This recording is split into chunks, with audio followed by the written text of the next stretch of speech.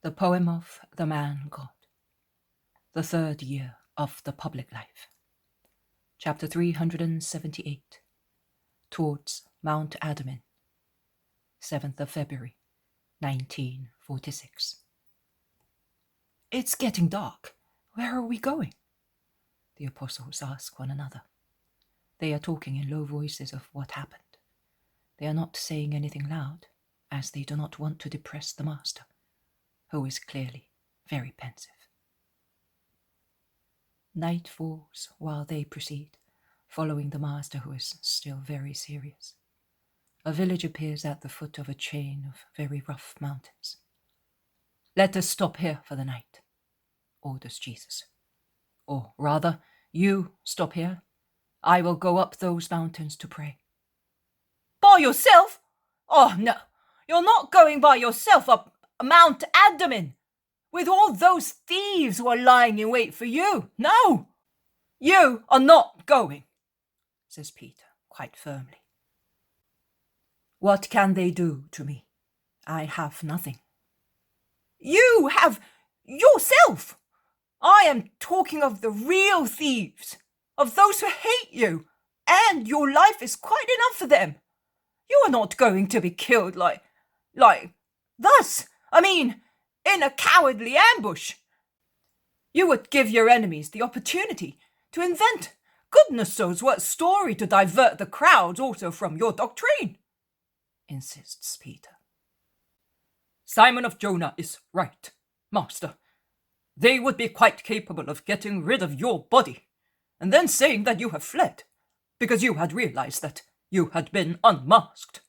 Or they could even take you to places of evil fame, to the house of a prostitute, and then say, 'See where and how he died, in a quarrel over a prostitute.' You quite rightly said, to persecute a doctrine is to increase its power, and I noticed that Gamaliel's son, whose sight I never lost, was nodding assent while you were saying so. But it is also right to say that to hold a saint and his doctrine up to ridicule is the safest weapon to confute his doctrine and make him lose the esteem of the crowds," says Judas Thaddeus. "Of course, and that must not happen to you," concludes Bartholomew. "Don't lend yourself to the tricks of your enemies. Consider that not only you would be damaged, but also the will of him who sent you would be made void by such imprudence.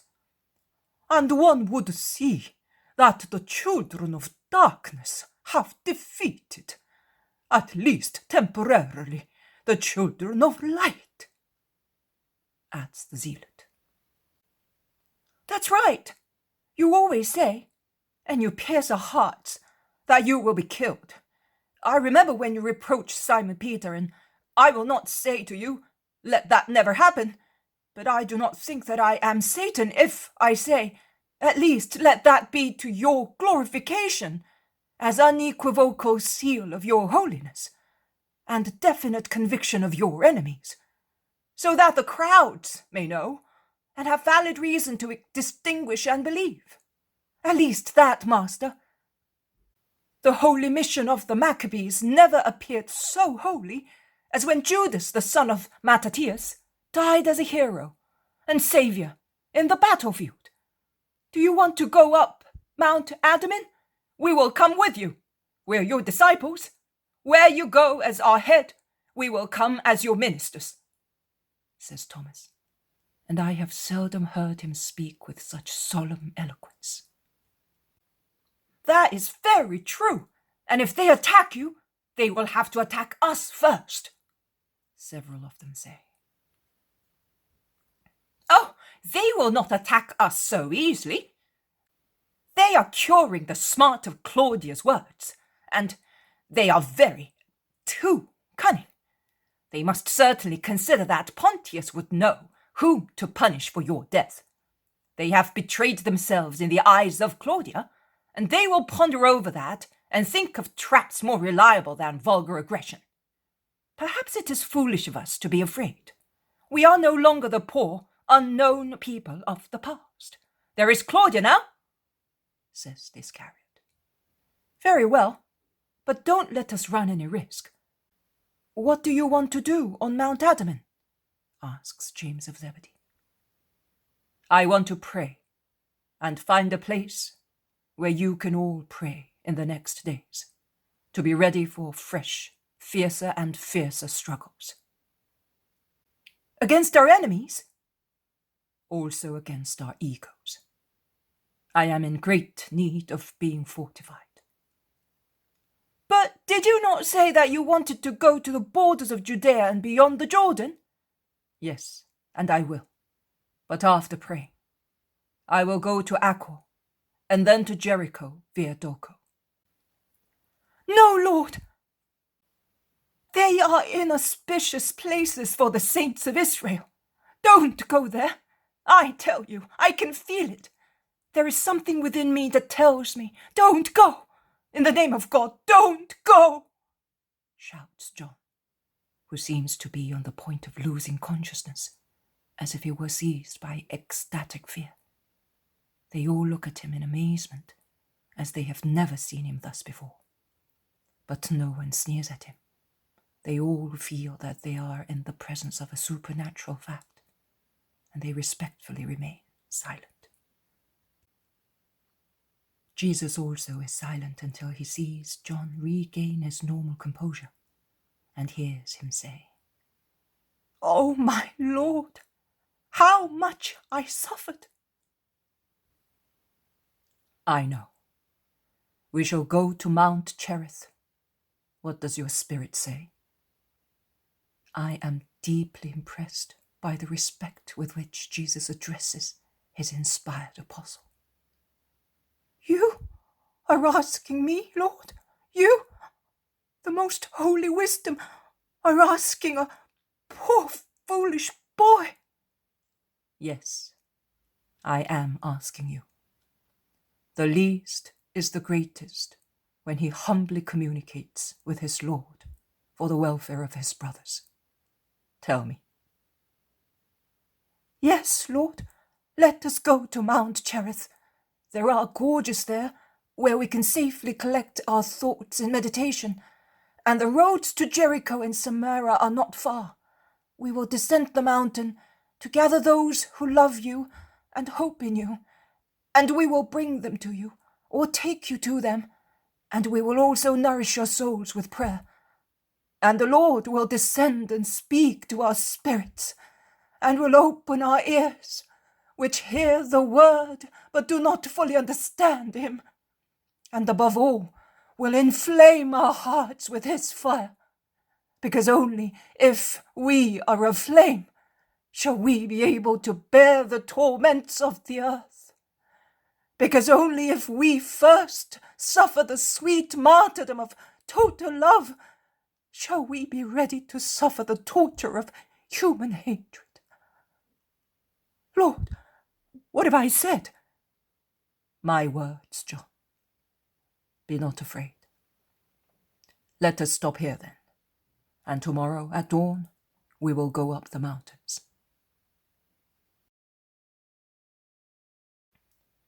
The poem of the man God, the third year of the public life.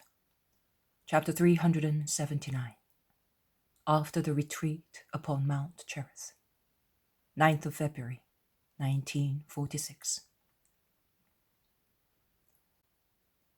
It is occasionally possible to catch glimpses of parts of the Dead Sea, which lies to the south of the place where the apostles are with the Master, from a group of mountains which seem intent on rising more and more. And I would say every phase of their effort is marked by a rough chain of rocky hills, with sheer sloping sides, severed by narrow valleys similar to gigantic slashes and crowned with wild peaks. It is not possible to see the Jordan and its peaceful fertile valley, or Jericho, or other towns. One can see nothing but mountains rising towards Samaria, and the gloomy Dead Sea through the narrow gorge between two accumulated mountains. Down in the valley there is a stream flowing from west to east towards the Jordan. There is loud screeching of hawks and croaking of ravens in the bright blue sky.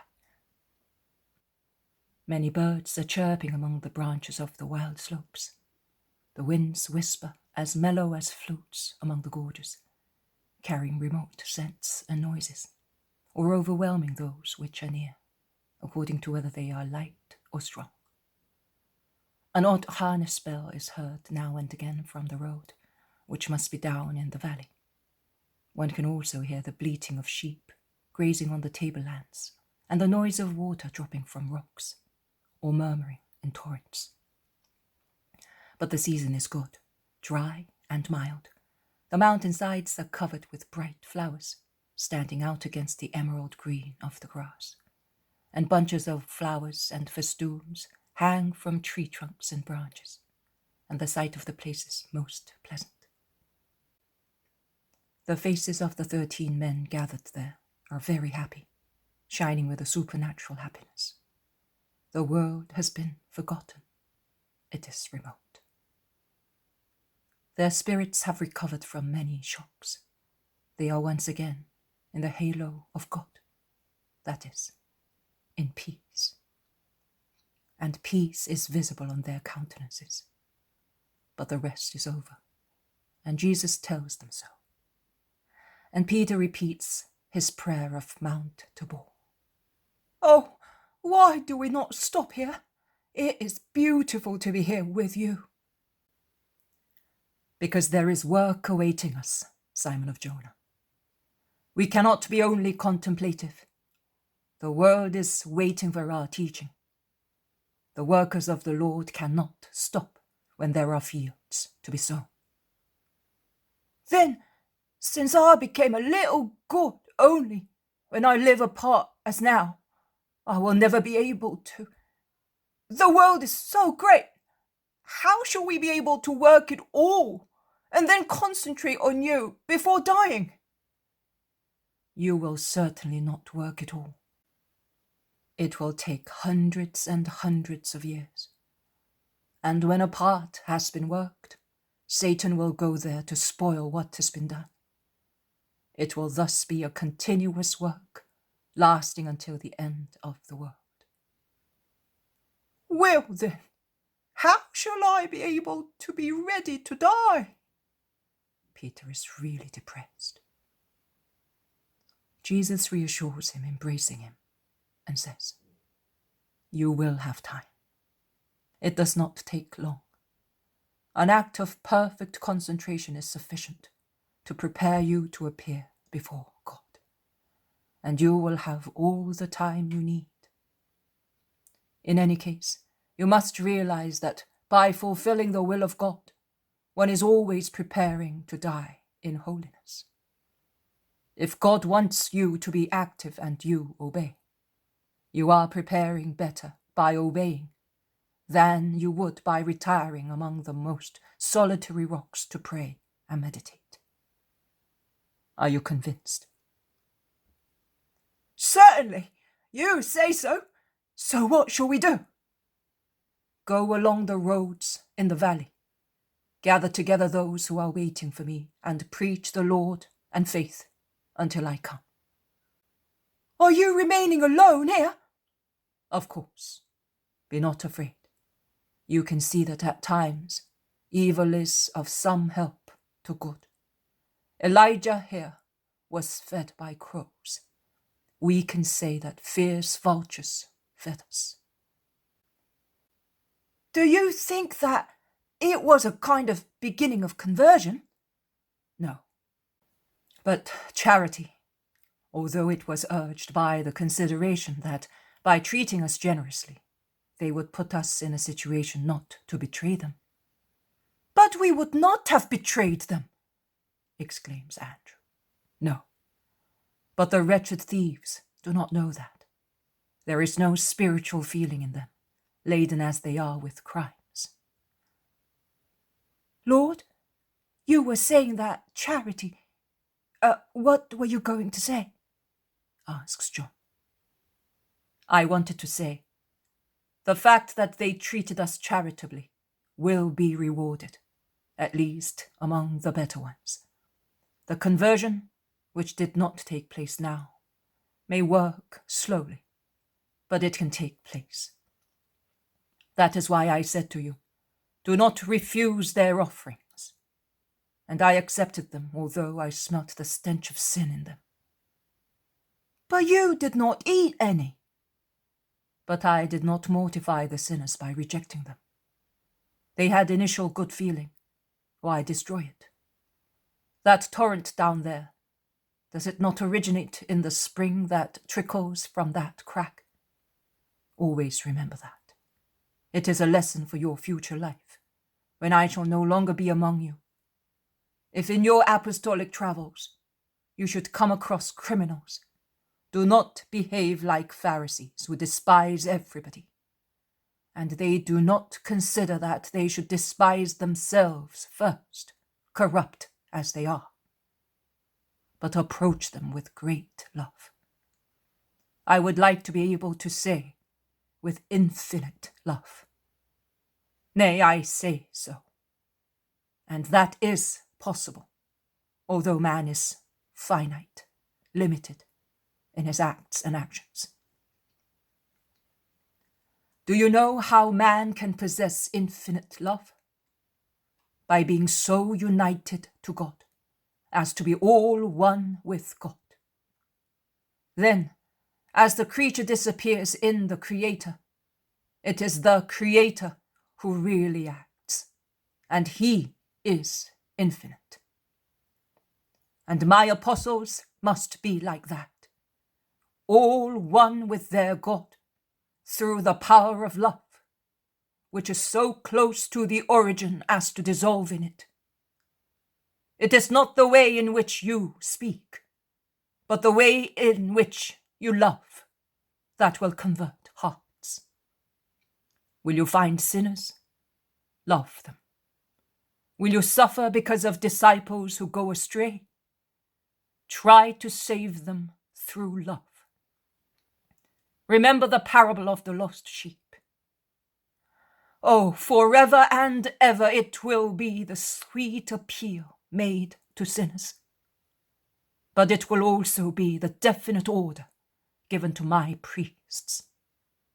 With every artifice, with every sacrifice, at the cost of losing your own lives in the attempt to save a soul, you must patiently go and look for those who are lost and bring them back to the fold. Love will give you joy. It will say to you, be not afraid. It will give you such a power to expand all over the world as I did not possess myself.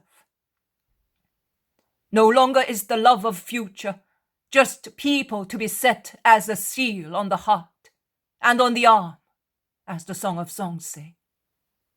But it is to be set in the heart. It must be the spur urging souls to all actions. And each action must be superabundance of charity, which is no longer satisfied with loving God or one's neighbor only mentally, but it enters the lists against the enemies of God, to love God and neighbor concretely, also through material deeds, which lead to wider and more perfect actions, aiming at the redemption and sanctification of brothers. Through contemplation, one loves God. Through action, one loves one's neighbor. But the two loves are not separated, because there is one only love. And loving our neighbor, we love God, who orders this love and gave us our neighbor as a brother. Neither you nor future priests will be able to say that you are my friends, if your charity and theirs is not entirely devoted to the salvation of souls, for whom I became incarnate, and for whom I will suffer. I give you the example of how one must love. But you and those who will come after you must do what I do. The new time has come. The time of love. I have come to cast this fire to hearts, and it will grow greater after my passion and ascension, and it will inflame you when the love of the Father and of the Son descends to consecrate you to your ministry.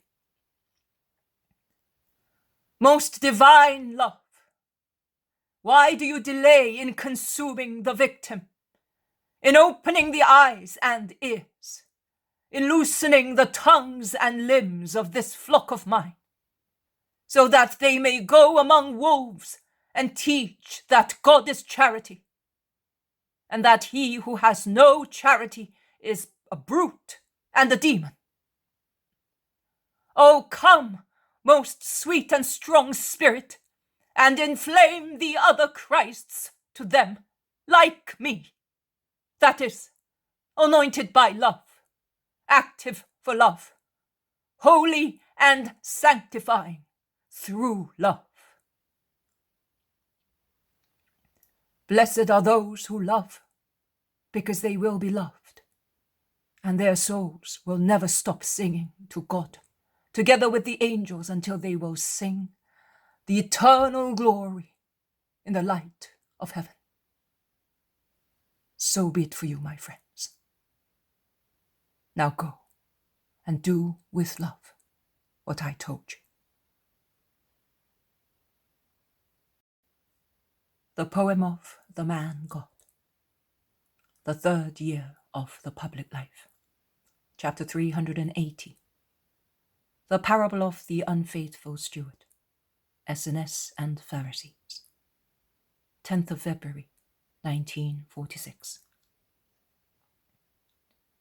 Waiting for the master, many people are scattered over the lower slopes of a rather isolated mountain, which rises from intertwined valleys surrounding it.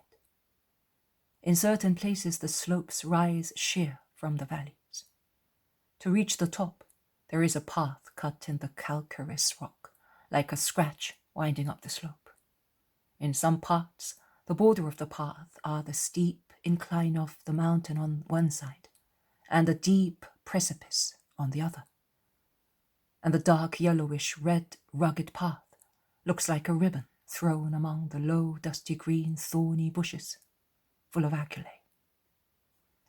I would say the aculae are the very leaves that cover the arid rocky slopes and adorn themselves with bright violet-red flowers, like tassels or flocks of silk torn from the garments of some unfortunate person who happened to pass along the thicket of thorn bushes. And this blue-green tormenting vegetation, full of sharp thorns, is as sad as if it were spread with impalpable ashes, and extends in strips also at the foot of the mountain, and in the plain, between the mountains and other mountains, both northwest and southeast, alternating with places where there are real bushes and real grass, which are neither tormenting nor useless. The crowds have camped on the green grass, patiently waiting the arrival of the master.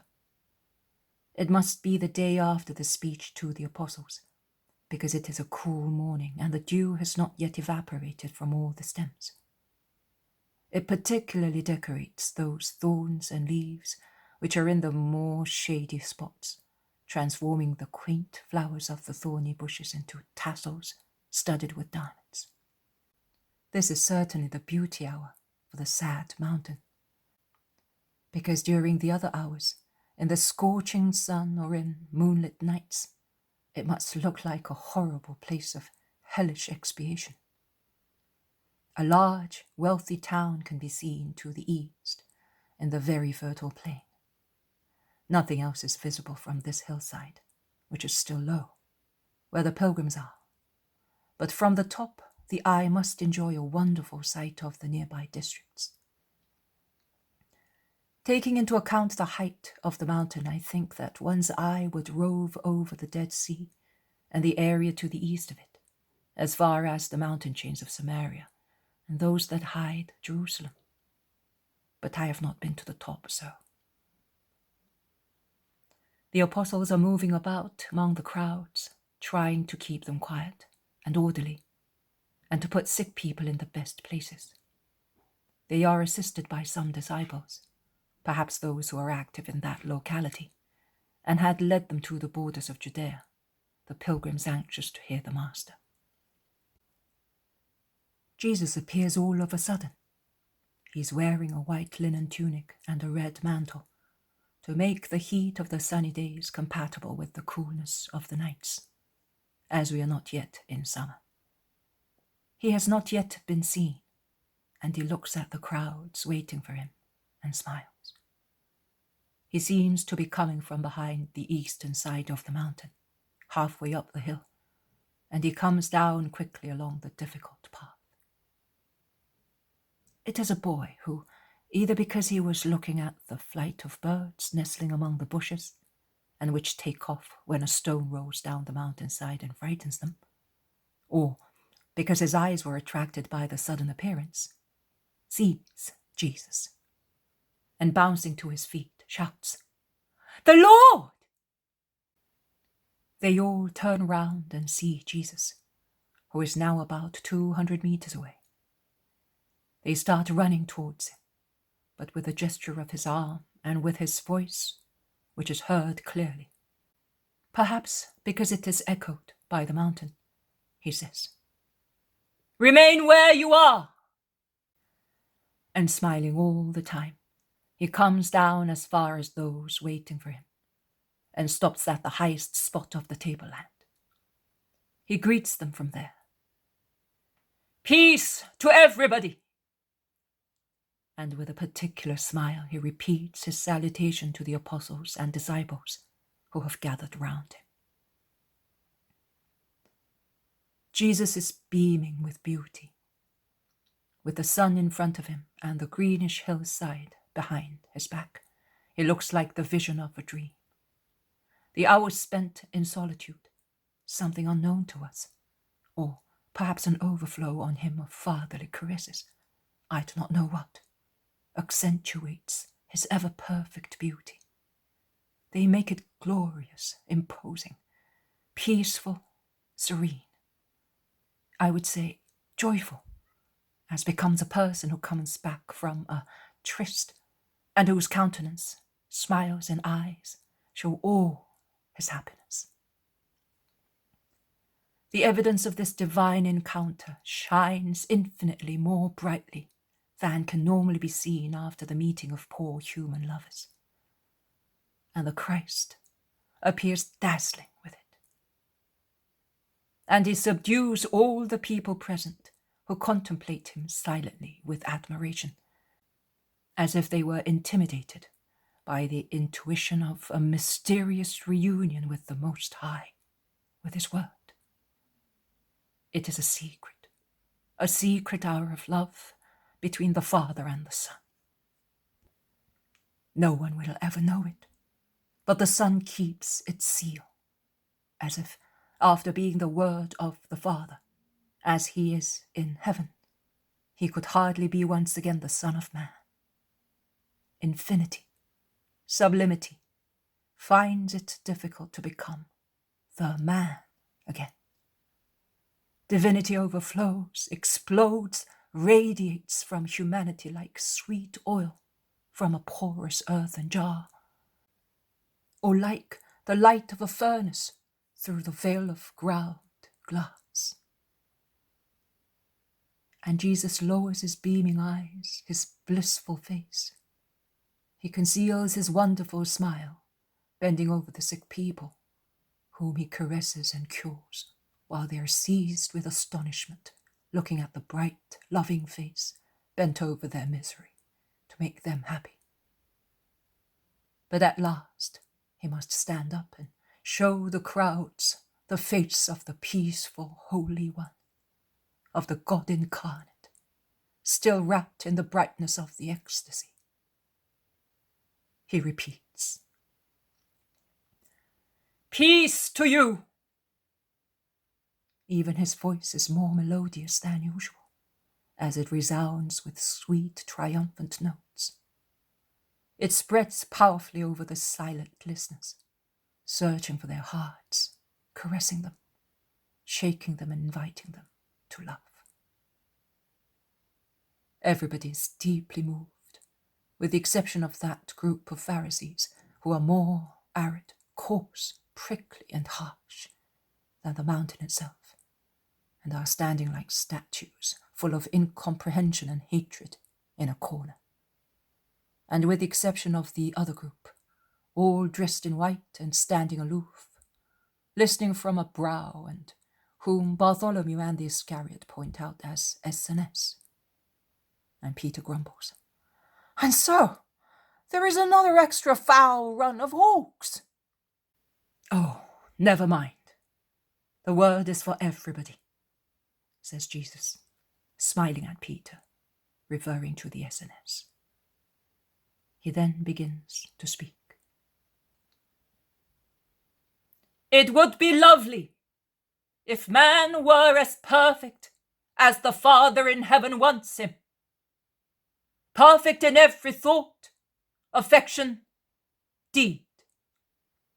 But man does not know how to be perfect and misuses the gifts of God, who has given freedom of action to man, ordering, however, good things, advising perfect things, so that man might not say, 'I did not know.'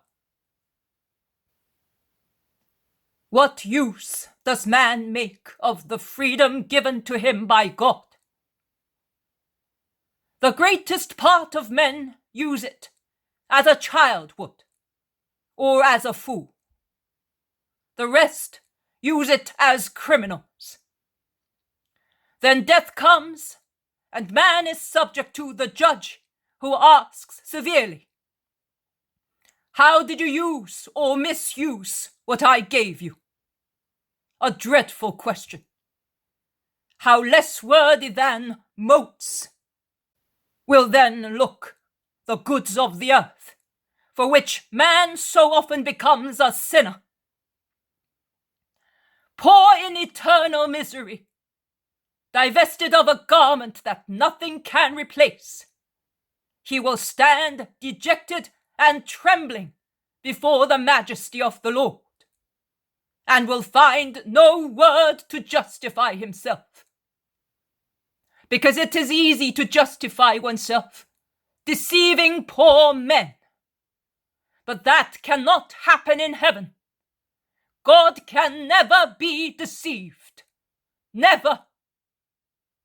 And God does not resort to any compromise. Never. Now then, how can one be saved? How can man make everything be of use to his salvation? Even what has originated from corruption, which taught men to use metals and gems as instruments of wealth, and fostered their eager desire for power and the pleasure of the flesh. So will man, who, however poor he may be, can always sin by desiring gold, offices, women immoderately, and at times he becomes the thief of such things to have what rich people have. So will man, rich or poor as he may be, never be able to save himself? Of course he will. How? By exploiting wealth on behalf of good, exploiting misery on behalf of good. The poor man who is not envious, who does not curse, who does not attempt to take what belongs to other people, but is happy with what he has, exploits his humble condition in order to achieve future holiness. And in actual fact, most poor people know how to do that. But the rich are not so capable, as wealth is a continuous trap set by Satan of the treble concupiscence. But listen to a parable, and you will see that the rich also can save themselves, although they are rich, or they can make amends for their past wrongs by making good use of their riches, even if they were unjustly obtained. Because God, the most good God, always grants many means to his children, so that they may save themselves. So, there was a rich man who had a steward. Some enemies of the latter, who were envious of the good position he had, or because they were very friendly with the rich man, and therefore mindful of his wealth, accused the steward, saying to his master, "He squanders your wealth, he embezzles your goods, or he does not make them yield any fruit. Be careful, defend yourself." The rich man, after hearing such repeated accusations, summoned the steward, and he said to him, "I have been told so and so. Why have you done that? Give me an account of your stewardship, because I will not allow you to keep it any longer. I cannot trust you, and I cannot make an example of injustice and servile tolerance, which would induce the other servants to act as you did.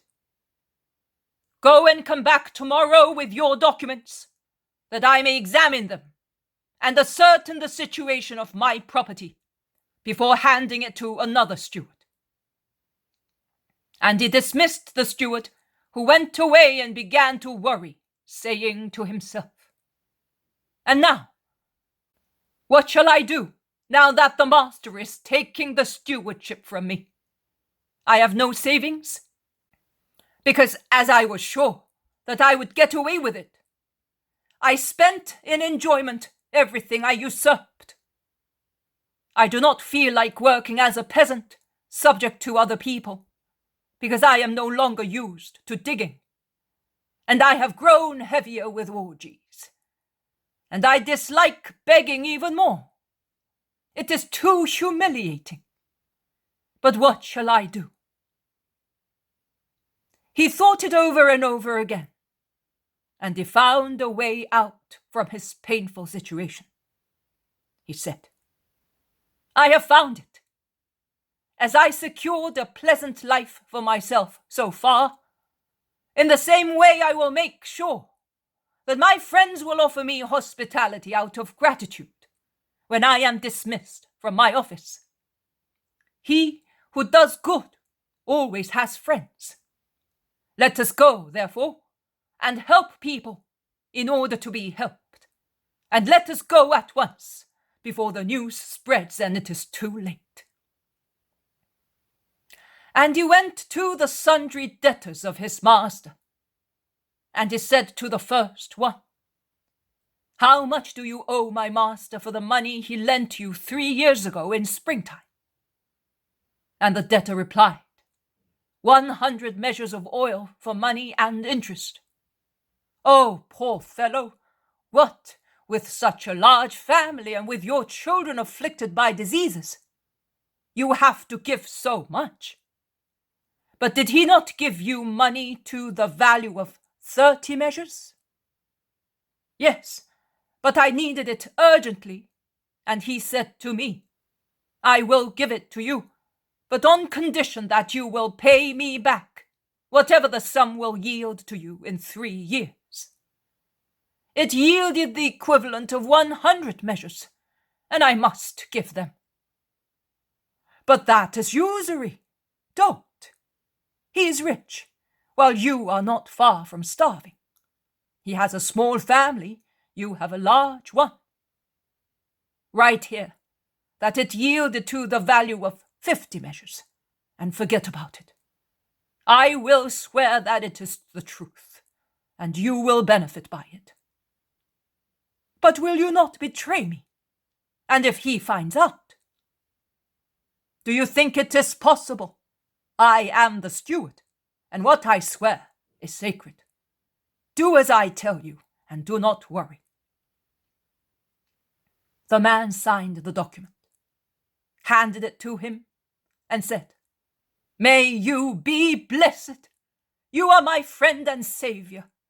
How can I compensate you? In no way. But if I should get into trouble and be dismissed because of this, you will welcome me out of gratitude. Of course, certainly. You may rely on that. The steward went to another debtor and talked to him more or less in the same way. This debtor was to give back 100 measures of wheat, because the drought had destroyed his crops for 3 years, and he had to borrow what was necessary to feed his family. Forget about doubling what he gave you. How can one deny wheat and exact twice as much when a fellow and his family are starving and one's wheat is eaten by worms in the barn? Because there is superabundance of it. Write 80 measures. But if he remembers that he gave me 20, then another 20, and then 10, how can you expect him to remember? I gave them to you, and I do not want to remember. Do as I say, and it is all settled. There must be justice between rich and poor people. If I were the master, I would accept only the 50 measures, and perhaps I would remit them as well. You are good. I wish they were all like you. Remember that my house is open to you.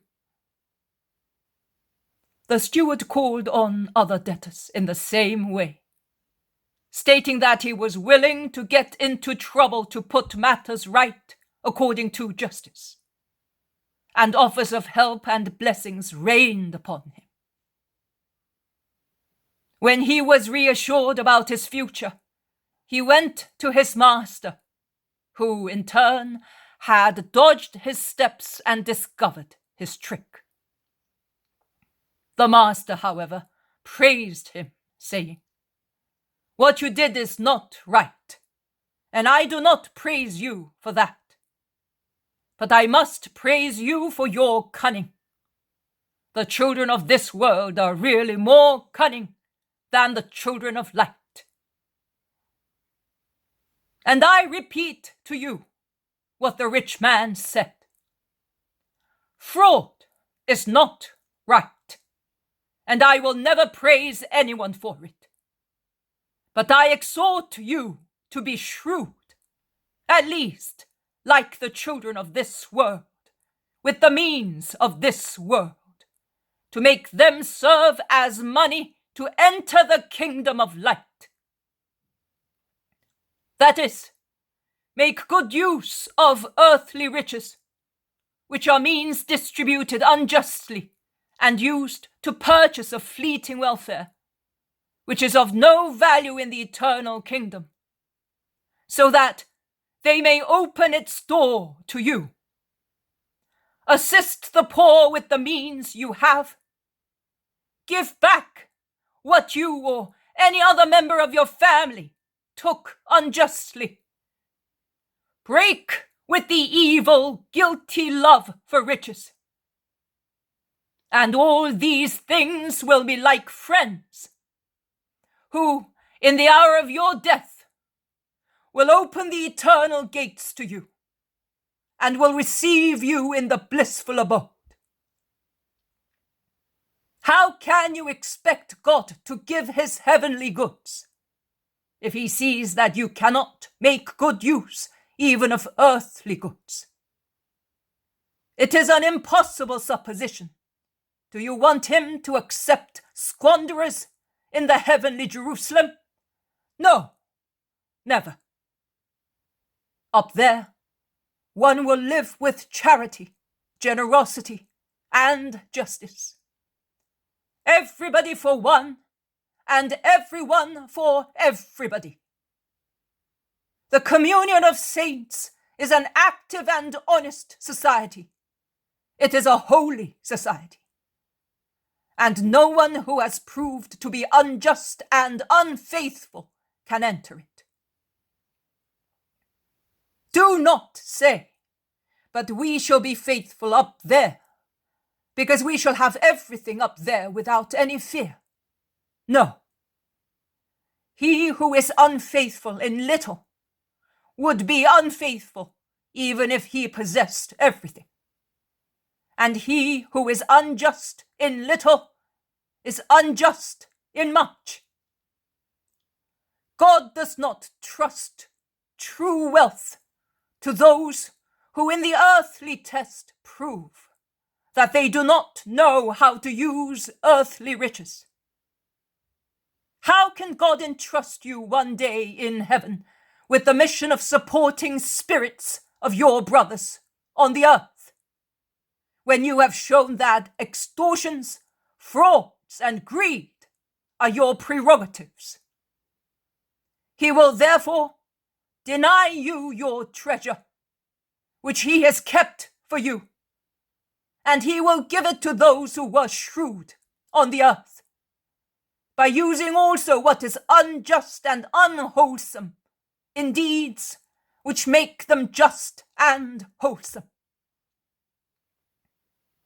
No servant can serve two masters, because he will belong to one or to the other, and he will hate one or the other. The two masters whom man can choose are God or Mammon. But if he wishes to belong to the former, he cannot wear the colors or follow the voice or use the means of the latter. A voice rises from the group of the Essenes. Man is not free to choose. He is forced to follow a fate.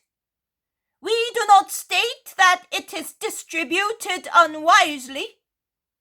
On the contrary, the perfect mind has fixed, according to its own perfect plan, the number of people who will be worthy of heaven. All the others strive in vain to become so.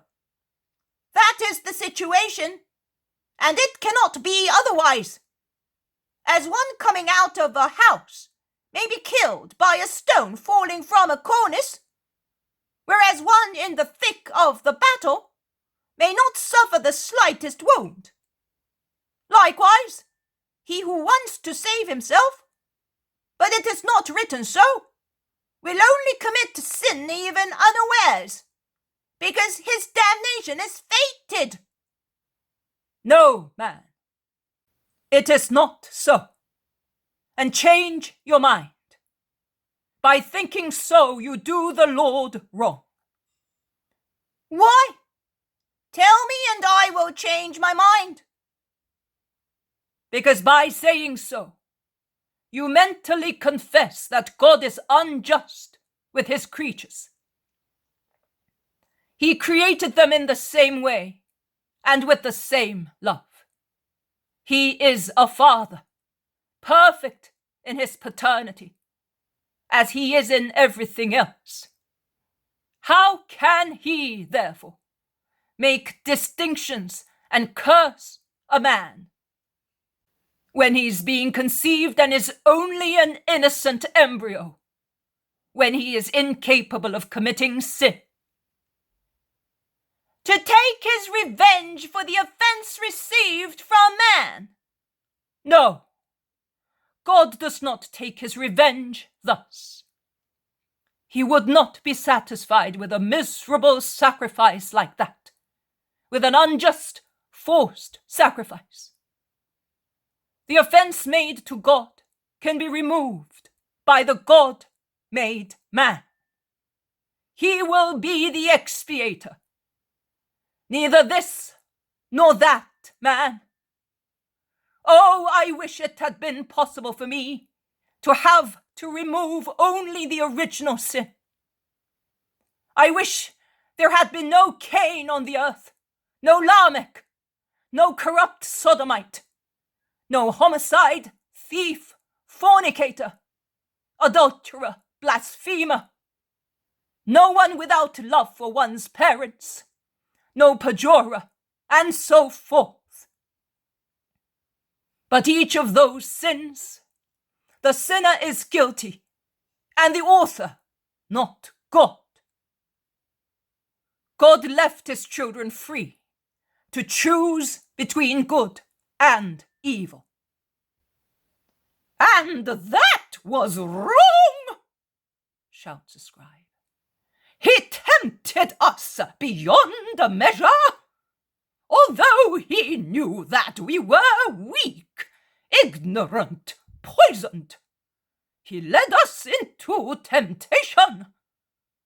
That is either imprudence or wickedness. Since you are just, you must grant that what I say is the truth. You are telling lies to tempt me. God had given Adam and Eve all the necessary advice. To what avail? He did the wrong thing even then. He should not have put the tree, the temptation, in the garden. In that case, where is the merit of man? He would have done without it. He would have lived with no merit of his own, but only with the merit of God. They are tempting you, Master. Leave those serpents alone and listen to us, who live in continence and meditation, shouts once again the Essenes. Yes, you live, but badly. Why do you not live holily? The Essenes does not reply to the question, but he asks, as you gave me a convincing answer on free will, and I will meditate on it with good will, hoping that I will be able to accept it. Now tell me, do you really believe in the resurrection of bodies and in the life of souls completed by it? And do you want God to put an end to the life of man thus? But the soul, since the soul is happy with its reward, why make matter rise again? Will it increase the happiness of the blessed souls? Nothing will increase the bliss of a saint when he possesses God.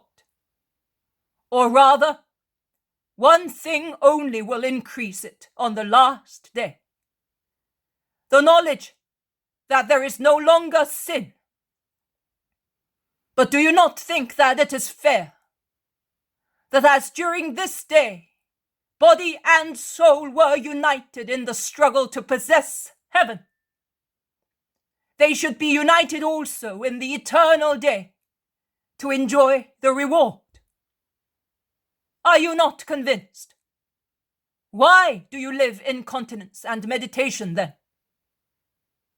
To be a more perfect man, the Lord over the other animals that obey their instinct without control, and to be better than most men who are soiled with animality, even if they display phylacteries, fringes, tassels, and wide garments, and they call themselves the separated ones. Anathema! The Pharisees, upon hearing the pungent remark. which is approved by the crowds with the murmur, become excited and shout like madmen. He is insulting us, Master! You are aware of our holiness! Defend us! They shout, gesticulating. Jesus replies, He too is aware of your hypocrisy. Garments have nothing to do with holiness. When you deserve to be praised, I will be able to speak. But my answer to you, Essenes, is that you sacrifice yourself for too little. Why? For whom? For how long? For human praise, for mortal body, for as short a time as the flight of a falcon. Raise your sacrifice. Believe in the true God, in the blissful resurrection, in the free will of man. Lead an ascetic life, but for those supernatural reasons. And with your risen body, you will enjoy eternal happiness. It is late. I am old. I have perhaps wasted my life in an erroneous sect. It is the end. No, it is never the end for those who want good. Listen, sinners, and you who are in error, or you, whatever your past may have been. Repent. Come to mercy. It opens its arms to you. I show you the way. I am the pure, vital fountain. Get rid of what has misled you so far. Undress and come to the fountain. Clothe yourselves with light. Revive. Have you stolen like highwaymen, or like gentlemen and craftily in business or in offices? Come. Have you had bad habits or lustful passions? Come. Have you oppressed your neighbor? Come. Repent. Come to love and to peace. Oh, let the love of God flow upon you. Relieve that love which is in anguish because of your resistance, your fear, your hesitation. I beg you in the name of my Father and yours. Come to life and to the truth, and you will have eternal life. A man shouts from the crowd. I am rich and a sinner. What shall I do to come? Give up everything for the sake of God and of your soul. The Pharisees grumble and scoff at Jesus, calling him vendor of illusions and heresies, and sinner feigning holiness. And they warn him that heretics are always heretics, and that such are the Essenes. They say that sudden conversions are nothing but passing enthusiasm, and that an impure man will always be impure, a thief will always be a thief, and a murderer a murderer.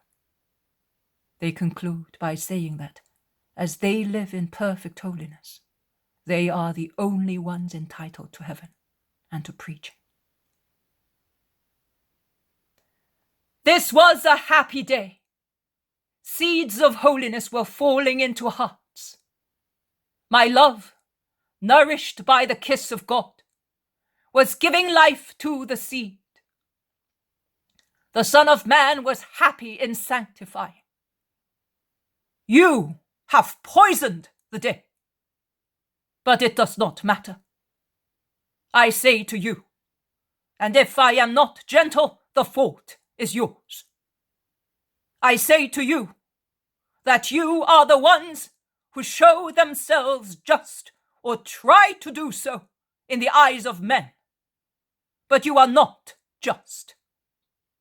God knows your hearts. What is great in the eyes of men is abominable before the immensity and perfection of God. You quote the old law. Why then do you not live according to it? You alter the law in your favor, aggravating it with burdens that give you a profit.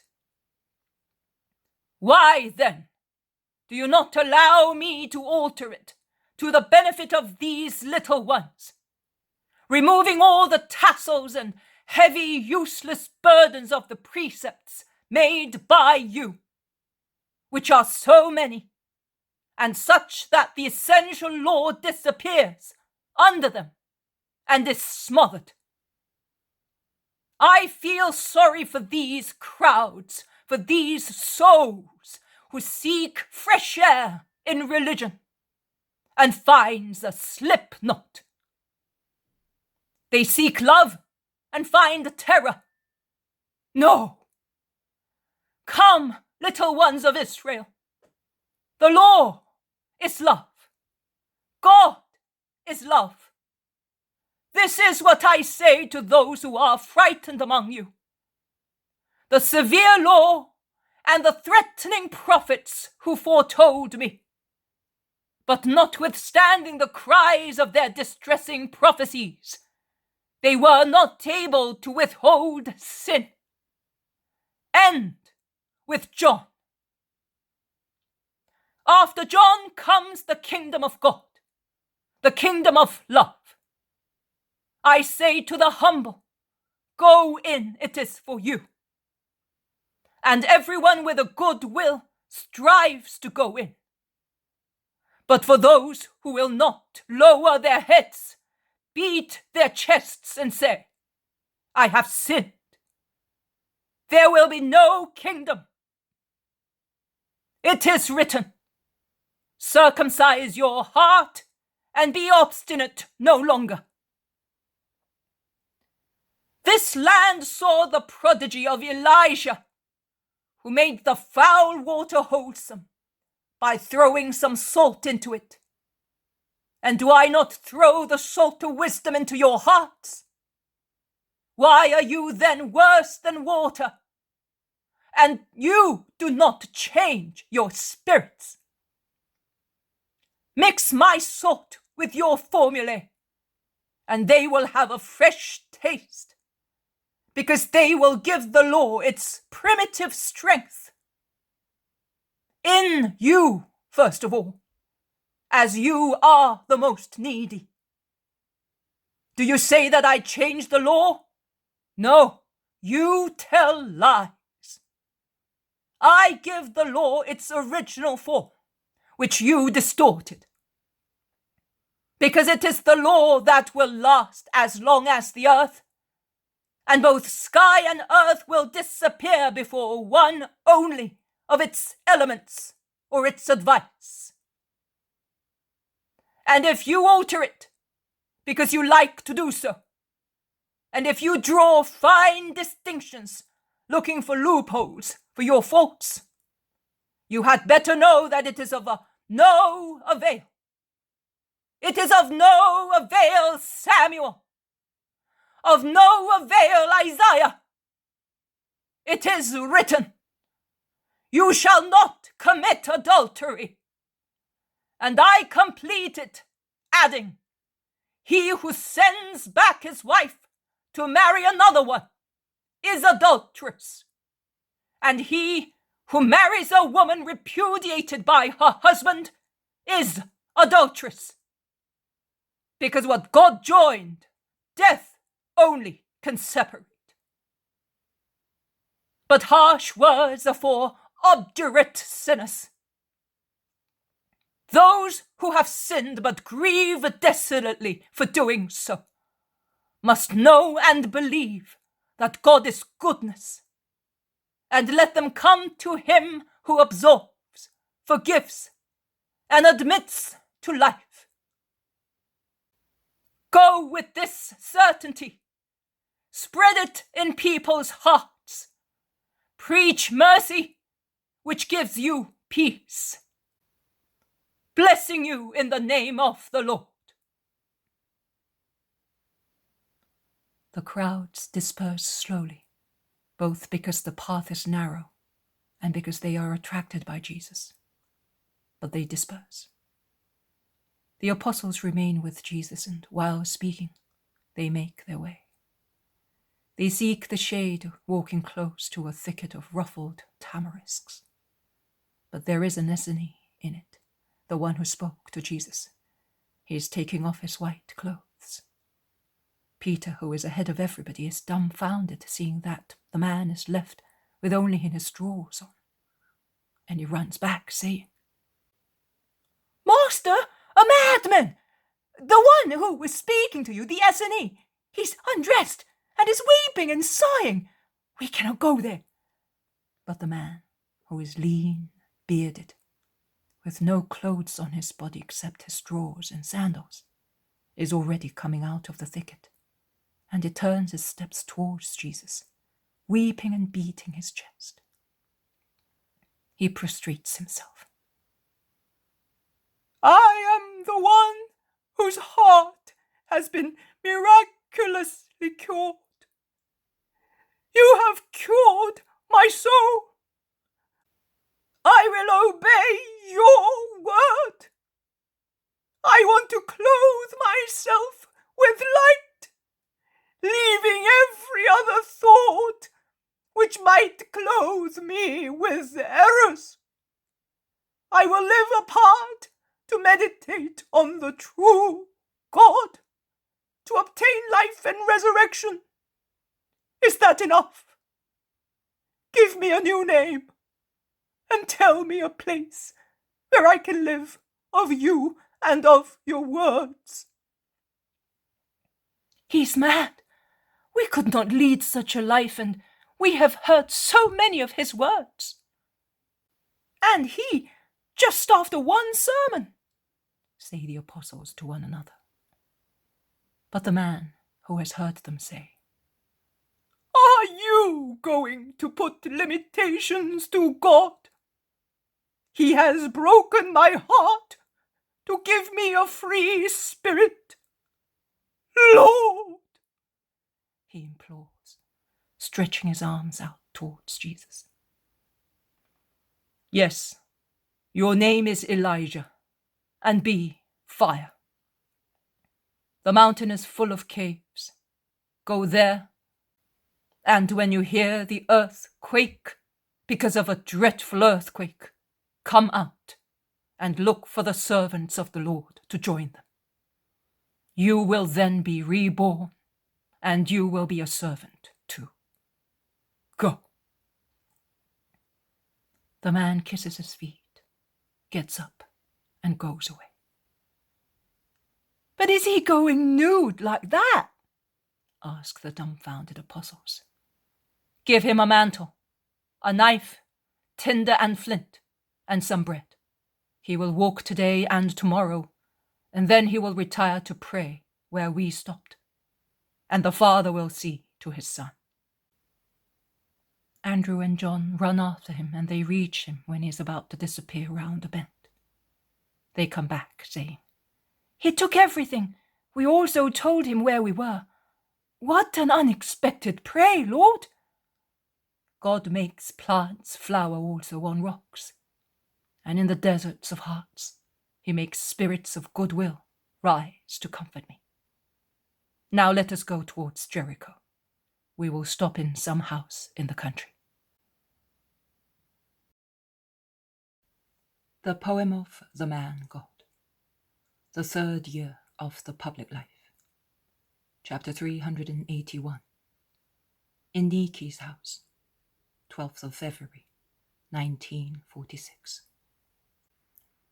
Although the road runs through a green country, with leafy trees along its sides, it is as hot as an oven in the midday sun.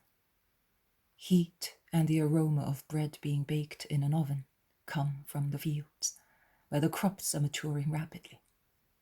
The light is dazzling. Each ear of corn looks like a tiny, gilded lamp among the golden glooms and the pointed horns. And the sunshine, sparkling on the straw of the cornstalks, is as troublesome to the eye as the dazzling road. In vain the pilgrims seek relief in the leaves.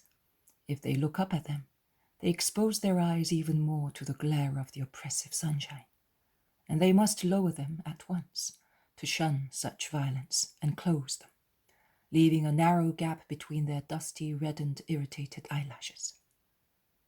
Perspiration trickling down their dusty cheeks leaves shiny streaks on them. They drag their tired feet, raising more dust, which increases their torture. Jesus comforts his tired apostles. Although he is perspiring as well, he has covered his head with his mantle to protect it from the sun and advises the others to do likewise. They obey without speaking. They are too exhausted to waste their breath on one of their usual complaints. They are proceeding like drunk men. "Cheer up. There is a house over there in the fields," says Jesus. "If it is like the others, there will be nothing but the distress of walking so much through fiery fields to no purpose," grumbles Peter within his mantle. The others confirm, uttering a depressed, "I will go. You stay here in this little shade." "No, we will come with you. They will have at least a well, as there is no shortage of water here, and we will have a drink to quench the fire within us." "It will do you harm to drink while you're so hot." "We shall die, but it will be better than what we have now." Jesus does not reply. He sighs, and he goes ahead of them along a path through fields of corn. The fields do not stretch as far as the house, but they end at the border of a wonderful shady orchard, which form a rich, refreshing ring round the house, as both light and heat are mitigated in it. And the apostles thrust themselves into it with an of relief. But Jesus goes on, heedless of their entreaties to stop for a little while. The cooing of doves, the creaking of pulleys, and the calm voices of women are heard from the house and spread in the dead silence of the country. Jesus arrives at a little esplanade which surrounds the house like a wide, clean pavement, over which a pergola of grapes spreads its entangled leafy branches and the protecting shade. There are 2 wells, one on the left and one on the right-hand side of the house, shaded by the vine. There are some flower beds against the walls of the house. Light, dark, striped curtains are fluttering at the open doors. Voices of women and noise of dishes come from a room.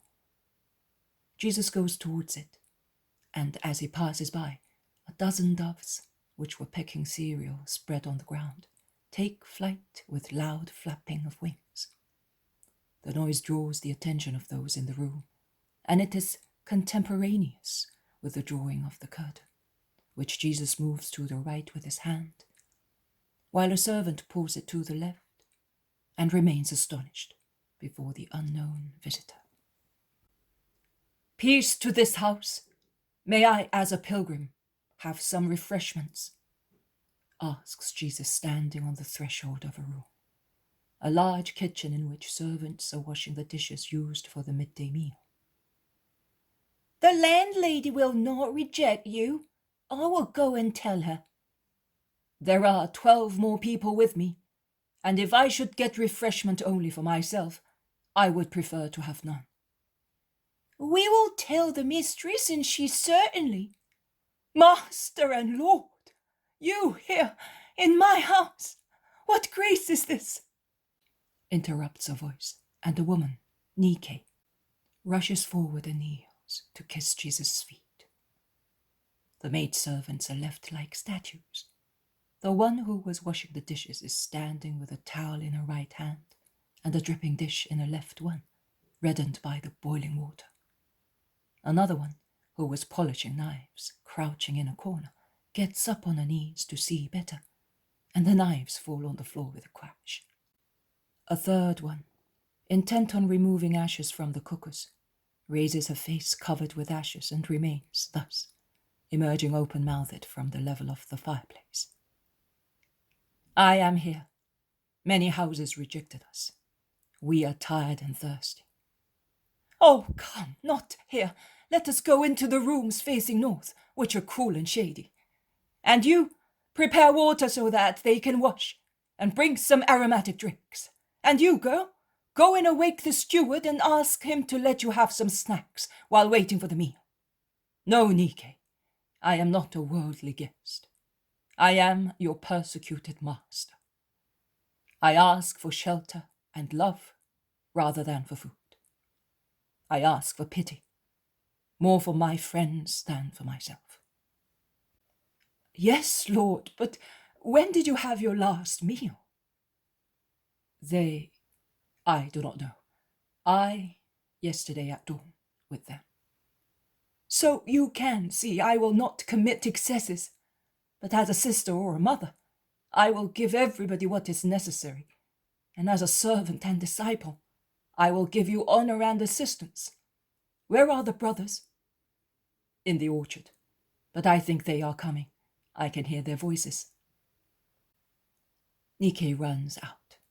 She sees them and calls them, and then she leads them with Jesus into a cool entrance hall, where there already are basins and towels, so that they can wash their faces, hands and feet, and get rid of dust and perspiration. I beg you, take off your dusty clothes and give them to the servants at once. You will feel much better with clean clothes and cool sandals on. Then come into that hall. I will wait for you there.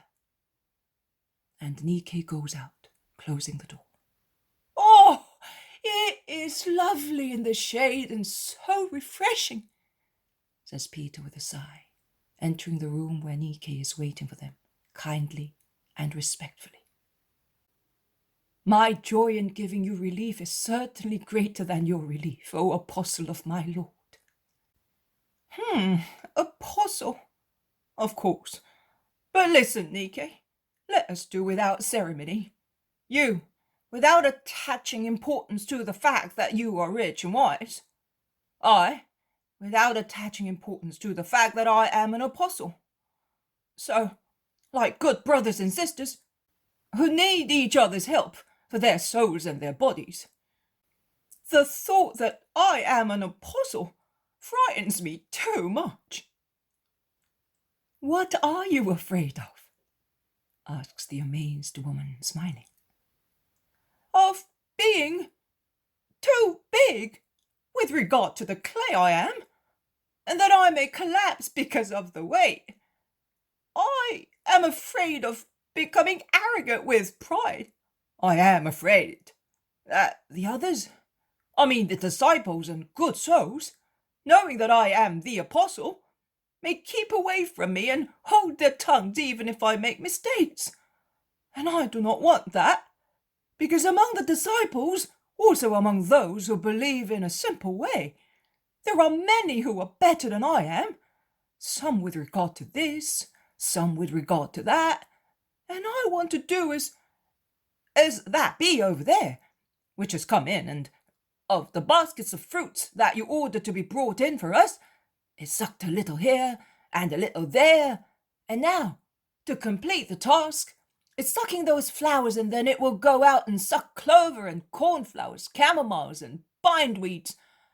It takes a little of everything, and I must do likewise.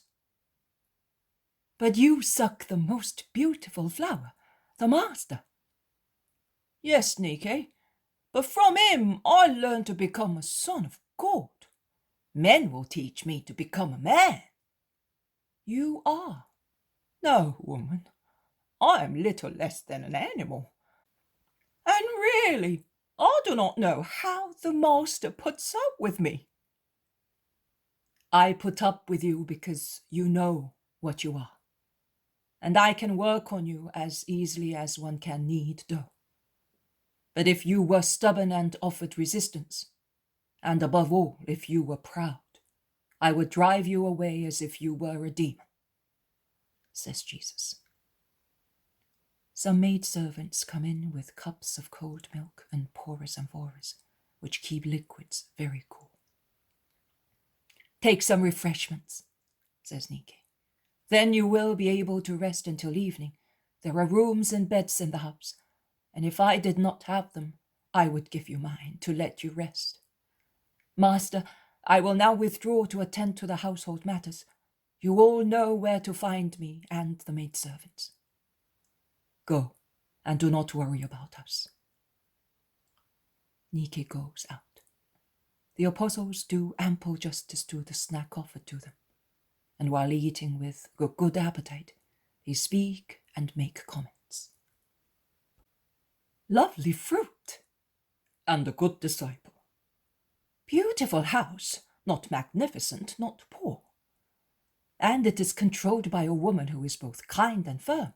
There is order, neatness, respect, and tenderness at the same time. There are beautiful fields around it, a fortune. Yes, and a furnace, says Peter, who has not forgotten what he suffered. The others laugh. But it is very pleasant here. Did you know that Niki lived here? Asks Thomas. Not any more than you did. I knew that she had recently bought some property near Jericho, but that was all. The dear angel of pilgrims led us here. Actually, he led you. We did not want to come. I was ready to throw myself on the ground and let the sun burn me rather than take another step, says Matthew. It is not possible to travel during the day. The sun is very strong this year. It seems to be going mad as well. Yes, we will travel during the first hours in the morning and in the evening. But we shall soon be up on the mountains. It is milder there. To my house? Asks the Iscariot. Yes, Judas, and to Judea and to Hebron. Not to Ashkelon, eh? No, Peter. We will go where we have never been. We shall still have to suffer from sunshine and heat. A little sacrifice for my sake and for the sake of souls. Rest now. I am going into the orchard to pray. But are you never tired? Would it not be better if you had a rest as well? Asks Judas of Alphaeus. Perhaps the master wishes to stop here, remarks the Zealot. No, we will leave at dawn to wade across the river in the cool hours. Where are we going beyond the Jordan? The crowds are going home after Passover.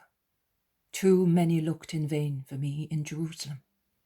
I will preach and cure at the fort. Then we will go and tidy up Solomon's house. It will be invaluable to us. But are we not going back to Galilee? We will go there too. But we will remain in these southern parts for a long time, and the shelter will be most useful to us. Sleep. I am going.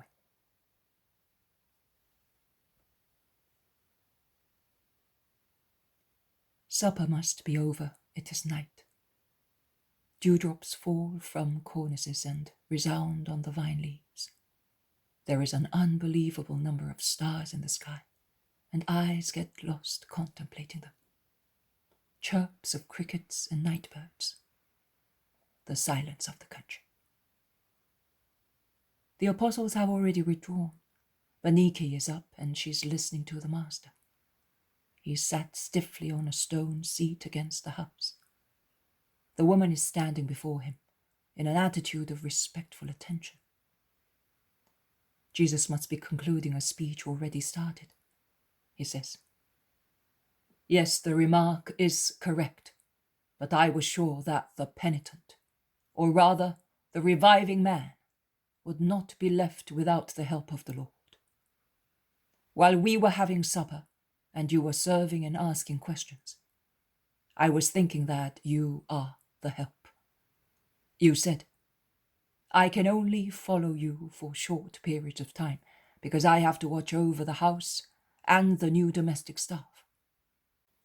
And you regretted that. And you said that if you had known you were going to find me so soon, you would not have bought the property which is now binding you. You can see that it has served to give hospitality to the evangelizers. So it is good, and it may be useful again, while waiting to serve your Lord perfectly. I now ask a service of you for the sake of that soul who is reviving and is full of goodwill, but is very weak. Excessive penance might distress him, and Satan might take advantage of such distress. What must I do, my Lord? Go to him. Go to him every month, as if it were a right. It is a right of brotherly love.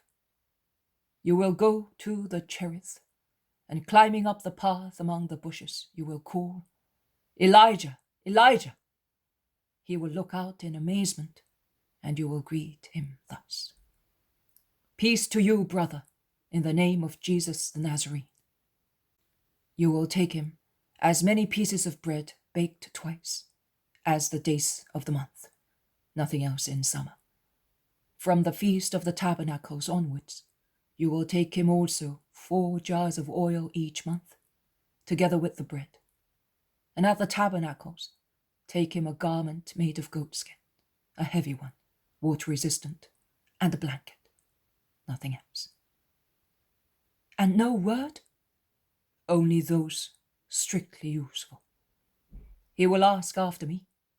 Tell him what you know. He will confide his hesitations, his hopes, and low spirits to you. You will tell him what your faith and piety inspire you. The sacrifice, in any case, will not last long, not even 12 months. Will you be merciful to me and to the penitent? Yes, my lord, but why are you so sad? And why are you weeping? Because in your words I hear a foreboding of death. Will I be losing you so soon, Lord? Niki weeps behind a veil. Do not weep. There will be so much peace for me afterwards. No more hatred. No more ambushes. No more all this horror and sin against me and around me. No more atrocious contacts. Oh, do not weep, Niki. Your Saviour will be in peace. He will be victorious. But before, I always read the prophets with my husband, and we shuddered with horror at the words of David and Isaiah.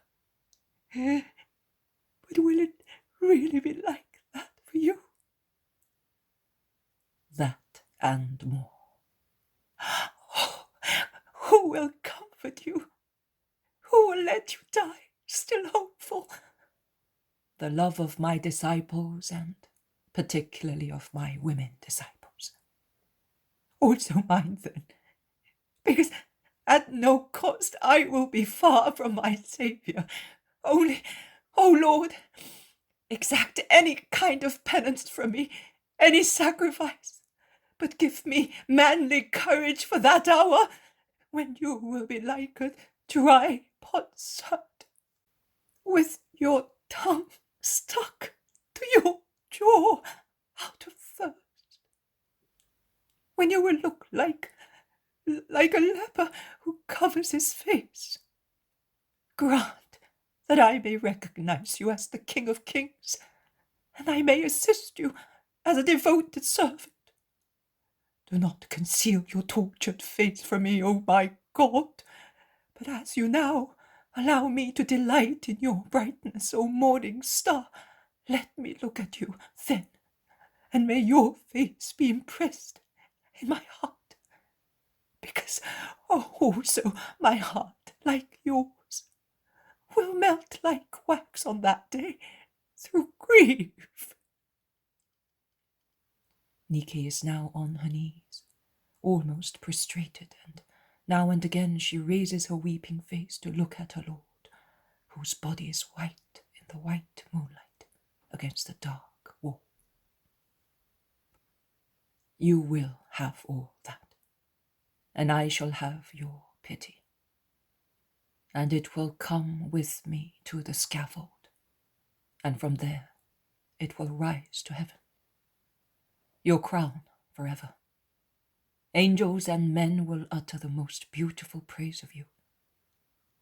In the hour of calamity, of sin, of doubt, she was faithful. She did not sin, and she assisted her Lord. Stand up, woman, and may you be blessed as from now and forever. He lays his hands on her head while she is getting up, and they then go into the silent house for their night's rest. The poem of the man God. The third year of the public life. Chapter 382. At the ford between Jericho and Bethabara. 14th of February, 1946. The banks of the Jordan near the ford are exactly like a camp of nomads during these days, when caravans are returning to their hometowns. Tents, or just blankets, tied to 2 tree trunks, or resting on branches planted in the ground, or tied to the high saddle of a camel, fixed, in short, somehow, to enable people to get under them and be sheltered from the dew, which must be just like rain in these places below sea level, are spread everywhere along the woods, which form a green frame round the river. When Jesus arrives with his disciples near the riverbanks to the north of the ford, the camps are slowly awaking. Jesus must have left Niki's house at dawn, because the sun has not yet risen, and the place is beautiful, cool, and serene. The more earnest people, awakened by the neighing, braying, the strange cries of horses, donkeys and camels, by the quarrels or songs of hundreds of sparrows and other birds, among the branches of willows, of reed thickets, of the tall trees forming green tunnels above the flowery banks, begin to steal out of the gaily coloured tents and go down to the river to wash. One can hear some children weeping and the sweet voices of mothers speaking to their children. All the signs of life revive, minute by minute. All kinds of vendors arrive from the nearby town of Jericho with new pilgrims, guards and soldiers, responsible for watching over and keeping order during these days, when tribes of every region meet, and do not spare themselves insults and reproaches, and when there are frequent thefts by highwaymen, who mix with the crowds disguised as pilgrims in order to steal. And there is no shortage of prostitutes who have come on their Passover pilgrimage, that is, to squeeze money and gifts out of the more wealthy and lustful passengers in payment for an hour's pleasure, which miserably neutralizes all Passover purifications. The honest women, who among the pilgrims have husbands and grown-up sons, shout like upset magpies calling their men, who stand enraptured, or at least mothers and wives think so, watching the prostitutes. And the shameless women laugh and give sharp answers to the titles addressed to them by the honest women. The men, and the soldiers in particular, laugh and willingly joke with the prostitutes. Some Israelites, morally rigid, or only hypocritically rigid, go away indignantly, whilst others make use of the deaf and dumb alphabet in advance, because they make themselves clearly understood with the prostitutes by gestures. Jesus does not follow the straight road that would take him to the middle of the camp. He goes down to the gravel bed of the river, takes his sandals off, and walks where the water washes against the grass. The apostles follow him. The elder ones, who are more uncompromising, grumble. And to think that the Baptist preached penance here.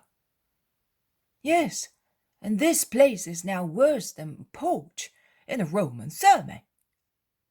And those who call themselves saints do not disdain to amuse themselves there. Did you see them too? Of course I did. I have eyes as well.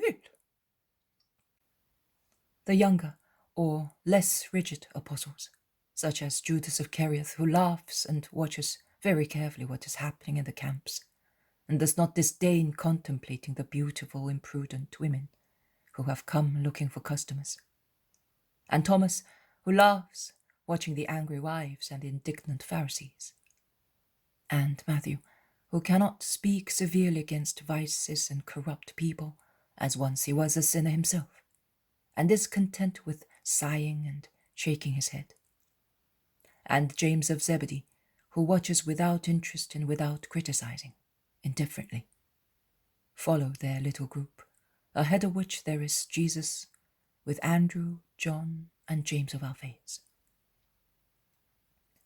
Jesus' face is uncommunicative, as if it were carved in marble, and it becomes more and more uncommunicative, as from the top of the embankment he hears words of admiration or shameless conversations between a not very honest man and a prostitute.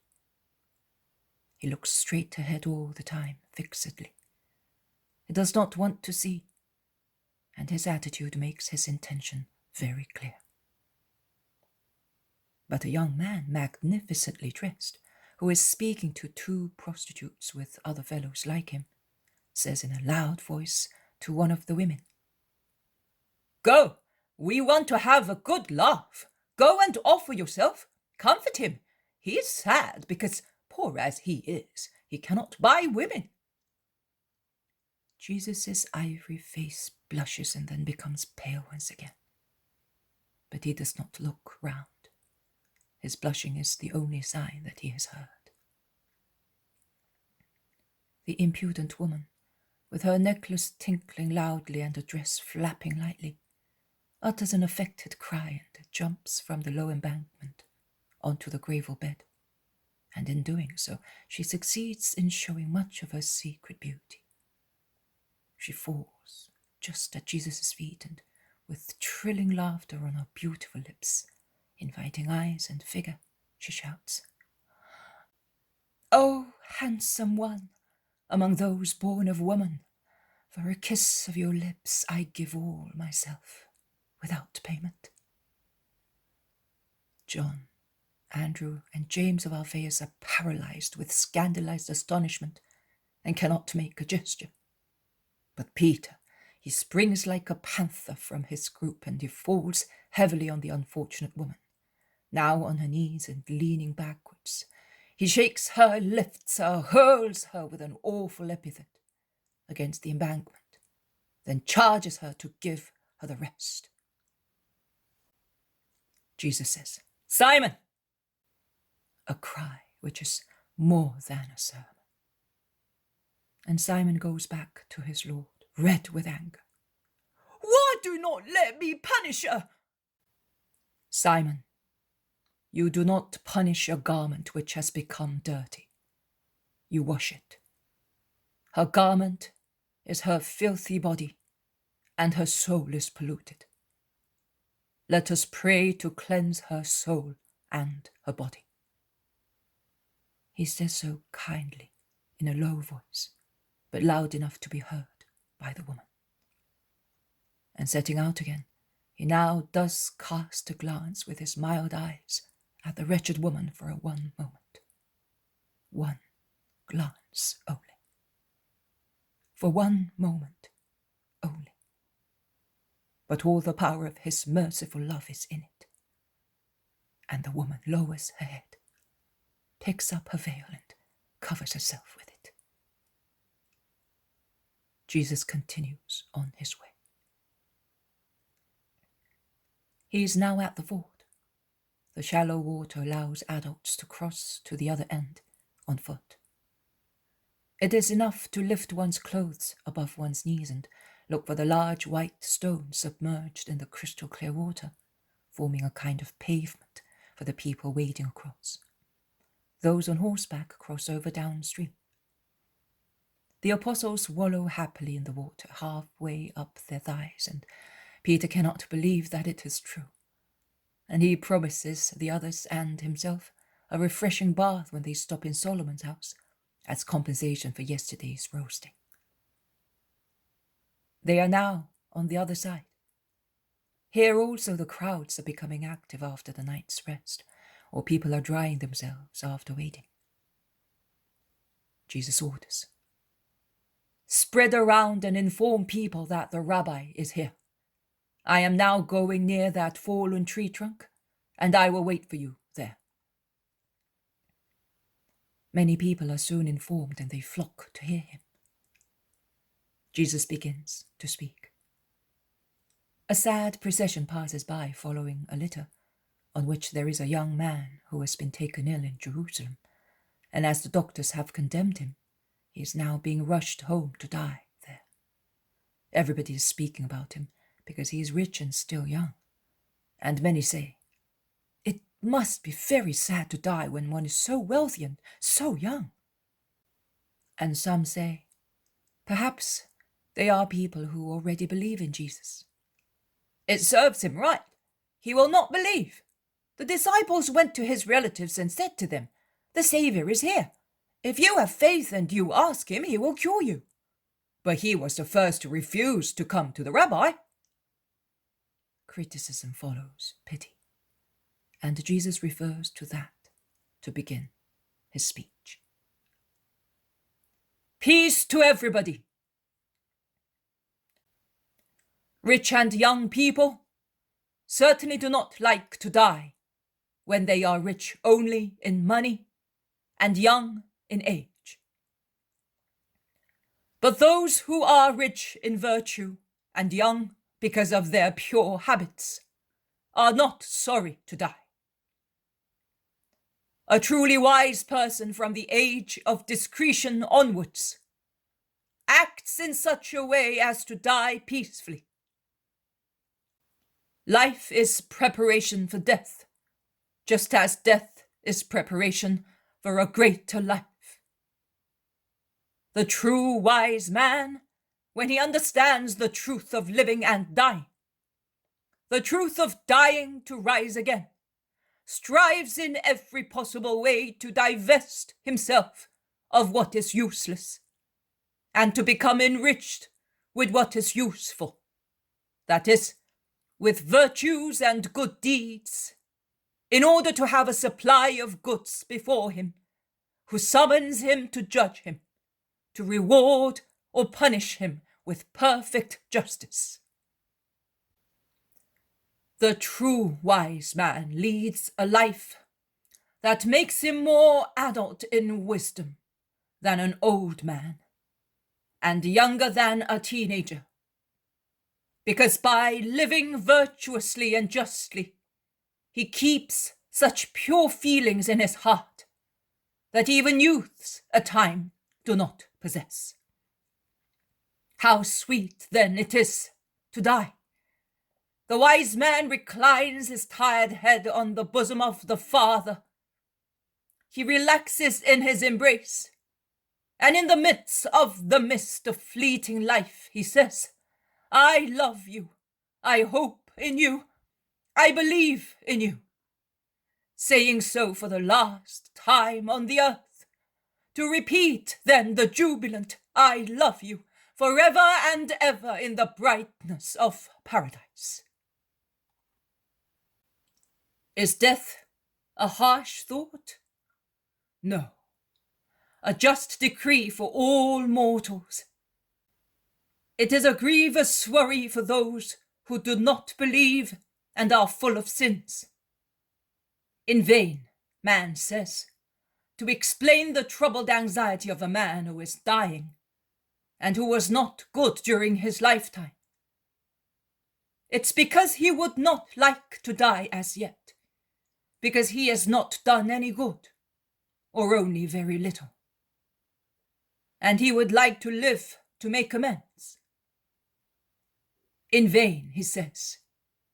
If he had lived longer, he could have had a greater reward, because he would have done more good.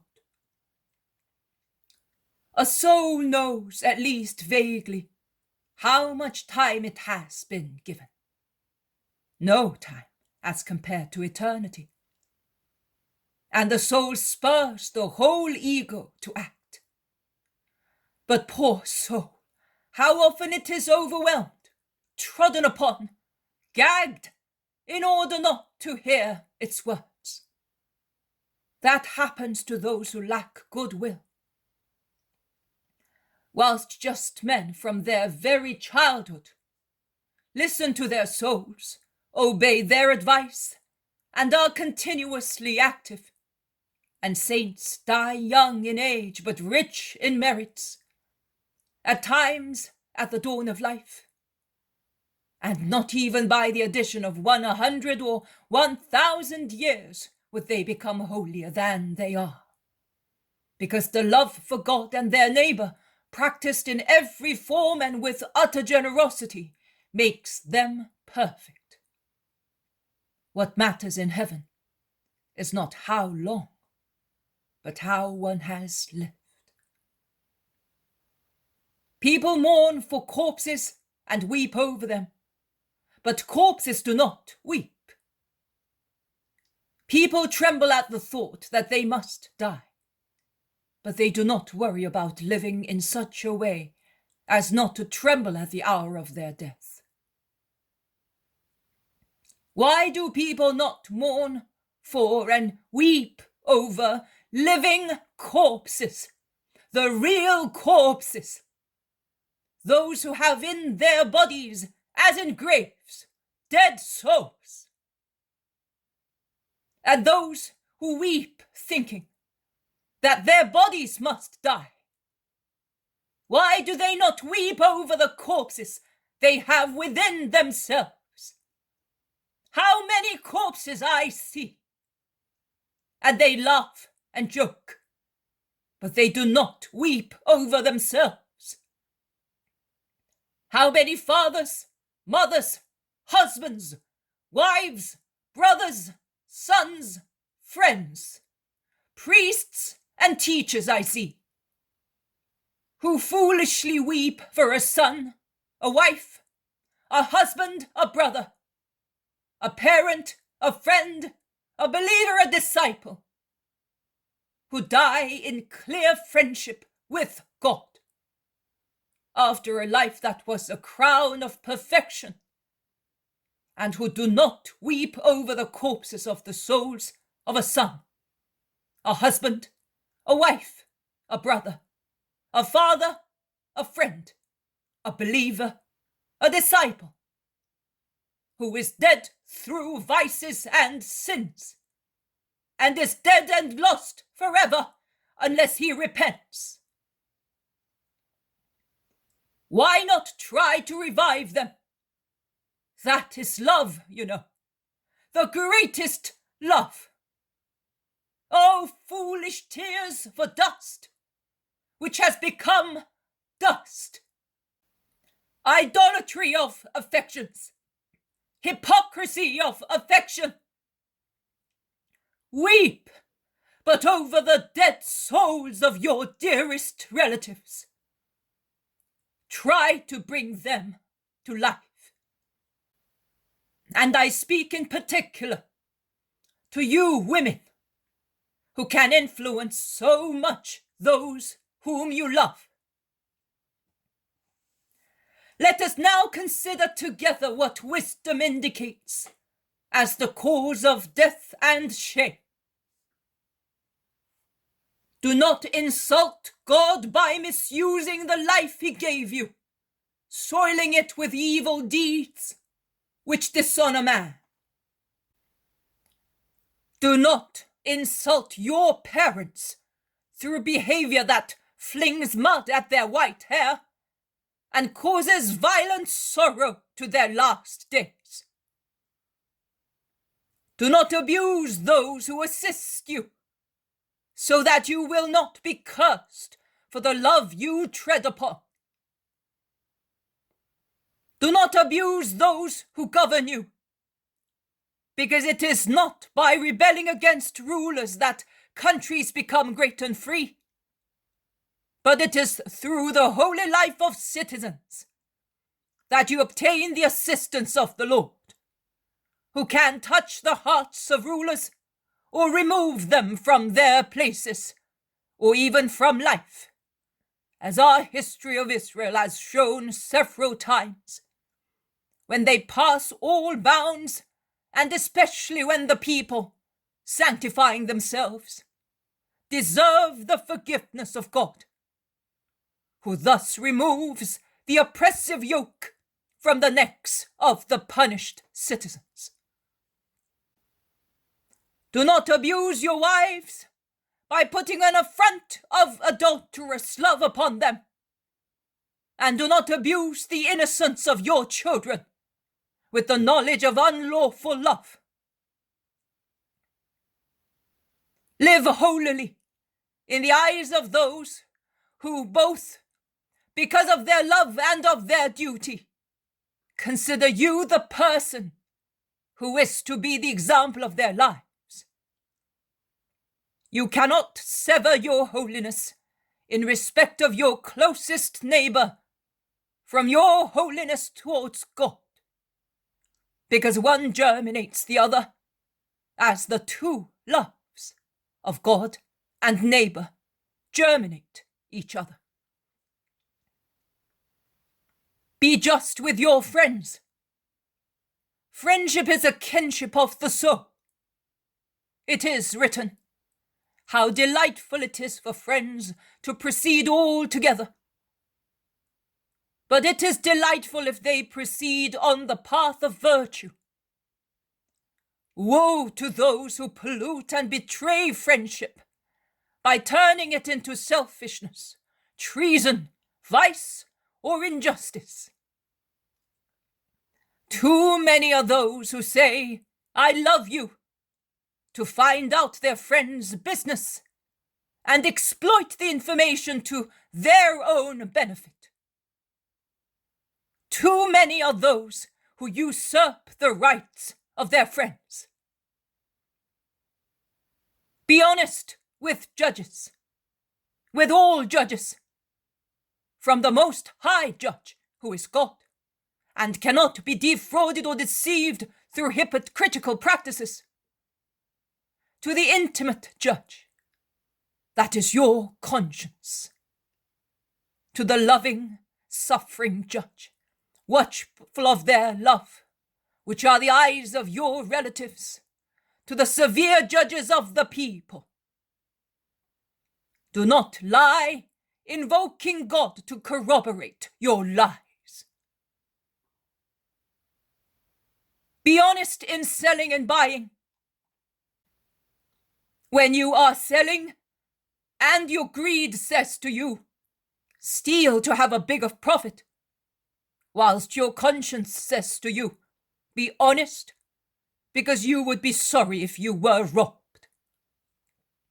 Listen to the latter voice, remembering that we must not do to others what we would not like done to ourselves.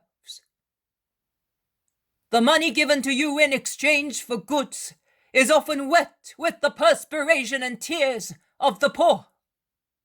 It costs hard work.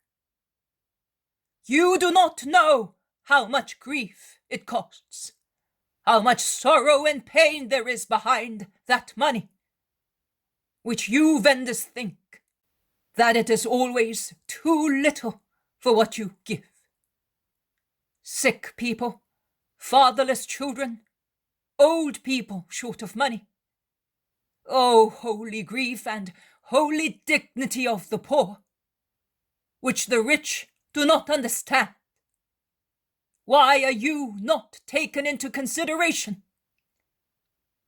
Why are people honest when selling to the powerful and mighty ones? For fear of retaliation, whereas they take advantage of defenseless, unknown brothers.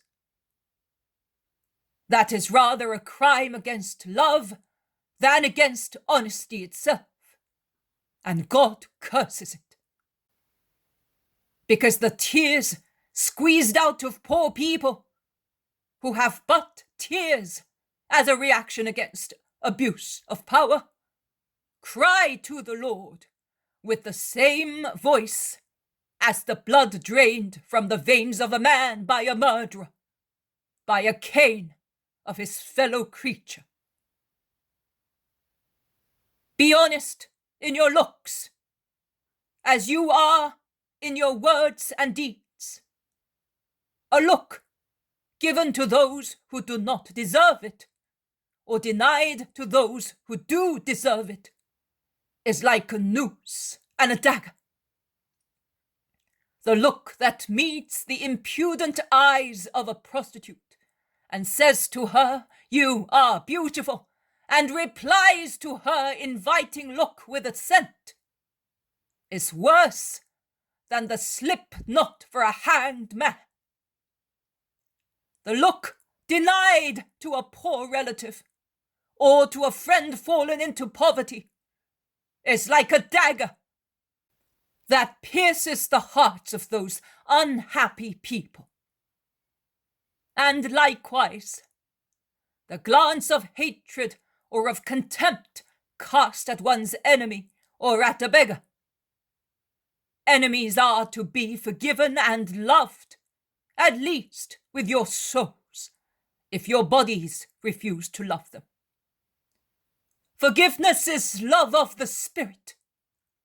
Not to take revenge is love of the Spirit.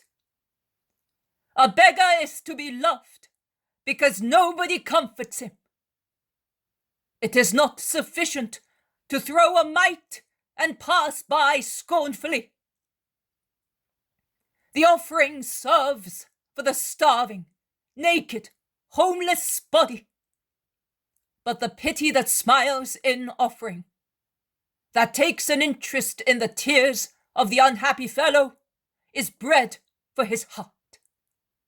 Love, love, love.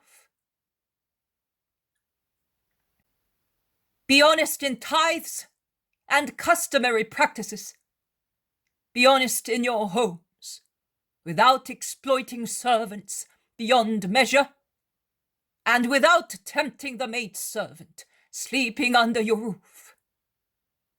Even if the world is unaware of the theft committed in the secrecy of your house against your unaware wife and against the maidservant you debauch, God is aware of your sin.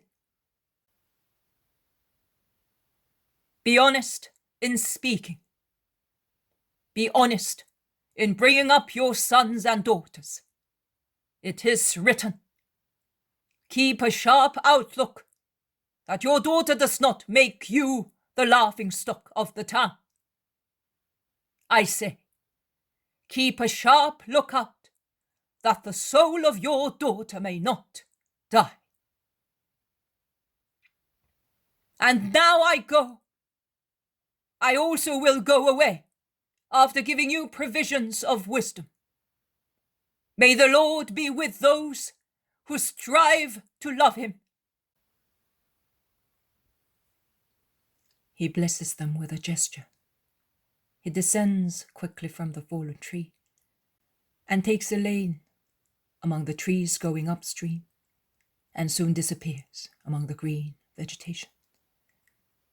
The crowds make comments animatedly with opposing opinions. The unfavorable comments, of course, are made by the few scribes and Pharisees who are among the crowds of humble people. The poem of the man God, the third year of the public life. Chapter 383. in Solomon's house, Old Ananias, 15th of February, 1946.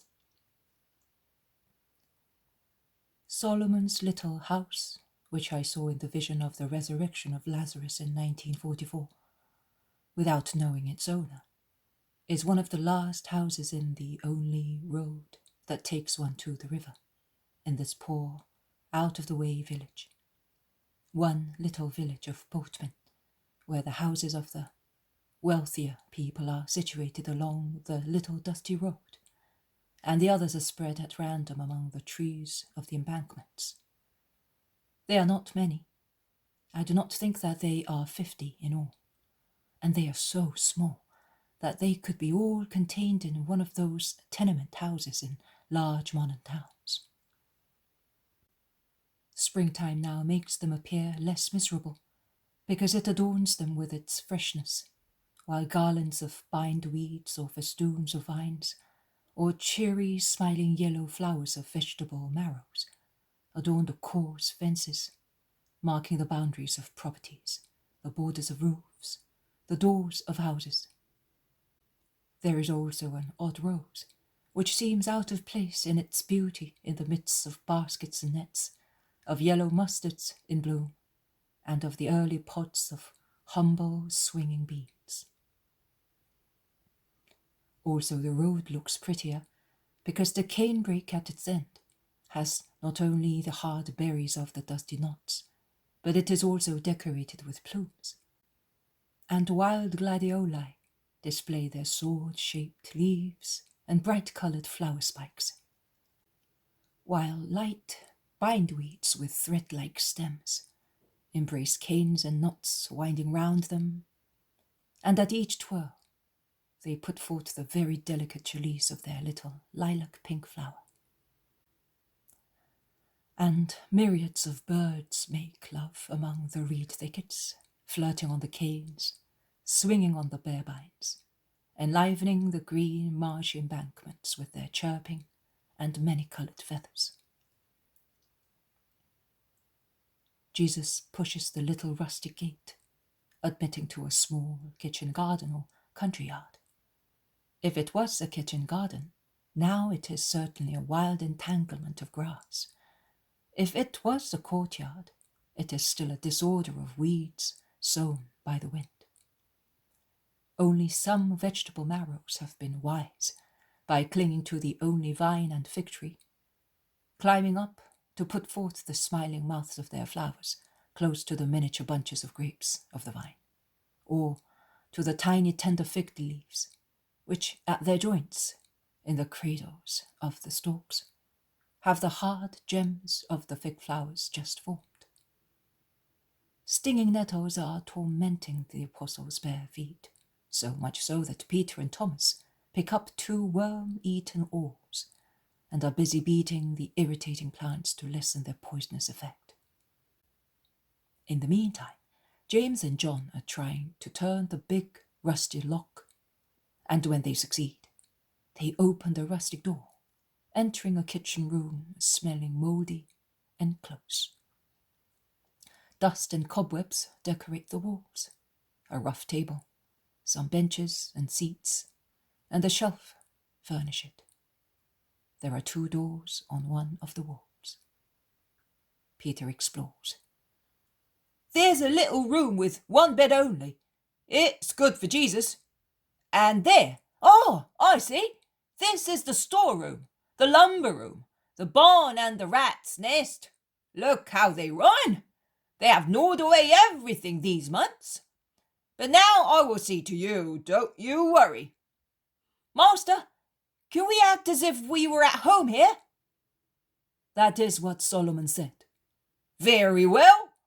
Listen, brother, and you, James, come here and close all these holes. And you, Matthew, stand here at the door with Judas and make sure that not even 1 mouse gets out. Just imagine that you're still the kind troll collector at Capernaum. No customer escaped you then, not even if he became as thin as a lizard after hibernating. And you go and get as much weed as you can in the kitchen garden and bring it in here. And you, master, Go, wherever you like, while I will fix these filthy devils which have ruined these good nets and have eaten the whole keel of a boat.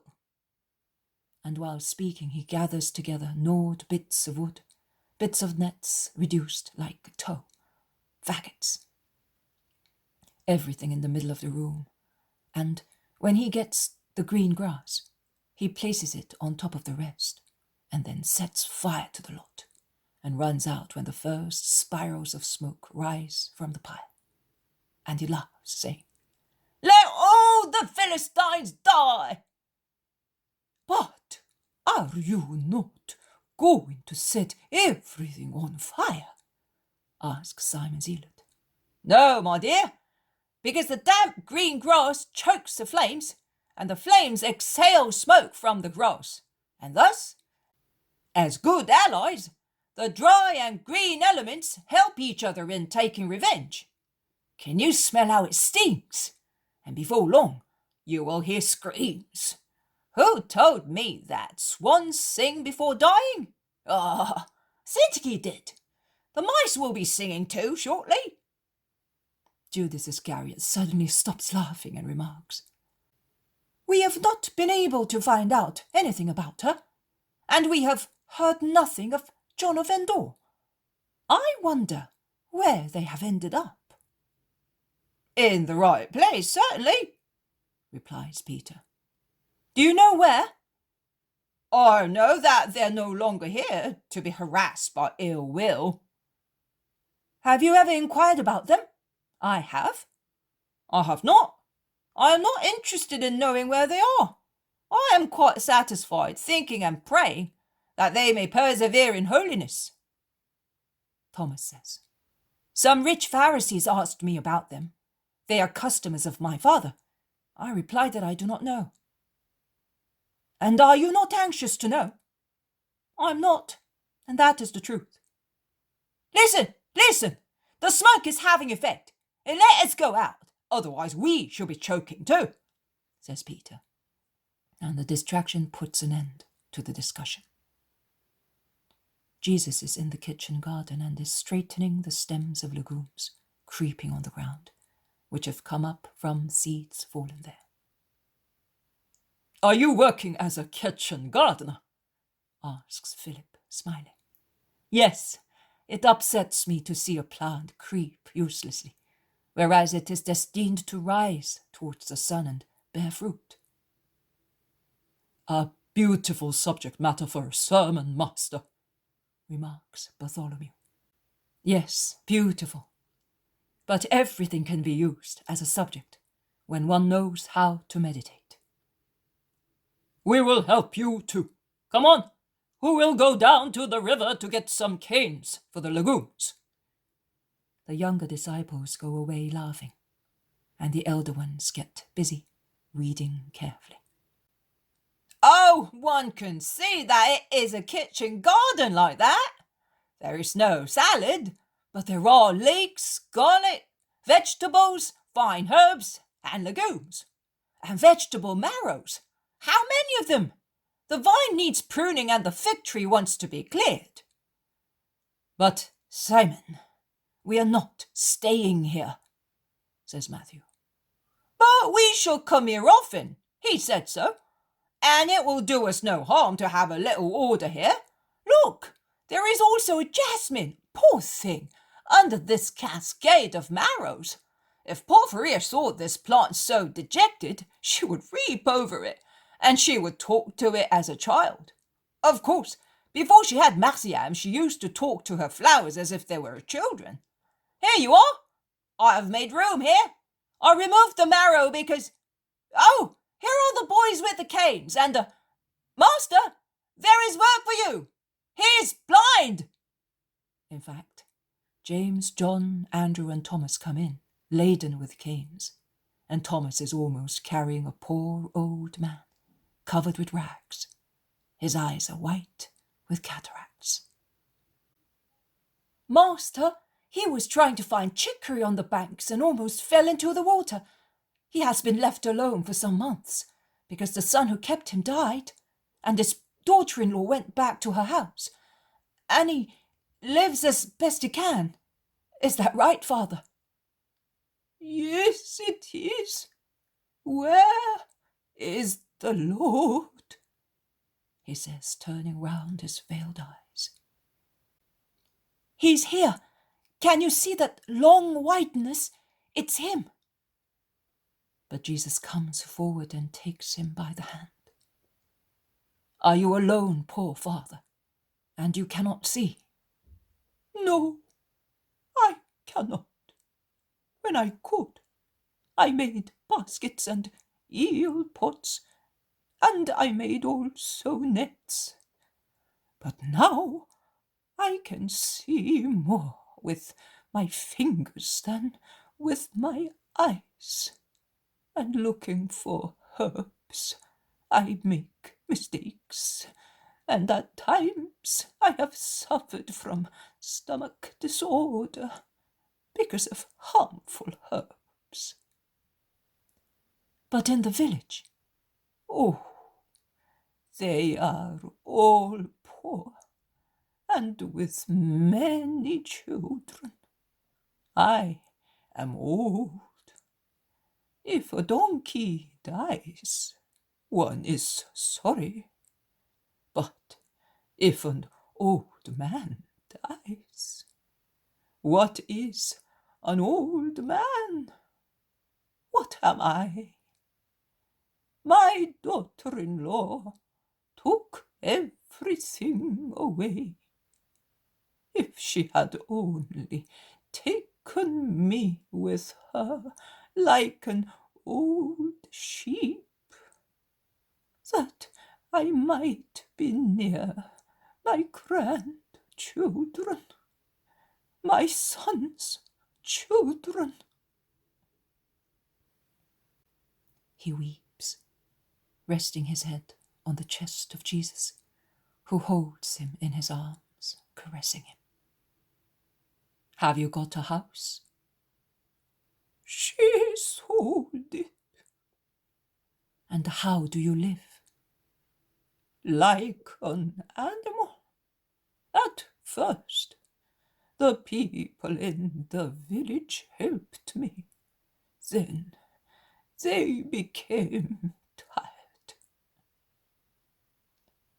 Solomon in that case is no longer of the same race, because he is generous, remarks Matthew.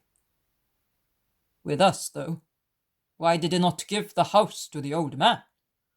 Asks Philip. Because the last time he came here, I had a house. Solomon is good. But for some time, the people of the village have said that he is mad, and they no longer do what Solomon had taught them, says the old man. Would you be willing to stay with me? Oh, I would no longer regret my grandchildren. Even if you were to remain poor and blind, would you be happy just by serving me? Yes. A trembling yes, and yet so firm. All right, Father. Listen, you cannot travel about as I do, but I cannot remain here. But we can love each other and do each other a good turn. You can, yes, to me. But what can old Ananias do? You can take care of the house and of the kitchen garden, so that I may find them in good order when I come back. Do you like the idea? Yes, I do. But I am blind. The house, I will become accustomed to the walls. But the kitchen garden, how can I take care of it? if I cannot tell one herb from another? Oh, how lovely it would be to serve you thus, Lord, and end my life thus. The old man is pressing his hands against his heart, dreaming of what is impossible. Jesus bends, smiling, and kisses his dimmed eyes. But I am beginning to see. I can see. Oh. He staggers in his joy and would fall if Jesus did not support him. What joy does, says Peter in a deeply moved voice. And hunger. He says that he has been living for days on chicory, without any oil or salt, concludes Thomas. Yes, that is why we brought him here, to feed him. Poor old soul, they all exclaim sympathetically. The old man recovers his senses and weeps. The poor tears of old people, so sad, also when they are tears of joy. And he whispers, Now I can serve you, blessed one. And he wants to bend to kiss Jesus' feet. No, Father, now we shall go inside and we shall have something to eat. Then we will give you a tunic, and you will be among sons, and we shall have a Father who will welcome us every time we come back, and will bless us every time we depart. We will go and find 2 doves, so that you may always have living creatures around you. We will get seed for the kitchen garden, and you will sow them in the soil, and you will sow faith in me, in the hearts of the people here. I will teach them charity, for they have none. Yes, also charity, but be kind. Oh, I will be. I did not say one harsh word to my daughter-in-law when she left me. I understood, and I forgave. I read that in your heart. That is why I love you. Come with me. And Jesus goes into the house, holding the old man by the hand. Peter looks at them, and with the back of his hand he wipes off a tear before resuming his work. Are you weeping, brother? Peter does not reply. Andrew insists. Why are you weeping, brother? Mind your own business. The weeds, in this case. If I am weeping, it's because I know why. Tell us too. Be good, say several apostles.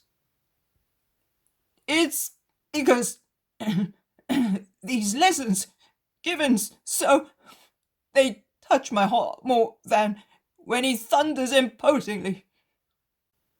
But we see the king in him then, exclaims Judas.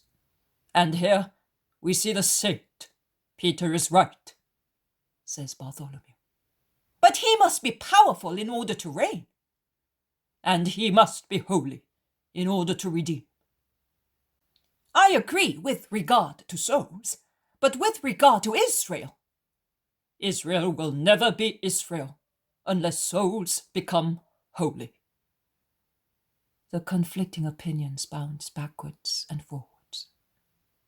The old man comes out with a water jug in his hand. He is going to the fountain. He is so happy that he's entirely different from the man he was previously. "Old father, listen, according to you, what does Israel need to become great?" Andrew asks him. "A king or a saint?" "It needs God. That God who is praying and meditating in there. Ah, my sons, be good, you who follow him. Be good, very good. Oh, what a gift the Lord has given you. What a gift." And he goes away, raising his arms towards the sky, whispering, "What a gift! What a gift!"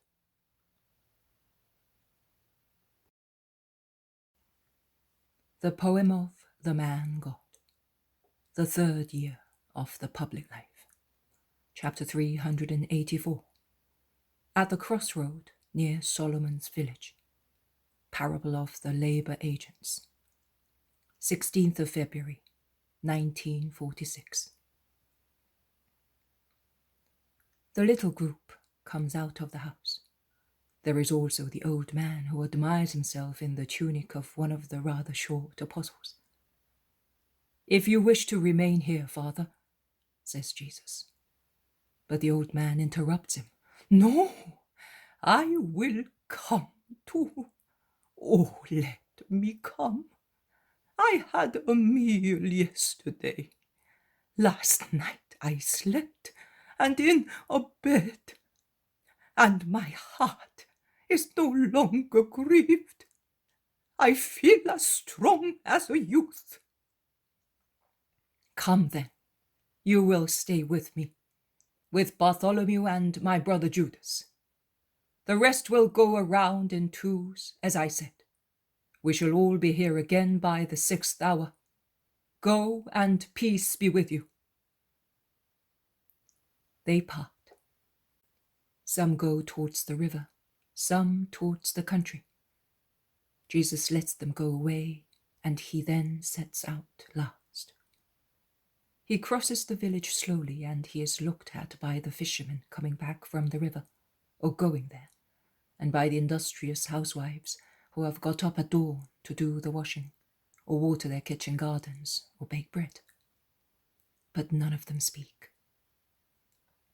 Only a boy, who is leading 7 sheep to the river, asks the old man, Where are you going, Ananias? Are you leaving the village?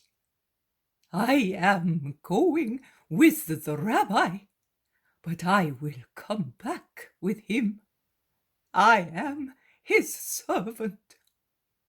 "No, you are my father. Every just old man is a father and a blessing, for the place giving him hospitality, and for those who assist him. Blessed are those who love and respect the old," says Jesus, with solemn countenance. The boy looks at him and seems to be frightened. He then whispers, I always gave some of my bread to Ananias. as if he wished to say, "Do not reproach me, for I do not deserve it." "Yes, Michael was good to me. He was a friend of my grandchildren, and he is still a friend of their grandfather. His mother is also good, and she would help. But she has 11 children, and they make their living by fishing."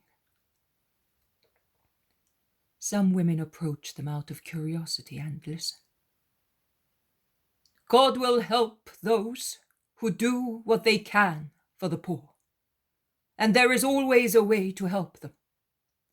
Very often it is a lie to say I cannot, because if one is willing, one will always find a superfluous mouthful, an old blanket, a garment that is no longer worn, and give it to someone who has none.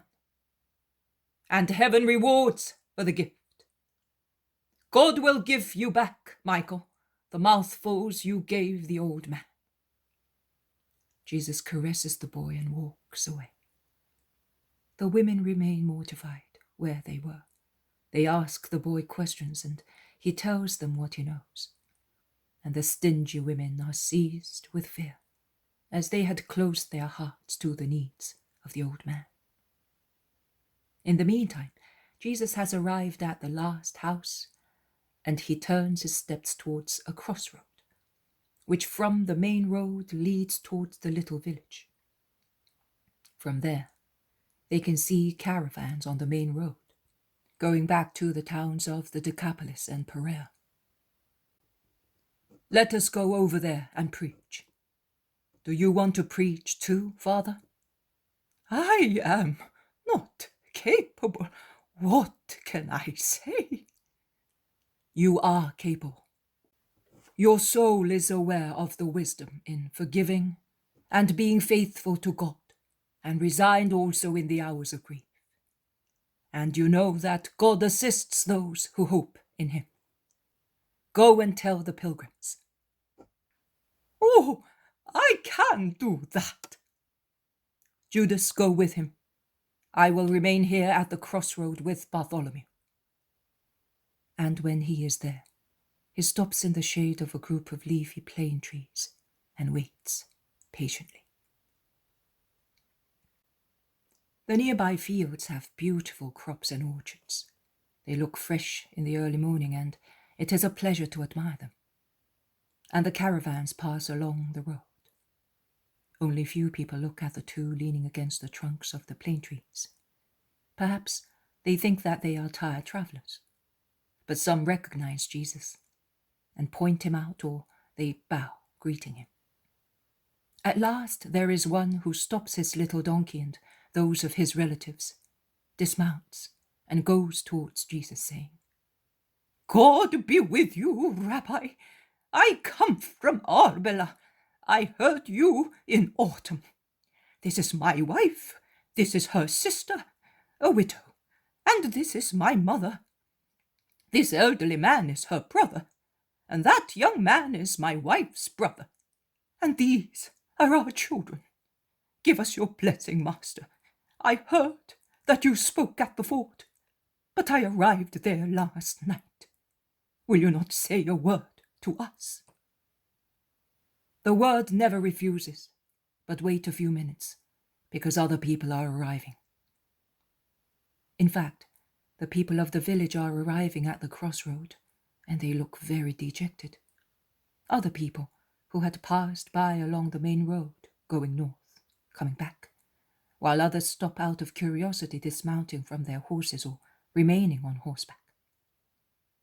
The little group of listeners is increasing more and more.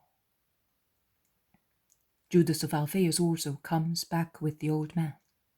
There are also 2 sick people with them, and many more healthy ones. Jesus begins to speak.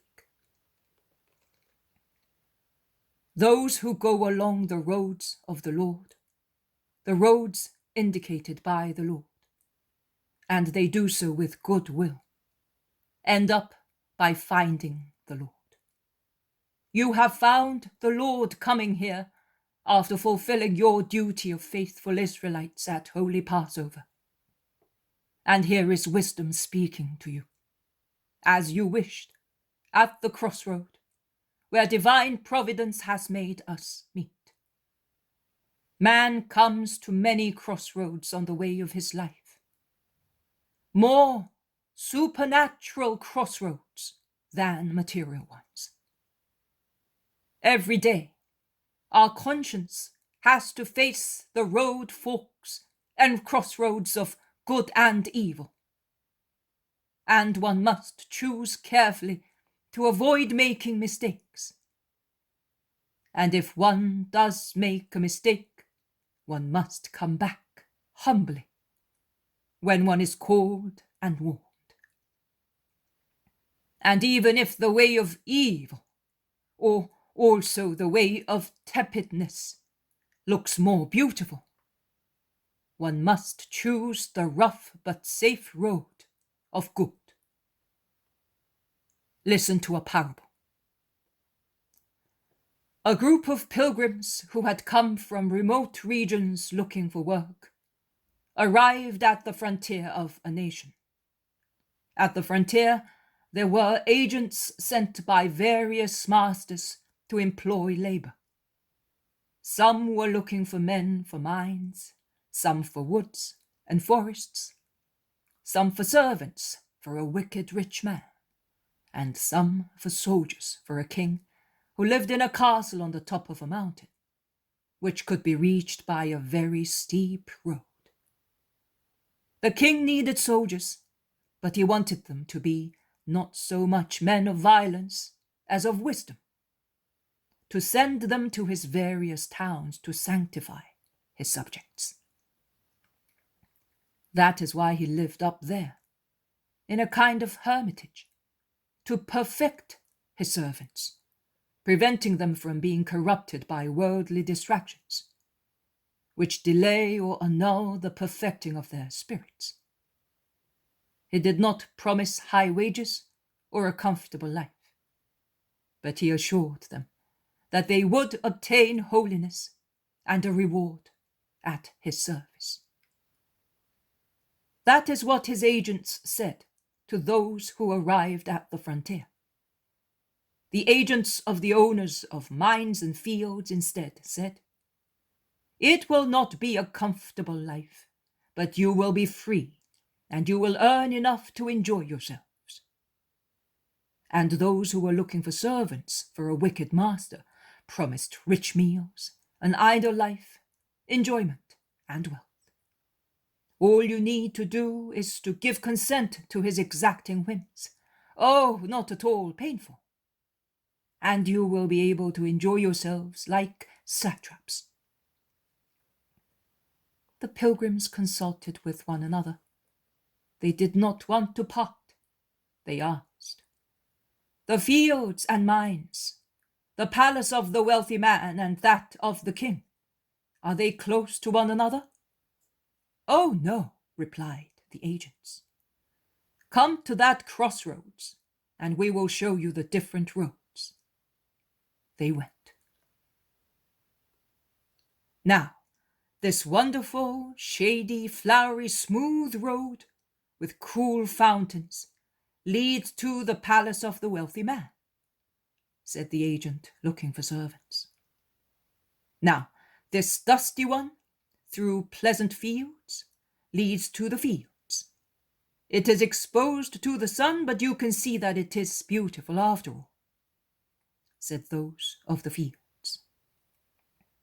Now, this one, furrowed by heavy wheels and stained with dark spots, takes to the mines. It is neither beautiful nor ugly, said those of the mines.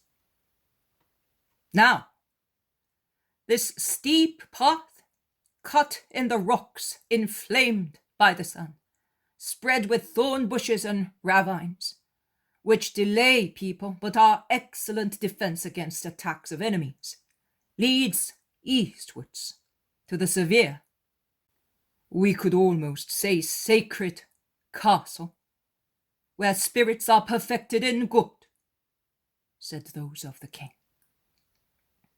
And the pilgrims looked and looked. They reckoned. They were tempted by many things, of which one only was entirely good, and they slowly parted. They were 10. 3 went towards the fields, and 2 towards the mines. The remainders looked at one another, and 2 of them said, "Come with us to the king. We shall not make a profit, and we shall not enjoy ourselves on the earth, but we shall be saints forever." That path there? Do you think we are mad? No profit, no enjoyment. It was not worth leaving everything and coming into exile to have even less than what we had in our country. We want to earn much and enjoy ourselves. But you will lose the eternal good, Have you not heard that he is a wicked person? Nonsense. After a little while we will leave him, but we shall have had a good time and we shall be rich. You will never get rid of him. The first were wrong in complying with their greed for money, but you are led by your greed for pleasure. Oh, do not exchange your eternal destiny for a fleeting hour. You are fools, and you believe in idealistic promises. We are after facts. Goodbye. And they began to run along the beautiful, shady, flowery, smooth road, rich in water, at the end of which the magic palace of the wicked Epicurean was shining in the sunshine. The two remainders took the steep path, weeping and praying. And they almost lost heart after a few meters, as it was so hard. But they persevered, and their bodies seemed to become lighter and lighter the more they proceeded, and their fatigue was comforted by a strange rejoicing. They were panting and scratched all over when they arrived at the top of the mountain and were admitted to the presence of the king, who told them what he expected from them in order to make them his brave men. And he concluded, saying, "Think about it for 8 days, and then let me know."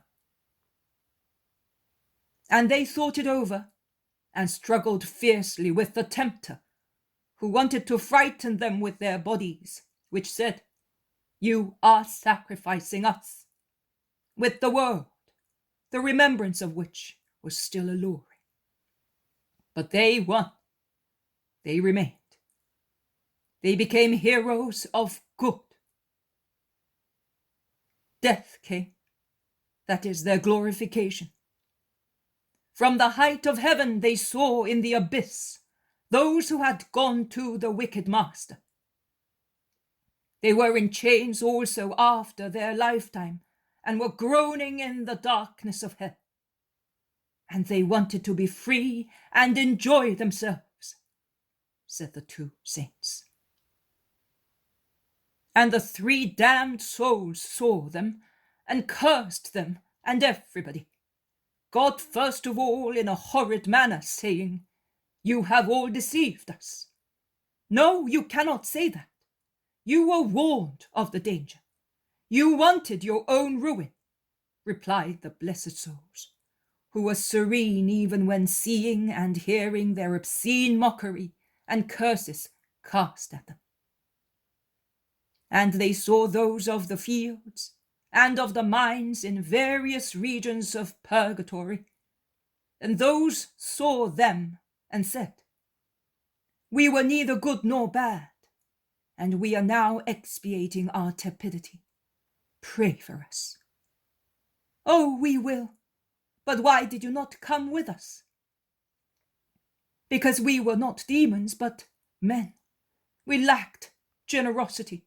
We loved what is temporary, even if honest, more than what is eternal and holy.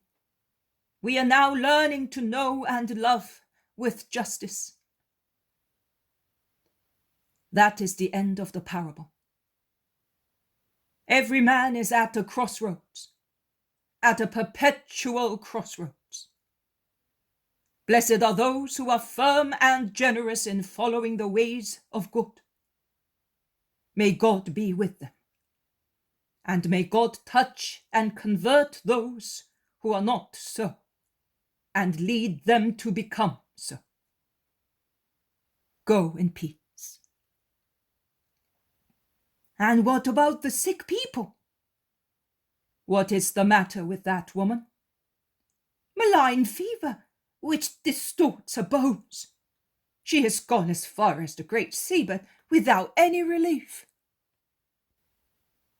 Jesus bends over the sick woman and asks her, "Who do you think that I am?"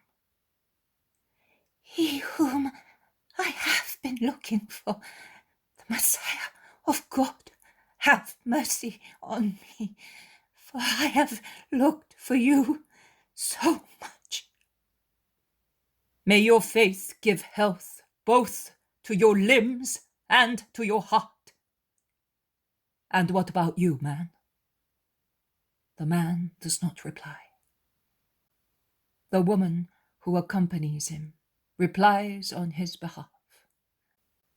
A tumour is eating his tongue. He cannot speak and he's dying of hunger. The man, in fact, is a skeleton. Have you faith that I can cure you? The man nods assent. Open your mouth, orders Jesus, and with his face close to the horrible mouth eaten away by the tumour, he breathes into it, saying, I want it. After a moment, 2 cries are heard. My bones are sound again! Mary, I am cured! Look at my mouth! Hosanna! Hosanna! And he wants to stand up, but he staggers through weakness. Give him something to eat, orders Jesus, and he's about to withdraw. Don't go away! Other sick people will be coming! Others are coming back! Cure them too! Shout the crowds. Every morning I will be here, from dawn until the 6th hour. Volunteers should gather the pilgrims together. I will, Lord, several people say. May God bless you for that. And Jesus turns towards the village with his first companions and with the other disciples who have come, few at a time, while he was speaking, and who have brought other people with them. But where are Peter and Judas of Cherith? Asks Jesus. They have gone to the nearby town. They have a lot of money. They have gone shopping. Yes, Judas worked a miracle, and he is jubilant, remarks Simon Zealot, smiling. Also Andrew, and he got a sheep as a souvenir. He cured the broken leg of a shepherd who rewarded him thus. We will give it to the old father. Milk is good for old people, says John, caressing the old man, who is happy. They go into the house and prepare some food. They are about to sit at the table when the 2 missing apostles arrive, laden like donkeys and followed by a cart with a load of those mats used as beds by poor people in Palestine.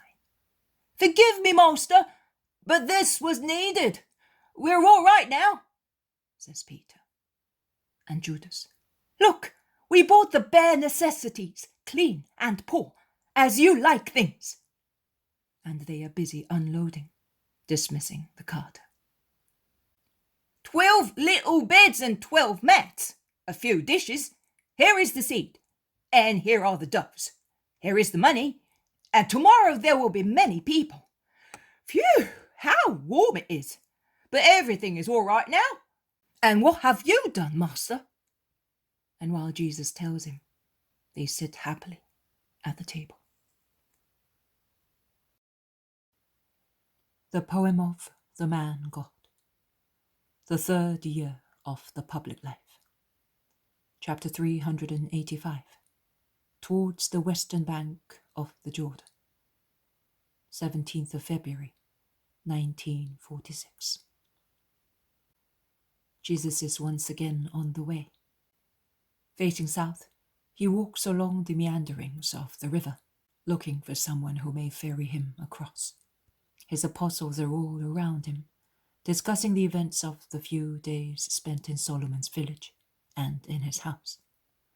From what I gather, they remained there until the news of Jesus' presence there spread in hostile surroundings, and when that happened, they left, entrusting old Ananias, now serene in his no longer desolate poverty, with the care of the house, which had just been set in order again.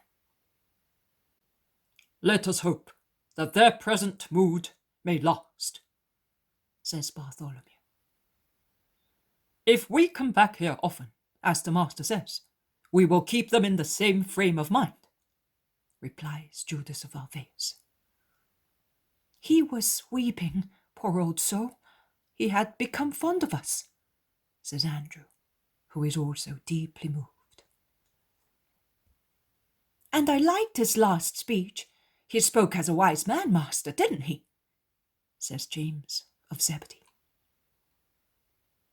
He spoke as a holy man, I would say, exclaims Thomas. Yes, he did, and I will bear in mind his desire, replies Jesus. What did he say exactly? I had gone with John to tell Michael's mother to remember to do what the Master had told her, so I do not know, says the Iscariot.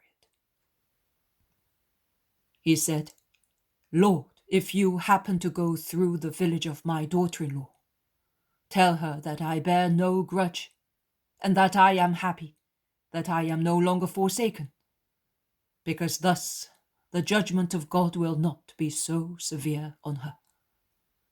Tell her to bring up my grandchildren in the faith of the Messiah, so that I will have them with me in heaven. And as soon as I am in the peace of God, I will pray for them and for their good health. And I will tell her. I will look for the woman, and I will tell her, because it is the right thing to do, says Jesus. Not one word of reproach. On the contrary, he is happy that the woman's sin is no longer so grave, since he is not dying of starvation or dereliction. He is admirable, remarks James of Alphaeus. But will the fault of the daughter-in-law really diminish in the eyes of God? That is what I would like to know, says Judas of Alphaeus. The opinions are conflicting. Matthew asks Jesus, What is your opinion, Master? Will the situation remain as before, or will it change? It will change. See, I was right, exclaims Thomas triumphantly.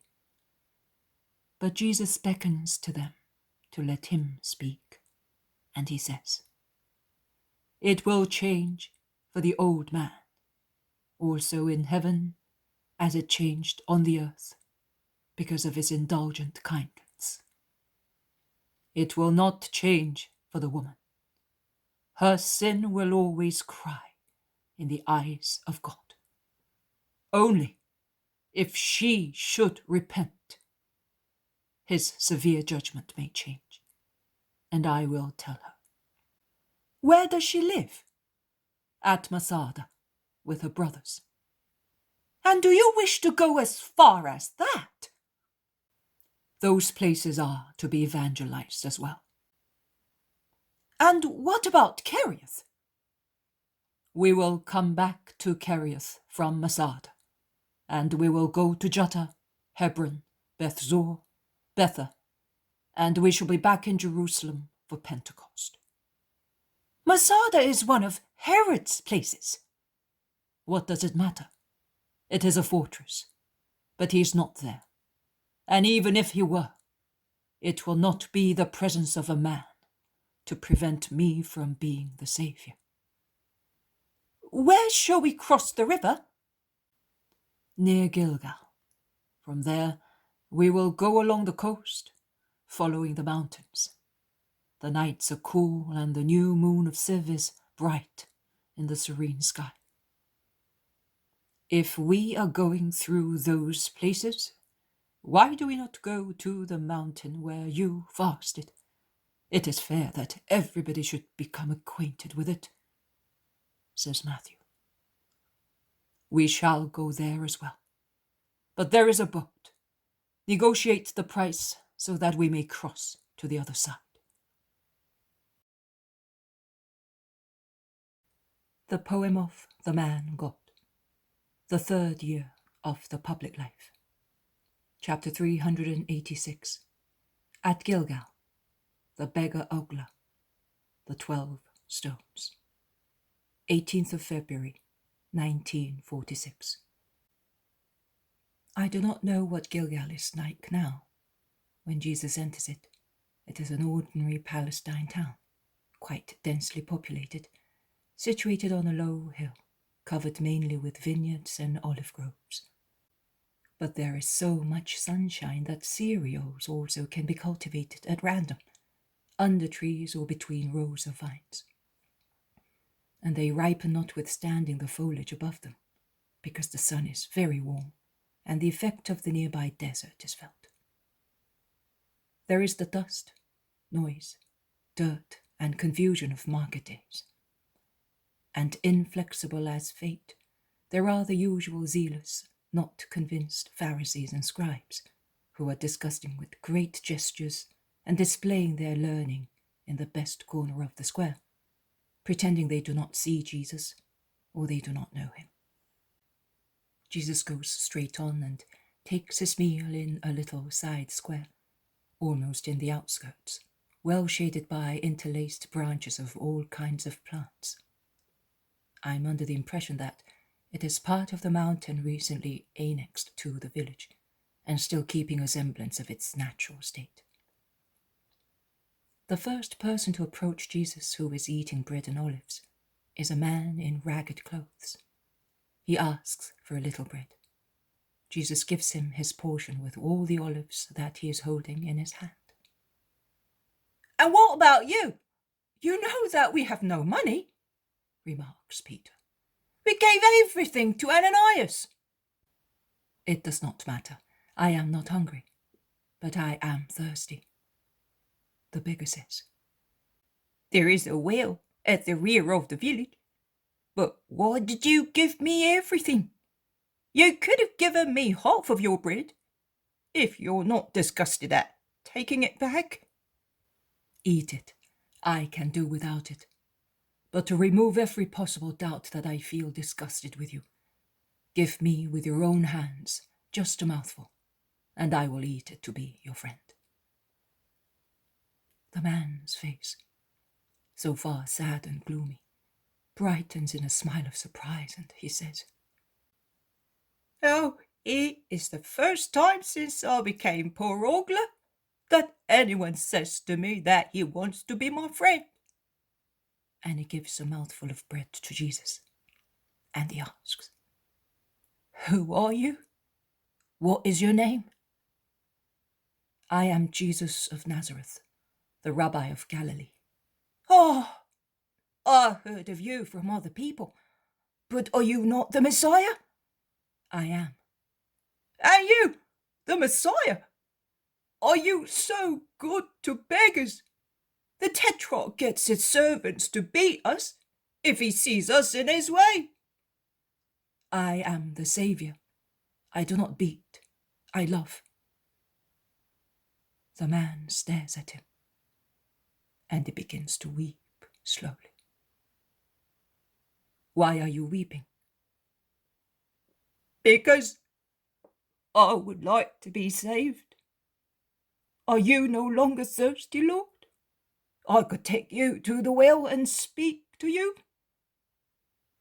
Jesus understands that the man wishes to confess something, and he gets up, saying, "Let us go." "I'm coming too!" exclaims Peter.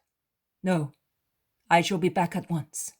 In any case, and we must respect those who repent." He goes with the man behind a house, beyond which there is the country. "The well is over there. Have a drink and then you can listen to me." "No, man. Pour first your anxiety into me, and then I will drink. And perhaps I shall have for my thirst a fountain even more pleasant than the water of this well." "Which, master?" "Your repentance. Let us go under those trees. The women are watching us here. Come." And laying his hand on the man's shoulder, he leads him towards a thicket of olive groves. "How do you know that I am guilty and that I am repentant?" "Oh, speak and be not afraid of me." "Lo, We were 7 brothers born of one father, but I was born of the woman whom my father married when he became a widower. And I was hated by the other 6.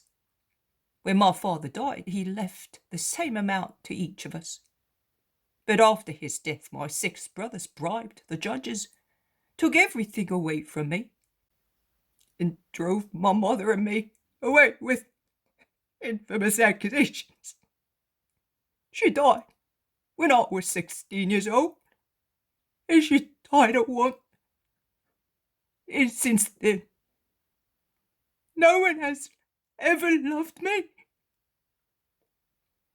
he says, weeping uncontrollably. He calms down and goes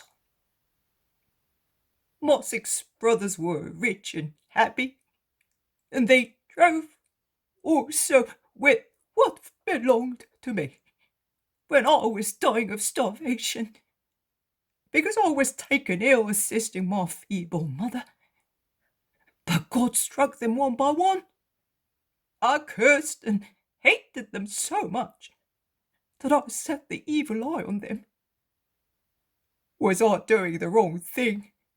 Certainly, I know and I knew. But how could I not hate them and curse them? The last one, who in actual fact was the 3rd born, was withstanding all curses. Nay, he was prospering with the property of the other 5, as he legally got the goods of the 3 younger brothers who had died without dependents. And he married the widow of the firstborn, who had died childless, and he had fraudulently taken possession of the property of the second-born, cheating his widow and orphans, whom he deprived of most of their share with tricks and loans.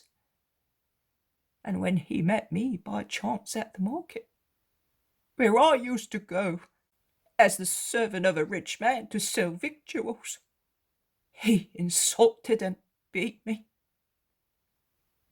I met him one evening. I was alone and he was alone. He was intoxicated with wine.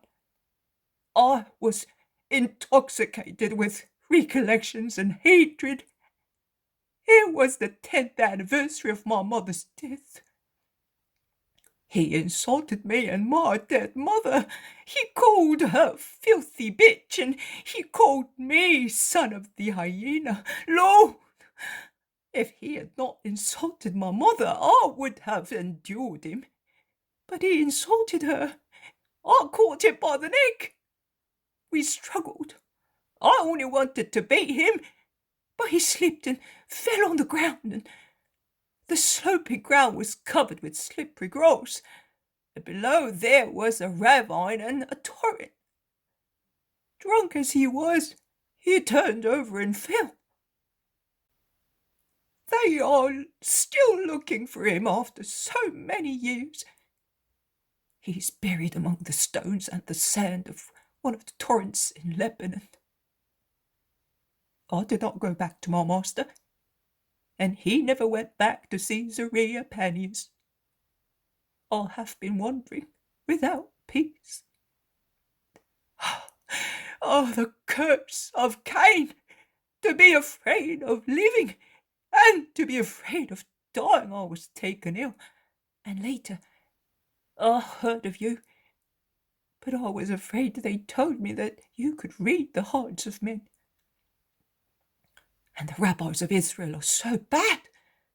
They do not know what mercy is. You, the rabbi of rabbis, were my terror, and I fled before you. And yet, I would like to be forgiven. He's prostrated on the ground and is weeping. Jesus looks at him and whispers, I will take also those sins upon me. Listen, son, I am mercy, not terror. I have come also for you. Be not ashamed before me. I am the Redeemer. Do you want to be forgiven? Of what?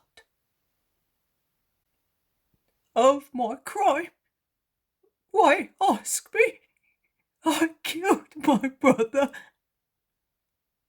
You said, I only wanted to beat him because you had been offended and you were angry. But when you hated and cursed not one, but 6 brothers, you were not offended or angry. You did it as spontaneously as you breathed. Hatred and curses, and the delight in seeing them struck, was your spiritual bread. Is that right? Yes, Lord, it was my bread for 10 years. So, your greatest crime began the moment you hated and cursed. You are 6 times the murderer of your brothers. But Lord, they had ruined and hated me, and my mother died of starvation. Do you mean that you had a reason to avenge yourself? Yes, I do. You had no reason. It was for God to punish. You should have loved, and God would have blessed you on the earth and in heaven. So, he will never bless me? Repentance brings blessings again. But how much grief, how much anxiety you caused yourself. You caused much more through your hatred than your brothers did.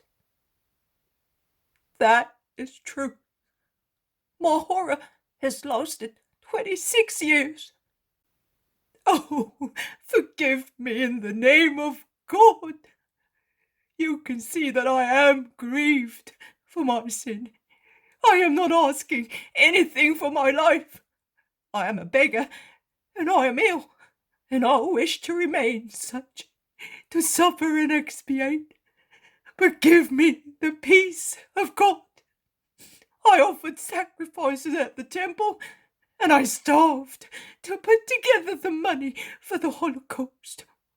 But I could not confess my crime, and I do not know whether the sacrifice was accepted. It was not. Even if you offered one every day, what value could it have for you when you were acting with falsehood? A rite which is not preceded by a sincere confession of sins is superstitious and of no value. It is sin added to sin, and thus more than useless. A sacrilegious offer. What did you say to the priest?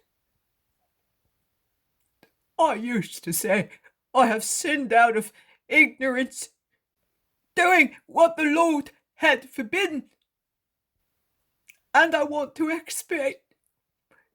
I used to think, I know in what I have sinned, and God knows, but I cannot tell any man openly. God, who sees all things, knows that I am thinking of my sin. Mental reservations, mean expedients. The Most High hates them. When one sins, one must expiate. Never do that again. No, Lord, and shall I be forgiven? Or must I go and confess everything, and pay with my life for the life I took? All I want is to die with God's forgiveness. Live to expiate. You cannot give her husband back to the widow, or their father to the children. One ought to think before killing, before letting hatred become one's master. But rise and walk along the new way. On your way, you will find my disciples. They are certainly in the mountains of Judea, and you will find them if you go from Tekoa to Bethlehem and farther towards Zebulun. Tell them that Jesus has sent you, and that he said that before Pentecost he will go up to Jerusalem via Bethzor and Bether. Look for Elias, Joseph, Levi, Matthias, John, Benjamin, Daniel, Isaac. Will you remember those names? Apply especially to them. Let us go now. But are you not having a drink? I have drunk your tears. A soul returning to God. There is nothing more refreshing for me. So, I am forgiven? You said returning to God. Yes, you are forgiven. But never hate anybody again. The man bends again, as he had stood up, and he kisses Jesus' feet. They go back to the apostles and find them disputing with some scribes. Here is the master. He will be able to reply to you and tell you that you are sinners. What is the matter? Asks Jesus, who greets respectfully, but is not greeted in return. Master, they're harassing us with questions and mockery. It is an act of mercy to put up with troublesome people. But they are offending you. They are making you a laughingstock, and people hesitate, see? We had been successful in gathering many people, but who is left now? 2 or 3 women. Oh no, you have also a man. A filthy man. He's even too much for you. But master, don't you think that you are becoming too contaminated? Since you always say that filth disgusts you, says scoffingly a young scribe, pointing at the beggar beside Jesus. He is not filth. He is not the filth which disgusts me. He is a poor man. Poor people do not disgust. Their misery must inspire souls with feelings of brotherly pity. I feel disgusted with moral miseries, with fettered hearts, with souls torn to shreds, with injured spirits. And do you know that he is not such? I know that he believes and hopes in God and in his mercy, now that he has become acquainted with it. Acquainted? Where does it live? Tell us, that we may go as well to see his face. Ah, the terrible God, whom Moses did not dare to look at, must have a dreadful face even in his mercy, even if his rigour has softened after so many centuries, insists the young scribe, laughing, and his laughter is more negatory than blasphemy. I, who am speaking to you, am the mercy of God, shouts Jesus, standing upright, dazzling with the power of his eyes and gesture. I do not know why the other one is not terrified, but although he does not run away, he can no longer be sarcastic, and it becomes silent, while another scribe replaces him. Oh, how many useless words! We would only like to be able to believe. We could not ask for anything better, but in order to believe, we must have proofs. Master, do you know what Gilgal is to us? Do you think that I am a blockhead? Says Jesus. And in the tone of a psalm, in a slow, rather drawling utterance, he begins. And Joshua, rising before daybreak, struck camp, and he set out from Shittim with all the Israelites and arrived at the Jordan, where they stopped for 3 days. After which the heralds went through the camp, shouting, "When you see the ark of the covenant of the Lord your God, carried by the Levitical priests, you must leave as well, and follow them between you and the ark. However, keep a distance of 2,000 cubits, so that you may see from afar which road you have to take, as you have never gone this way before. And that is enough. You know the lesson. Now, in order to believe, we would like a similar miracle from you. At Passover, we were denned in the temple, with the news brought by a boatman that you had stopped the river in spate. Now, if for an ordinary man you did so much, we, who are much more than a common man, ask you to go down into the Jordan with your disciples and cross it without wetting your feet, as Moses did at the Red Sea and Joshua at Gilgal. Come on! Sorcery serves only with ignorant people.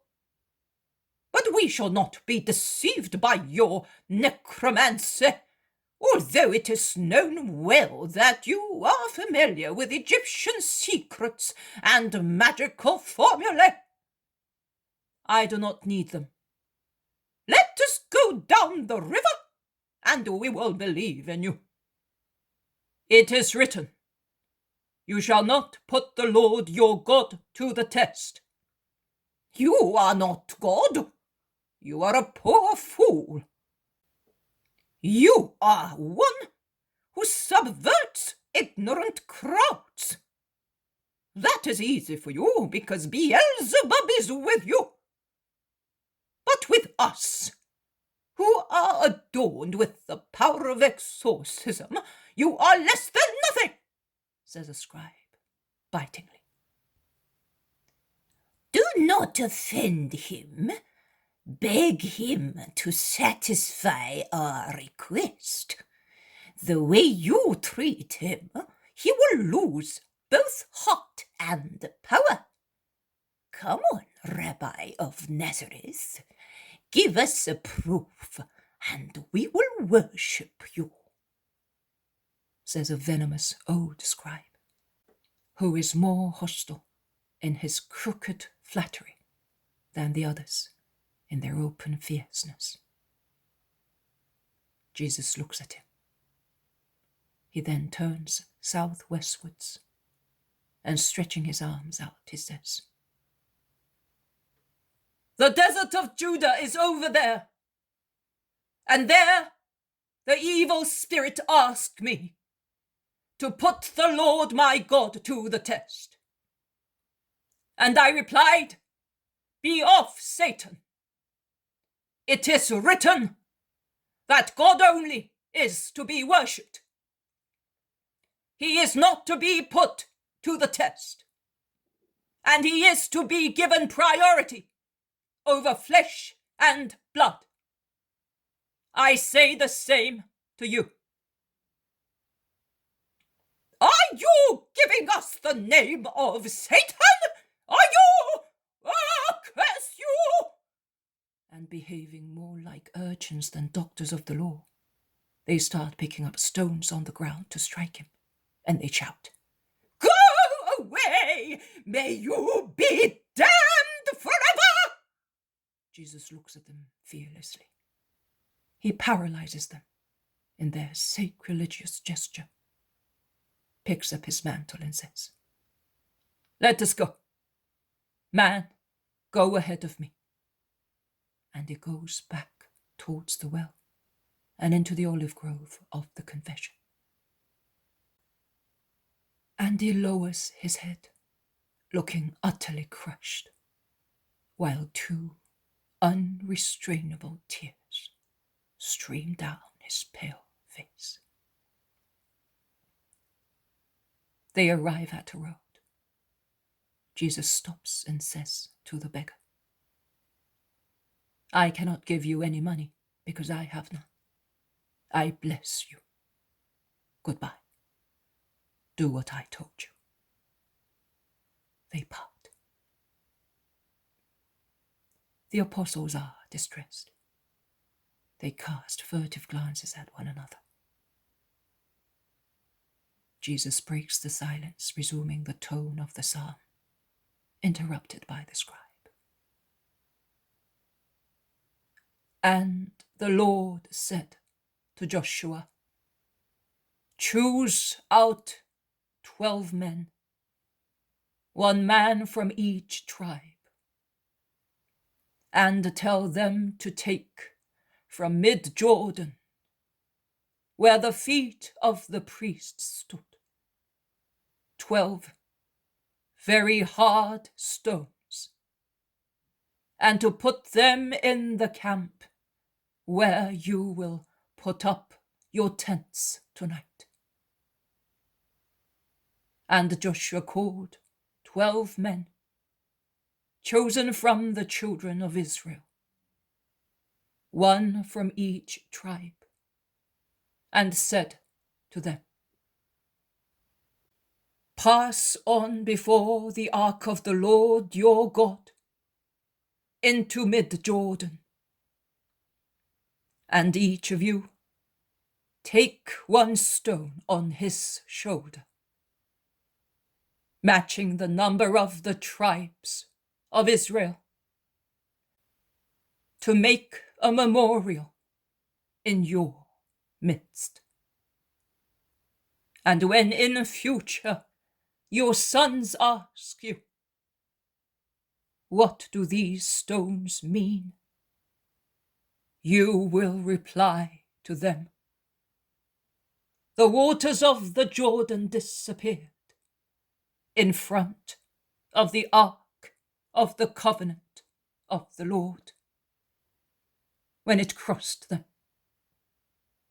And these stones are an everlasting reminder of this to the Israelites. He then raises his head and turns his eyes towards the apostles who are looking at him. In a different voice, the voice of the moments of deepest sadness, he says, and the ark was in the river, not the waters, but the sky opened out of respect for the Word who was sanctifying them and making them more holy than the ark did, standing in the bed of the river. And the Word chose 12 stones. He chose very hard ones, because they are to last until the end of the world. And they are to be the foundation of the new temple and of the eternal Jerusalem. 12. Remember that.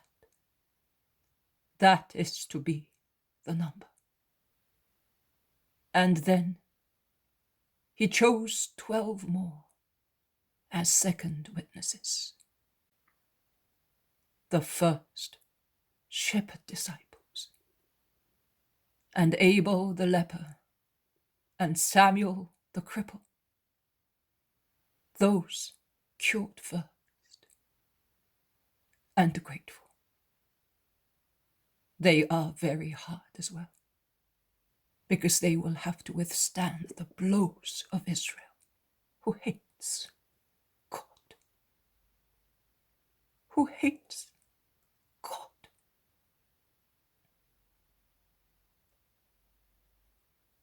How sorrowful and feeble is Jesus' voice.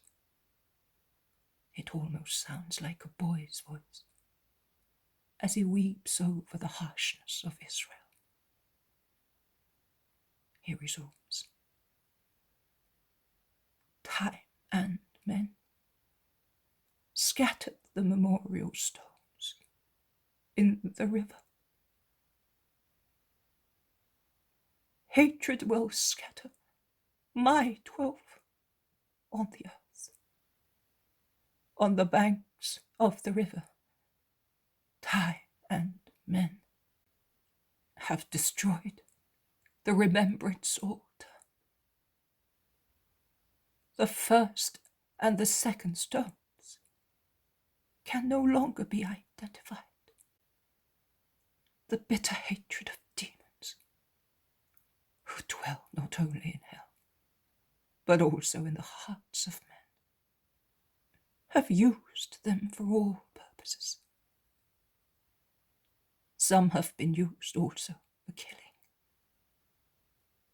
And how do I know that among the stones lifted against me there were no splinters of the very hard stones chosen by Joshua?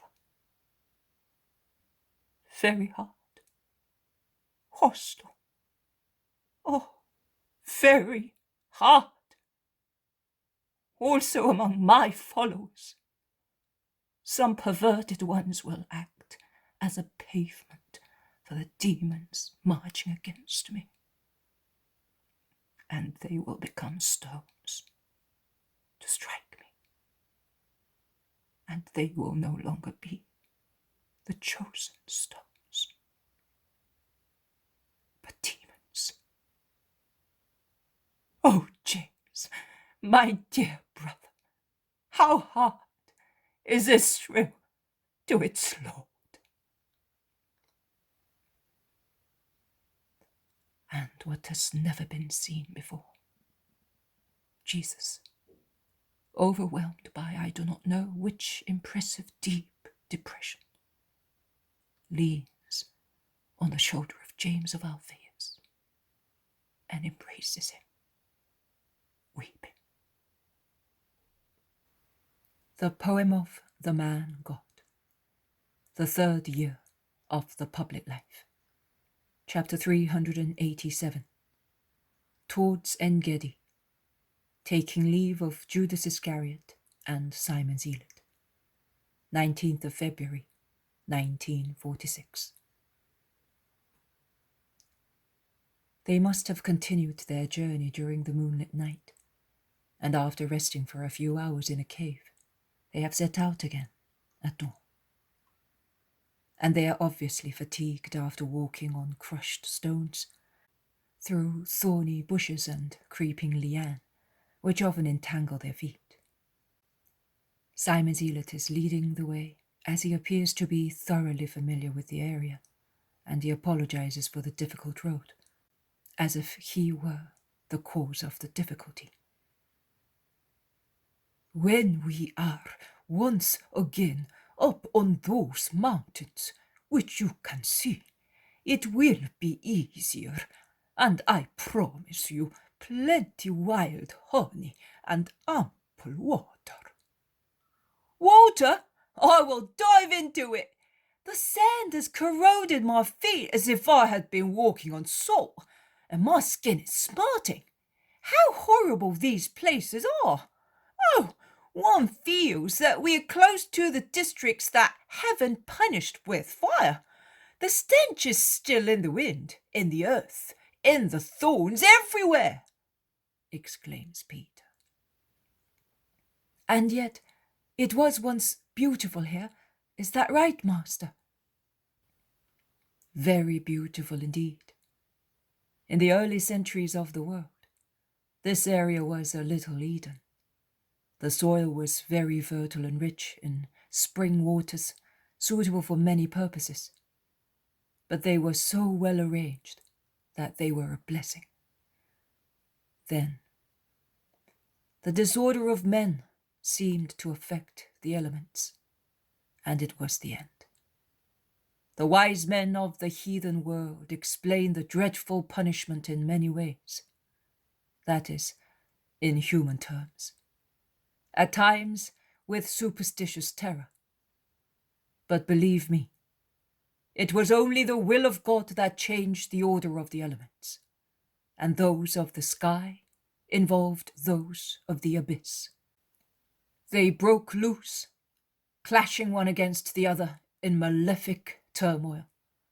Thunderbolts set on fire the bitumen that the open veins of the earth had scattered everywhere in great disorder, and fire from the bowels of the earth and on the earth, and thunderbolts struck the earth, which was shaken in dreadful convulsion, and burned, destroyed, and corroded acres of ground, which were previously a paradise, and turned it into the hell that you now see, and where existence is impossible. The apostles are listening carefully. Bartholomew asks, "Do you think that if we could drain the dense, salty water, we would find the ruins of the punished towns on the bottom of the Great Sea?" Certainly, and most intact, because the muddy water acts as mortar on the buried towns, but the Jordan has spread a great deal of sand on them, so they are buried twice, that they may never rise again. The symbol of those who, persisting in sin, are inexorably buried by God's malediction, and by the overbearance of Satan, whom they served so keenly in this life. And did Mattathias of John of Simeon seek refuge here? The just Hasmonean, who is with his son, the glory of Israel? Yes, here, among the mountains and in the deserts. And here he reorganized the people and the army, and God was with him. But at least it was easier for him, because the Hasidians were more just than the Pharisees are with you. Oh, it is easy to be more just than Pharisees. Even easier than it is for this thorn to prick me and stick in my leg. Look here, exclaims Peter, who, while listening, did not look where he was walking and is entangled in a thorny bush, which has made his leg bleed. There are not so many up in the mountains. See how they are already thinning out, says Simon Zealot, comforting him. You know the place well. I lived here when I was in exile and persecuted. Oh, in that case. In fact, the greenery is becoming less troublesome on the little mountains, which, however, are not very shady, and the herbs on them are rather short but sweet-smelling, and are strewn with flowers forming a many-coloured carpet. Bees suck them, and then fly to the caves on the mountain-sides, where they deposit the honey in natural hives, under curtains of ivy and honeysuckle. Simon Zealot goes into one of the caves and comes out with combs of golden honey. He then goes into other caves until he has enough for everybody, and offers them to the master and his friends, who relish the sweet trickling substance. I wish we had some bread. It is delicious, says Thomas. Oh, it is very good also without it. Much better than Philistine ears of corn. And let us hope that no Pharisee will come to tell us that we cannot eat it, says James of Zebedee. They eat while walking and arrive at a reservoir, into which the waters of some streams flow and are then conveyed I do not know where.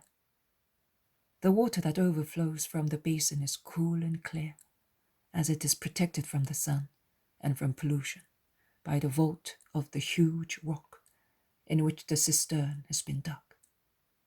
It flows down into a tiny lake in the blackish siliceous rock.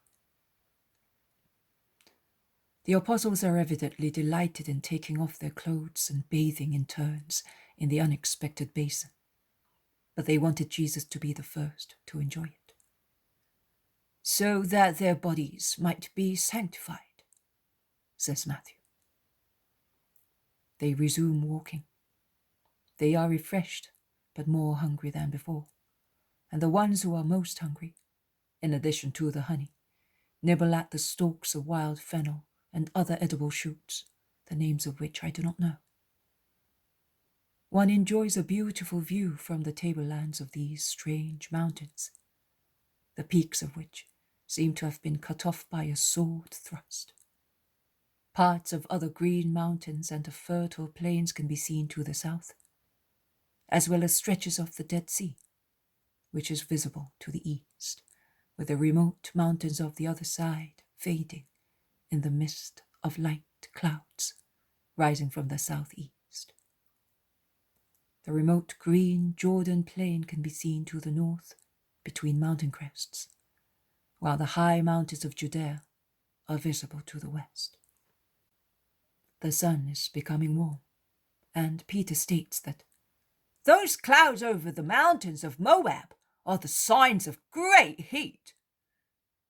We will now go down into the Kidron Valley. It is shady, says Simon. The Kidron? Oh, how have we come so soon to the Kidron? Yes, Simon of Jonas. It is a rough road, but it cuts the journey short. Going along its valley, we shall soon be in Jerusalem, explains the Zealot. And in Bethany. I should send some of you to Bethany to tell the sisters to take Ogla to Niki. She begged me so much, and quite rightly. The childless widow will also have a holy love, and the orphan girl a true Israelite mother, who will bring her up in our old faith and in mine. I would like to go too. A peaceful rest for my saddened spirit. In Lazarus' house, the heart of the Christ finds but love. But the journey I want to make before Pentecost is a long one. Send me, Lord, and with me, someone with good legs. We will go to Bethany and then to Cherith, and we will meet there, says Iscariot with enthusiasm. The others, instead, while waiting for someone to be selected for the journey, which would separate them from the master, are not at all enthusiastic. Jesus is thinking, and while thinking, he looks at Judas. He is undecided whether he should agree or not. Judas insists. Say yes, master. Make me happy. You are the least suitable, Judas, to go to Jerusalem. Why, Lord? I know the town better than anybody else. That is why. The town is not only well known to you, but it affects you more than anybody else. Master, I give you my word that I will not stop in Jerusalem, and I will not look for anybody from Israel. But let me go. I will arrive at Cherith before you, and you will not put pressure on anybody to pay human homage to me. No, master, I will not. I promise. Jesus is still pensive. Why do you hesitate so much, master? Why do you not trust me? You are so weak, Judas. And as soon as you go away from the strength, you fall. You have been so good for some time. Why do you want to become upset and grieve me? No, master, I do not want that. But one day I shall have to be without you, and then what shall I do if I do not prepare beforehand? Judas is right, several of the apostles say. All right, go then. Go with my brother James. The others give sighs of relief. James sighs heavily but he says kindly, "Yes, my lord, bless us, and we will depart." Simon Zealot feels sorry for him and says, "Master, fathers willingly replace their children to make them happy. I took him as my son, together with Judas. Time has gone by, but my mind is still the same. Listen to my prayer. Send me with Judas of Simon. I am old, but I am as strong as a young man, and Judas will not have to complain about me." "No, it is not fair that you should sacrifice yourself, leaving the master in my place. It would certainly grieve you not to be with him," says James of Alphaeus. "Grief is relieved by the joy of leaving you with the master. Later you will tell me what you have done. In any case, I go to Bethany willingly," concludes the zealot, as if he wished to belittle the value of his offer. "All right, you two will go. In the meantime, let us proceed towards that village. Who will go up to get some bread in the name of God?" I will! They all want to go. But Jesus holds back Judas of Cherith. When they have all gone, Jesus takes his hands and speaks to him face to face. He seems to be wanting to instill his thoughts into him, influencing him to such an extent that Judas may not have any other thoughts than those wanted by Jesus. "Judas, do not harm yourself. My dear Judas, have you not been calmer and happier for some time, free from the burden of your lower ego, of the human ego, which is so easily at the mercy of Satan and of the world? Of course you know that you have. Well, protect your peace and your welfare. Do not injure yourself, Judas. I can read you. You are in such a happy period at this moment. Oh, if I could only keep you thus, at the cost of all my blood, and destroy the last bulwark in which a great enemy of yours hides, and make you completely spiritual, with spiritual intellect, spiritual love, completely a spirit." Judas, face to face with Jesus, his hands in the hands of the Master, is almost dumbfounded. He whispers, "Injure myself? Last bulwark? Which one?" "Which one? You know. You know how you injure yourself. By cherishing thoughts of human grandeur and friendships, which you suppose are useful to procure such grandeur. Believe me, Israel does not love you. It hates you as it hates me, as it hates whoever may seem a probable victor. And since you do not conceal your ambition to be such, you are hated. Do not believe their false words, their deceitful questions, by which they pretend to take an interest in your plans in order to help you. They circumvent you to hurt you, to find out and injure you. I am not begging you on my behalf, but only on your own. If I am the target of iniquity, I am still the Lord. They may torture my body and kill it, but not beyond that. But in your case, they would kill your soul. Shun temptation, my friend. Tell me that you will shun it. Speak this word of peace to your poor, persecuted, worried master. Jesus clasps him in his arms, and cheek to cheek, speaks in his ear, and his golden hair mixes with the thick, dark curls of Judas. I know that I have to suffer and die. I know that my crown will be the crown of a martyr. I am aware that my blood will be my purple. I came for that. Because through such martyrdom, I will redeem mankind. And love has been urging me for endless time to do so. But I would not like any of my followers to be lost.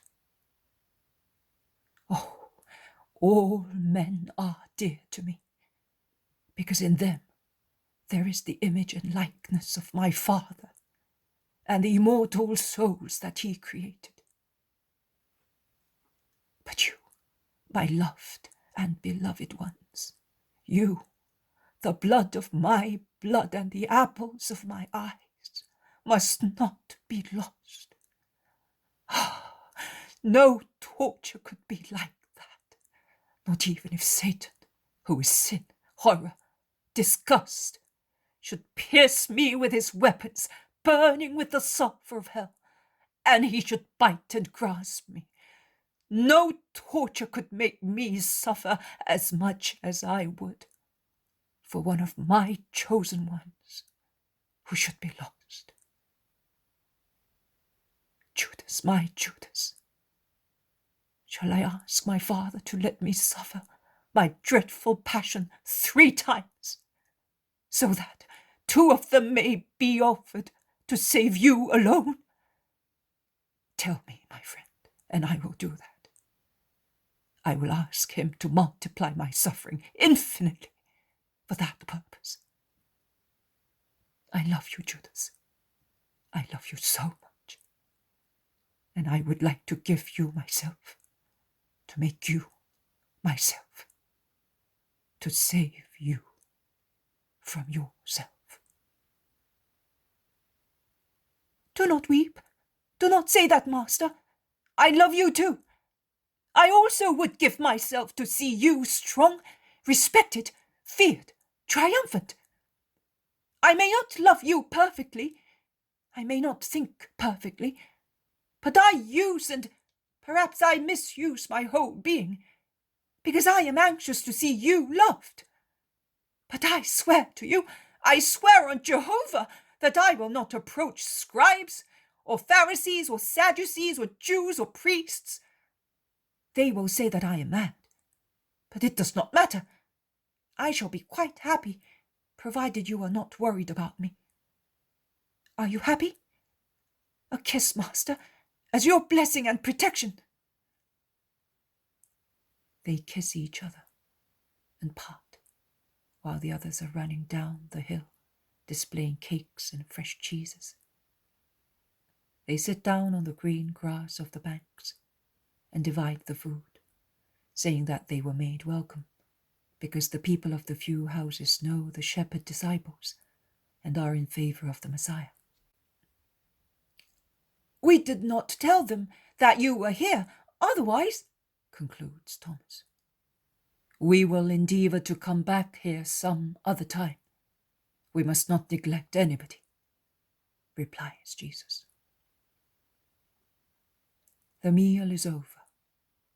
Jesus stands up and blesses the 2 who are going to Bethany, and who do not wish to wait until evening to set out, as the valley is shady and rich in water.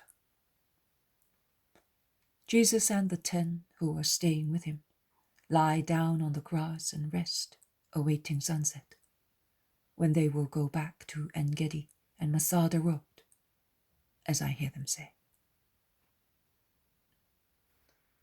The poem of the Man God, the 3rd year of the public life. Chapter 388. Arrival at En-Gedi, 20th of February, 1946.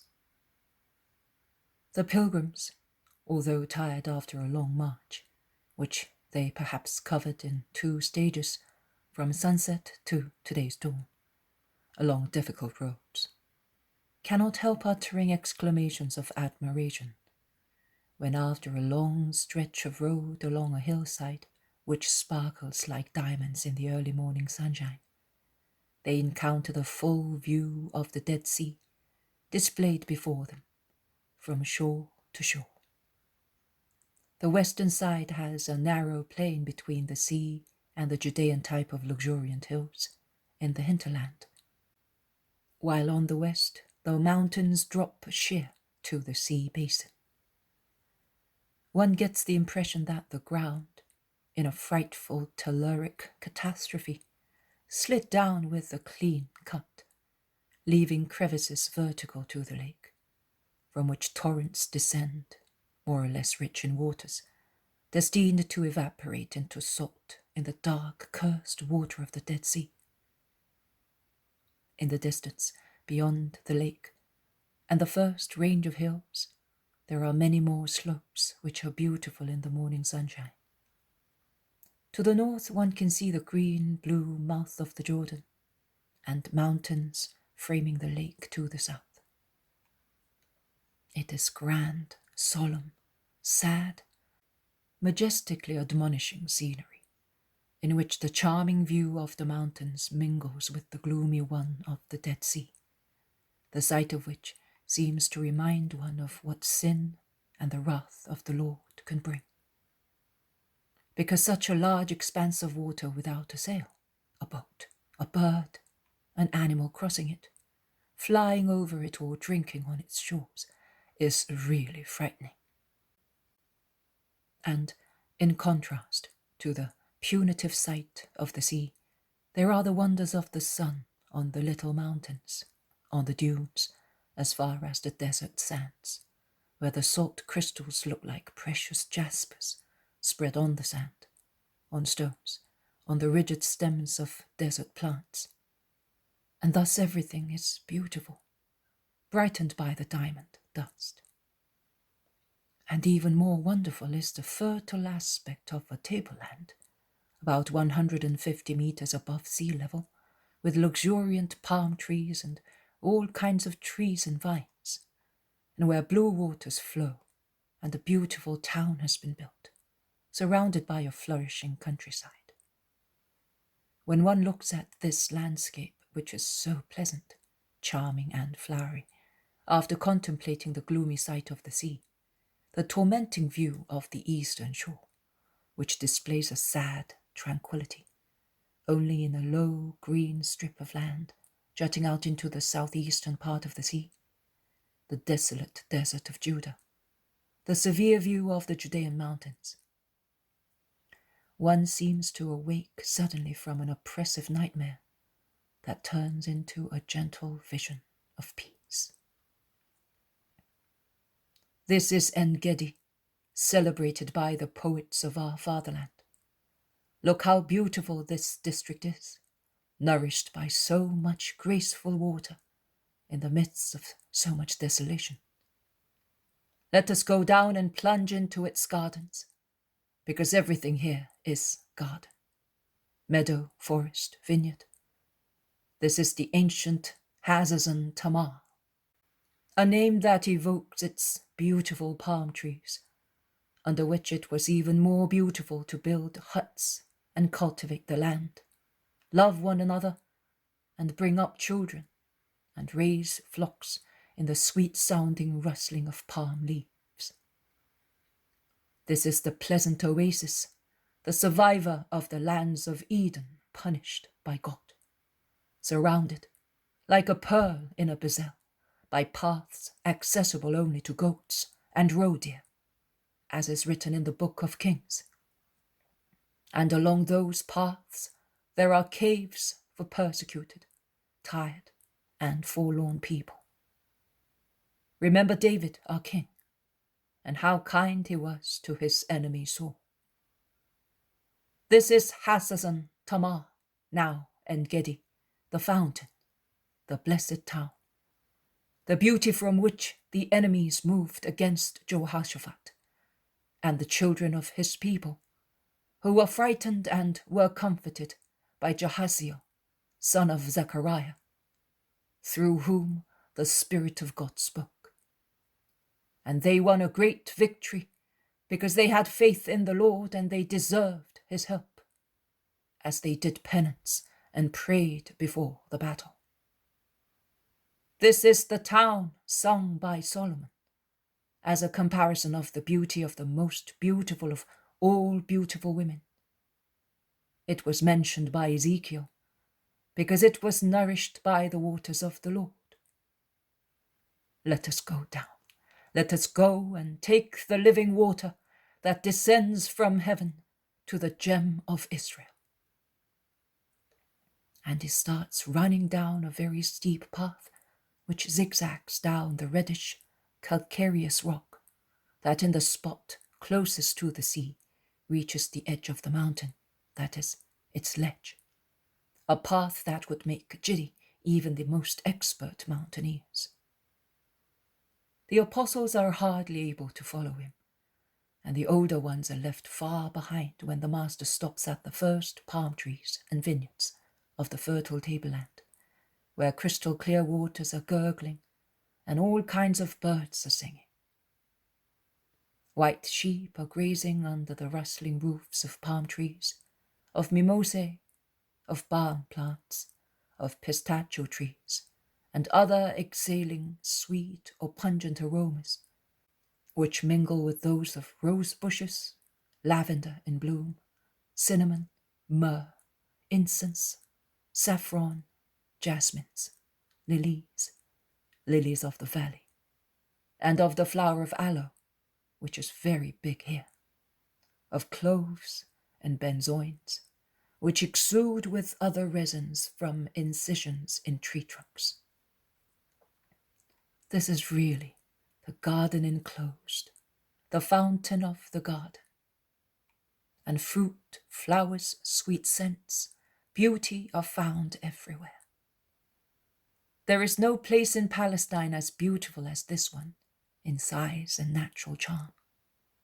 While contemplating it, one understands many writings of Eastern poets, where they celebrate the beauty of the oasis as if they were paradises spread over the earth. The apostles, perspiring but full of admiration, join the master, and all together they go down a well-kept road towards the seashore, where they arrived after crossing several cultivated embankments, from which beneficent waters flow in small, smiling cascades to nourish all the vegetation as far as the plain, which ends at the beach. Halfway down the hillside, they enter the white town, among rustling palm trees and sweet-smelling rose bushes, and thousands of flowers of its garden, and they look for lodgings, in the name of God, at the first houses. And the houses, as gentle as nature, open without any hesitation, while their inhabitants ask, who is the prophet who looks like Solomon, dressed in linen and beaming with beauty? Jesus, with John and Peter, enters a house where there is a widow with her son. The others scatter in various directions, after being blessed by the master and agreeing to meet in the main square at sunset.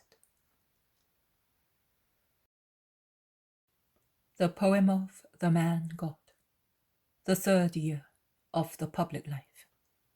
Chapter 389. Preaching and Miracles at En-Gedi, 21st of February, 1946. Towards sunset, a fiery one that ruddies the very white houses of En-Gedi and makes the Dead Sea a sheet of black nacre, Jesus sets out towards the main square. He is now with the boy who gave him hospitality and who is now leading him through the streets of the town, with its distinctly oriental architecture. To protect themselves from the sun, which must be very strong in this place, so exposed to the heavy expanse of the salt sea, which I understand must exhale hot fumes in the summer months, and is so isolated in the midst of a bare desert, on which the sun blazes down mercilessly, burning the ground. The inhabitants of En-Gedi built very narrow streets, which look even more narrow because of the projecting eaves and cornices of the dwellings, so that anyone looking up can see only a very thin strip of the deep blue sky. The buildings are tall, most of them being 2-story houses with vine-clad roof terraces, giving shade and delightful grapes, which must be as sweet as raisins when they fully ripen in the golden sun and the reflected heat of the walls and terrace floors. And the vines compete in giving comfort to men and the many birds, from sparrows to doves, which nest in En-Gedi, with the towering palm trees, which have grown everywhere, and with magnificent opulent fruit trees, which have come up in yards, in house gardens, and peep out over little lanes, hanging down white walls with their branches already laden with fruit, ripening in the bright sun, reaching down below the numerous archivolts, which in some parts, really from tunnels, interrupted here and there for architectonic reasons, and they rise towards the blue sky, a sky so uniform and mellow that if it could be touched, it would be like touching thick velvet or smooth leather, painted and dyed by a cunning craftsman with that perfect, beautiful, unforgettable hue, which is darker than a turquoise and lighter than a sapphire. And waters, how many fountains, large and small, must be gurgling in the yards and gardens of houses, among thousands of plants. Walking along the narrow streets, still deserted, as the people are either at work or at home, one can hear them dripping, gurgling, rustling like the notes of a harp played by a hidden harpist. And the charm is increased by the many archivolts and corners that gather together the sounds of the waters, amplifying them and increasing them through numerous echoes, composing a harmonious arpeggio. And endless palm trees, where there is a little square, even if only the size of a room. The very tall, slender trunks rise towards the sky, and their tops, tufts of rustling leaves, tied like bushes round the trunks, hardly move up there, and their shadows at midday fall perpendicular to the little square, covering it completely, whilst now they are forming fantastical designs on the higher terraces. The town is clean as compared with Palestine towns. Perhaps the fact that houses are so close together and each has a yard and cultivated garden has helped to teach the population not to throw garbage into the streets, but to gather such waste and animal excrement into special dunghills to be used as fertilizer for trees and flower beds. Or it is a very rare case of cleanliness. The little streets are clean, dried by the sun, and there is no unpleasant display of waste vegetables, old sandals, dirty rags, excrement, and the like, as can be seen even in Jerusalem, in streets quite near the town centre. There is the first farmer coming back from his work, riding a little grey donkey. To protect the animal from the flies, the man has caparisoned it with jasmine branches, and the beast is now trotting away, shaking its ears and harness bells under the wavy scented screen of branches. When the man turns round and greets him, the boy says, "Come to the main square. You will hear the rabbi who is staying with me." Now there is a flock of sheep invading the street coming from a little square, beyond which one can see the country background. They proceed close to one another, each putting its feet in the place where the one preceding it puts them, with their heads stooped as if they were too heavy for their necks, so thin compared with their fat bodies, trotting in their strange fashion, and their obese bodies looking like bundles resting on 4 sticks. Jesus, John and Peter imitate the man who is with them, and they lean against the warm wall of a house to let them pass. A man and a boy are following the flock. They look and greet. The young man says, "Put the sheep in the fold and come to the main square with your relatives. The Rabbi of Galilee is here with us, and he is going to speak to us." And there is the first woman to come out, surrounded by a group of children, going I wonder where. The young man says, "Come with John and his sons to hear the Rabbi, whom they call the Messiah." The houses open little by little in the oncoming evening, showing green backgrounds of gardens or peaceful yards where doves are having their last feed. The youth peeps in at each door and shouts, "Come to listen to the Rabbi, the Lord." They finally come to a straight road, the only straight one in this town, which was not built as people would have liked, but as palm trees or the mighty age-old pistachio trees wanted, and which are respected as notables by the citizens, who are indebted to them for not dying of sunstroke. At the end, there is a square where many trunks of palm trees act as columns. It looks like a hyper-style hall of temples and ancient palaces, which consisted of a large room with columns placed at symmetrical intervals, forming a stony forest to support the roof. The palm trees here act as columns, and thick as they are, with their dense rustling foliage, they form an emerald ceiling over the white square, in the middle of which there is a tall, square fountain full of crystal clear water gushing out from a little column in the center of the basin and falling into lower basins where animals can water. Tame, docile doves have rushed to it just now, and they are drinking or dancing a minuet with their little pink legs on the upper edge, or they are spraying their feathers, which shine, increasing their iridescent hues as the drops of water rest for a moment on the barbs of the feathers. There are many people, and there are the 8 apostles who had gone in various directions looking for lodgings. And each of them has gathered some followers who are anxious to hear him, whom the apostle has pointed out as the promised Messiah. The apostles hasten towards the Master from all directions, trailing like comets the little group they have conquered. Jesus raises his hand to bless his disciples and the people of En-Gedi. Judas of Alphaeus speaks on behalf of everybody. "Here, Master and Lord, we have done what you told us, and these people are aware that the grace of God is among them. But they want also the word. Many know you, having heard of you. Many because they met you in Jerusalem. Everybody, and the women in particular, wish to know you. And first of all, their head of the synagogue. There he is. Come here, Abraham."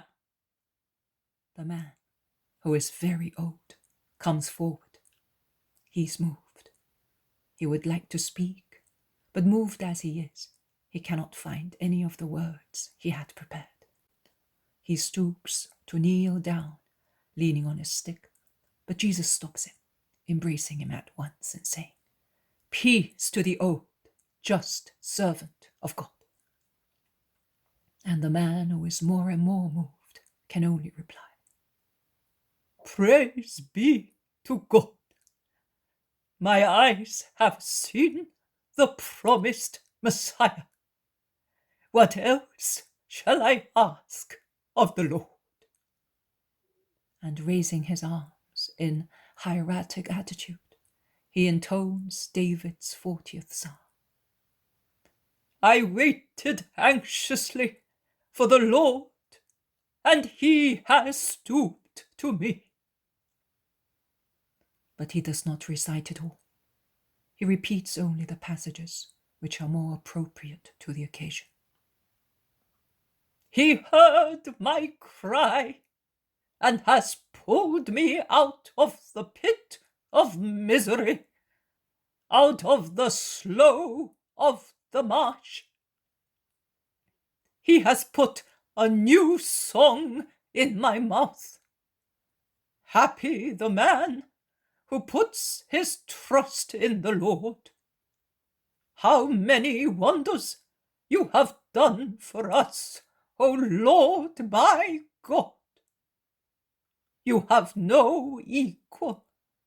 I would like to proclaim them again and again, but they are more than I can count. You, who wanted no sacrifice or oblation, opened my ear. He is moved more and more. It is written that I must do your will. I have always loved your law from the depths of my being. I have always proclaimed your righteousness in the great assembly. I did not close my lips, as you know well, O Lord. I have never kept your righteousness to myself, but I have proclaimed your faithfulness and saving help. For your part, O Lord, do not withhold your kindness from me. More misfortunes beset me than I can count. He is now weeping copiously, uttering his words in a voice that is even more trembling and senile because of his tears. I am a poor wretch, but the Lord takes care of me. You are my help, my protector, my God. Do not delay.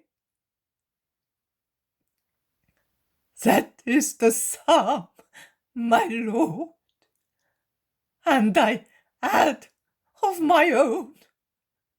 Say to me, come, and I will say to you what the psalm says. Here I come. He becomes silent and weeps with all his faith gathered in his eyes, dimmed by age. People explain. His daughter died and left young grandchildren to him. His wife has become blind and dull-witted through grief, and they do not know what happened to their only son. He disappeared all of a sudden. Jesus lays his hand on the shoulder of the old man and says to him, "The suffering of the just are as swift as a swallow, as compared with the duration of the eternal reward. But we shall give back to Sarah the eyesight of bygone days, and the intelligence of her youth, so that she may comfort her old age." Her name is Columba, informs one of the people. She is his princess. But listen to the parable I am going to tell you.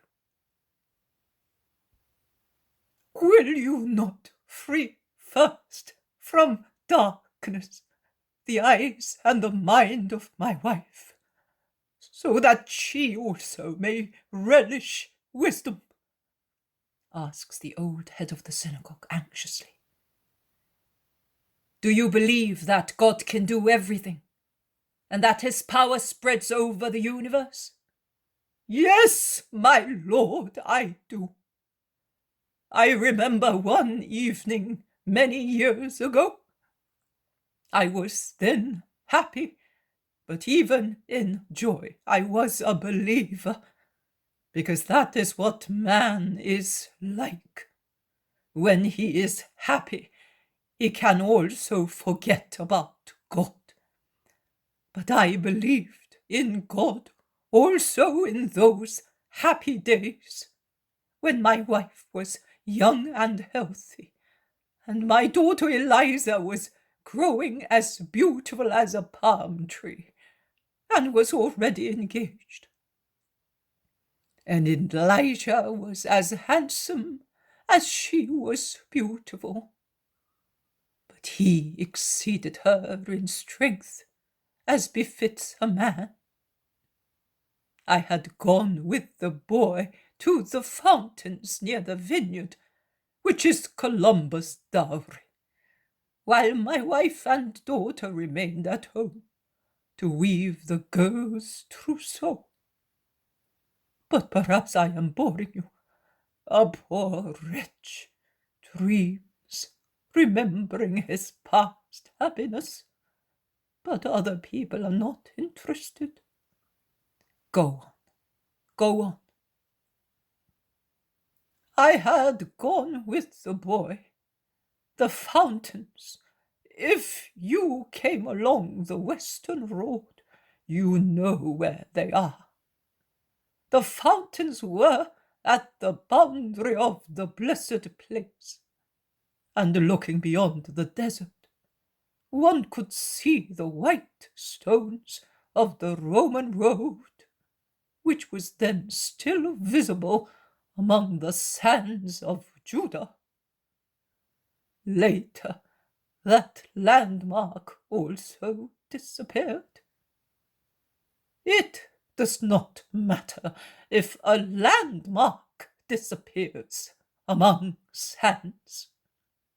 But it is bad that the sign of God sent to point you out should dissolve in the hearts of Israel, in too many hearts. My son said, Father, look, a great caravan with horses and camels and servants and gentlemen going towards En-Gedi. They are perhaps coming to the fountains before it gets dark.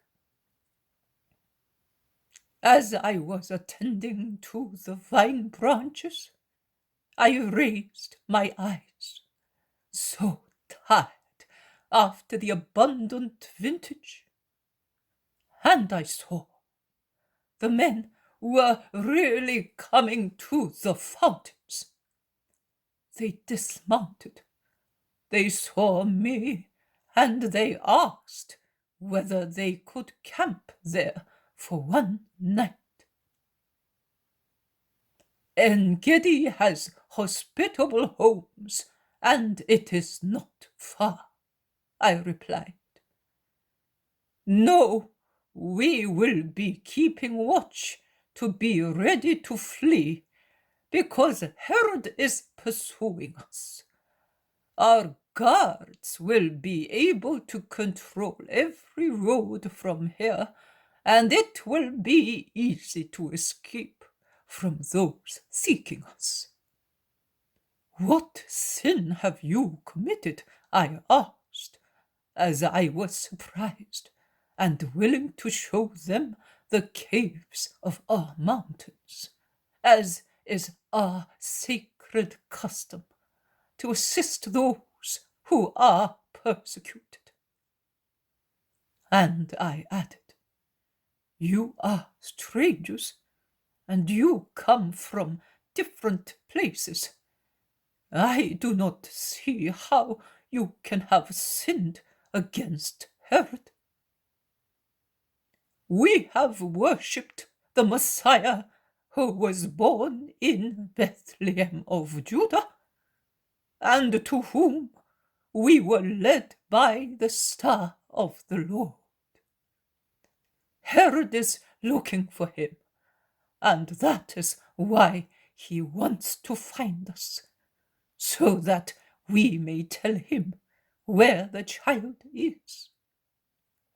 But he is looking for him to kill him.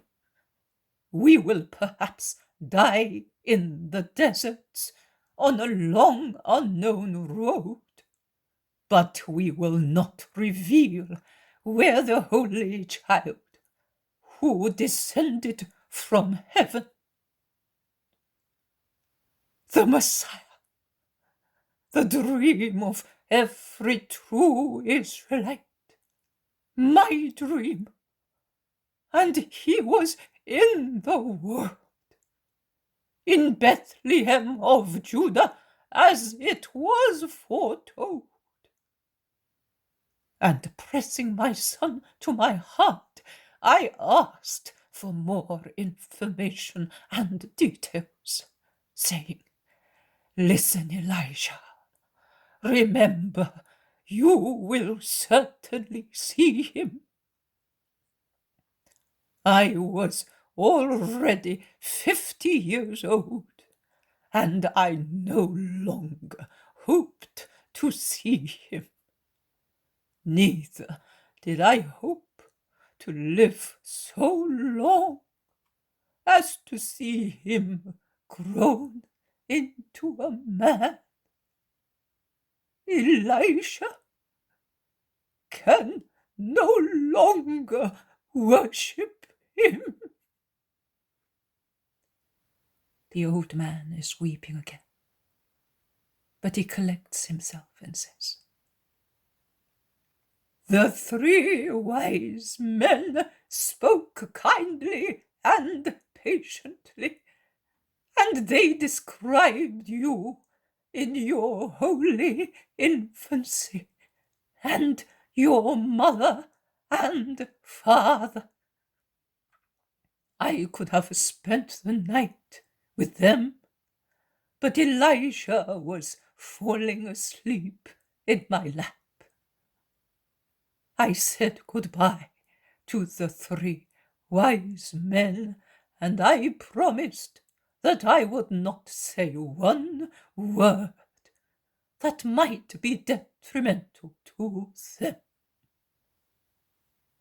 But I told Columba everything in our bedroom, and that was our only joyful expectation in our subsequent misfortunes. Later we heard of the slaughter, and for years I did not know whether you were alive. Now I know, but I am the only one, because Eliza dead. Elisha is no longer with us, and Columba cannot understand the happy news.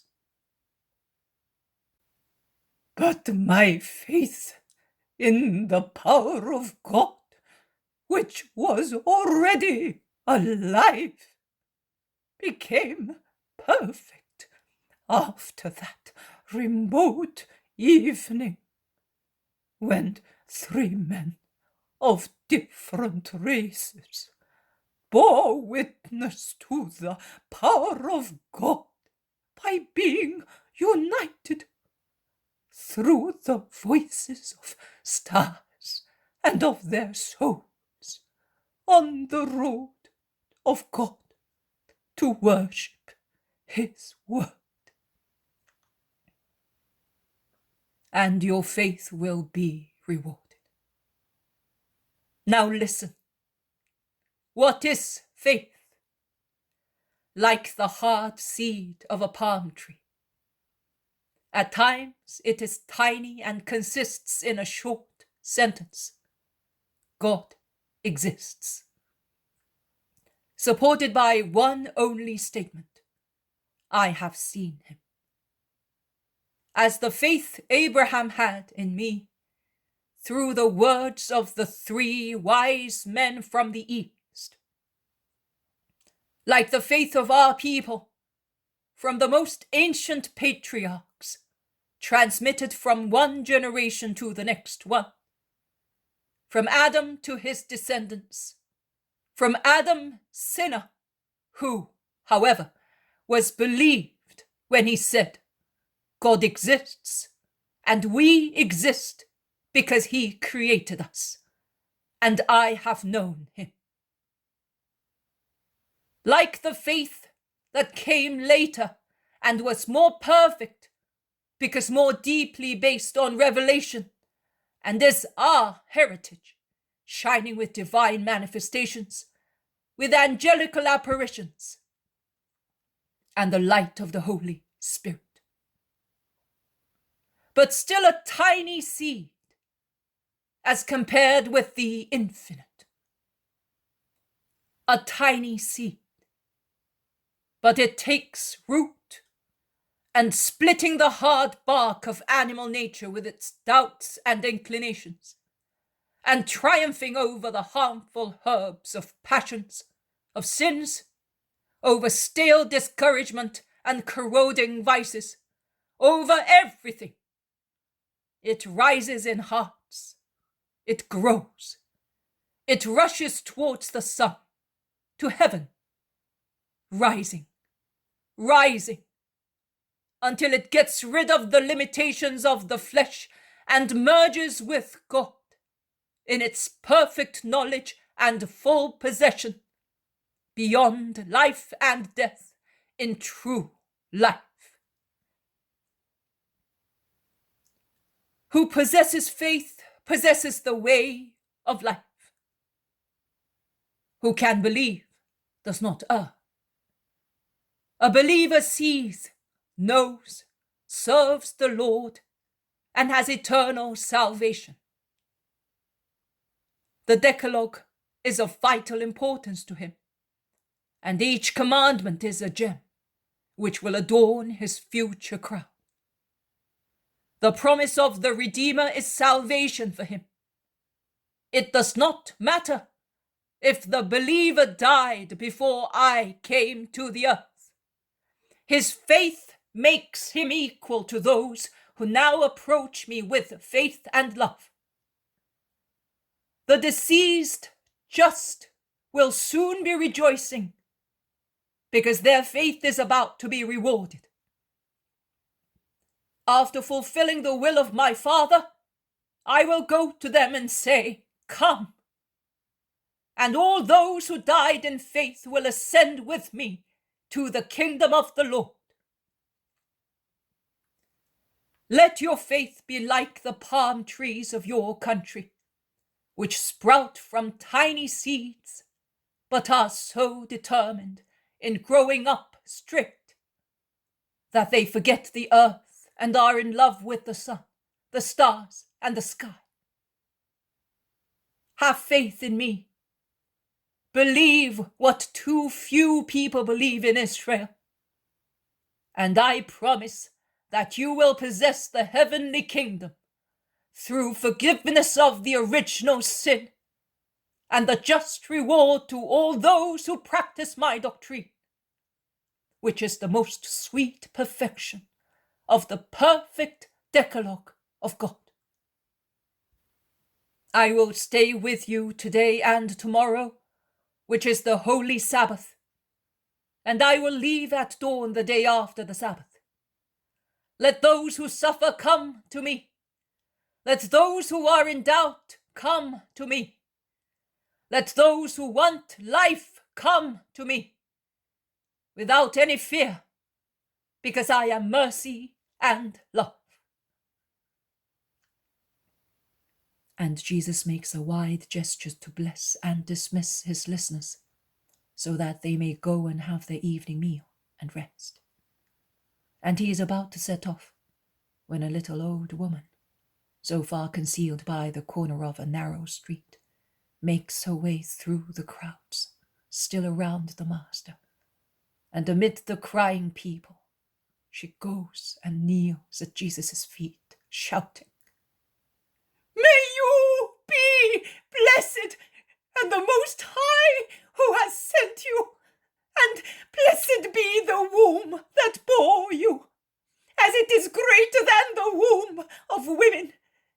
was able to bear you. The shouting of a man mingles with the woman's. Columba, you see, you understand. You are speaking wisely, recognizing the Lord. Oh, God, God of my fathers, God of Abraham, Isaac, and Jacob, God of the prophets, God of John the prophet, God, my God, Son of the Father, King like the Father, Savior, obedient to the Father, God like the Father, and my God, God of your servant. May you be blessed, loved, followed, worshipped forever. And the old head of the synagogue kneels down beside his wife, embracing her with his left arm, pressing her to his heart. He stoops and makes her stoop to kiss the feet of the Saviour, while the joyful shouting of the crowds is so loud that it makes tree trunks vibrate and frightens the doves, which take flight from the nests where they were already resting and fly over En-Gedi, as if they wish to spread over the whole town the news that the Saviour is within its walls. The poem of the man God, the third year of the public life. Chapter 390, Elisha of Engedi, 22nd of February, 1946.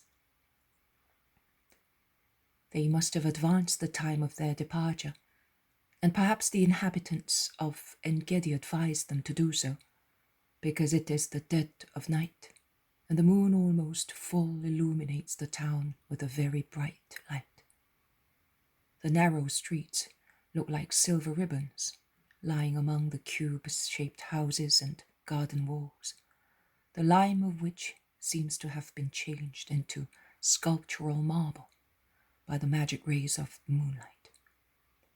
Palm trees and other trees look mysterious, enveloped in the lunar phosphorescence.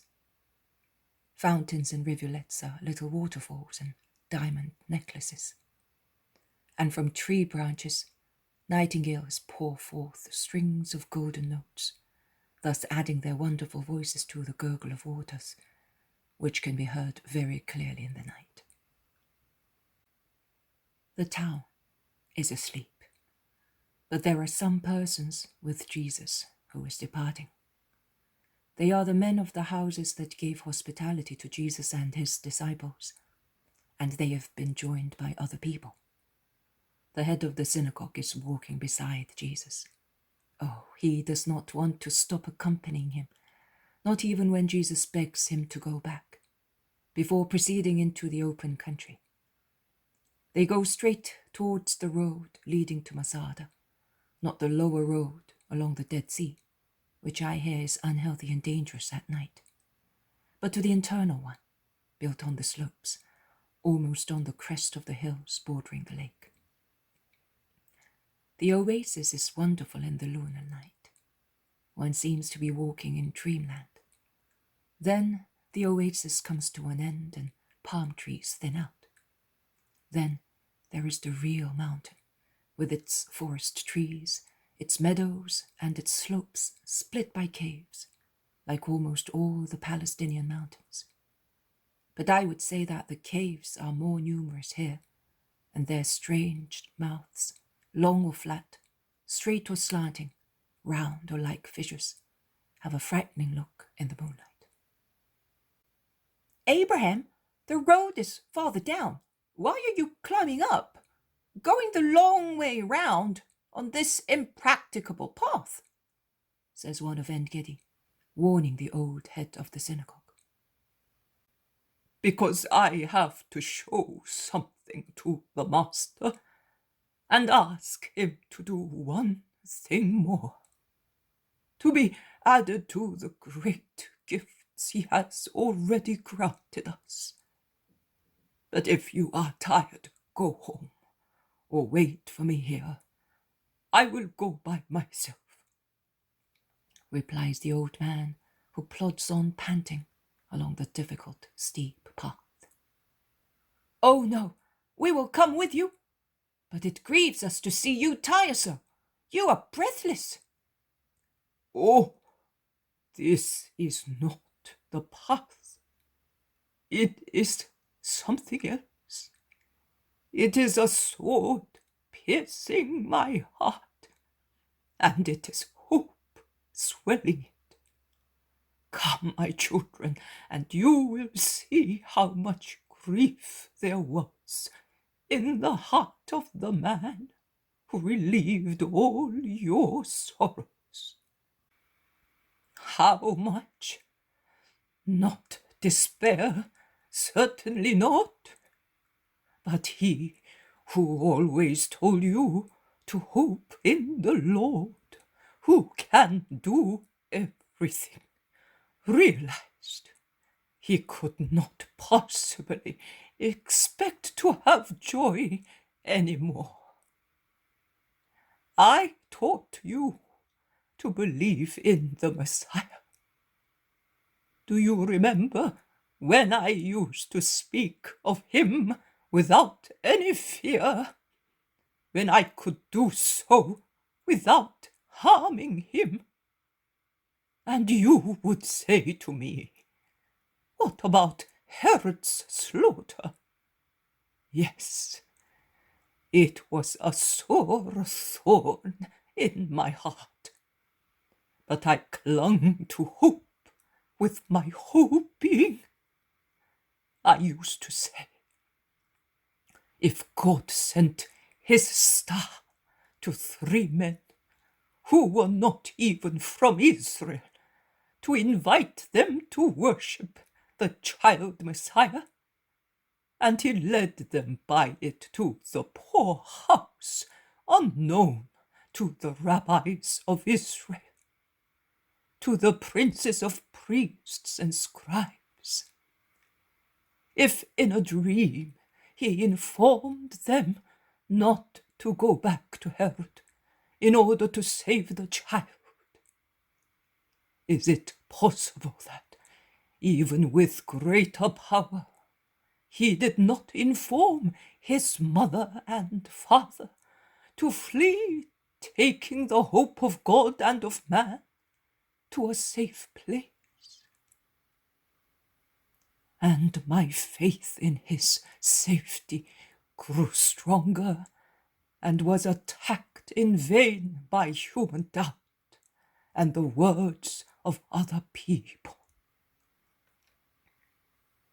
And when the deepest grief for a father seized me, when I had to take a living being to the sepulchre and say to him, "Remain here as long as your life lasts, and consider that if the desire for your mother's caresses or any other reason should urge you towards the town, I would have to curse you and be the first to strike you and relegate you, where not even my most desolate love could relieve you.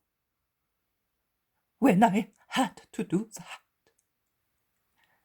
I had to cling even more to my faith in God, the Saviour of his Saviour, and say to myself and my son, to my leprous son,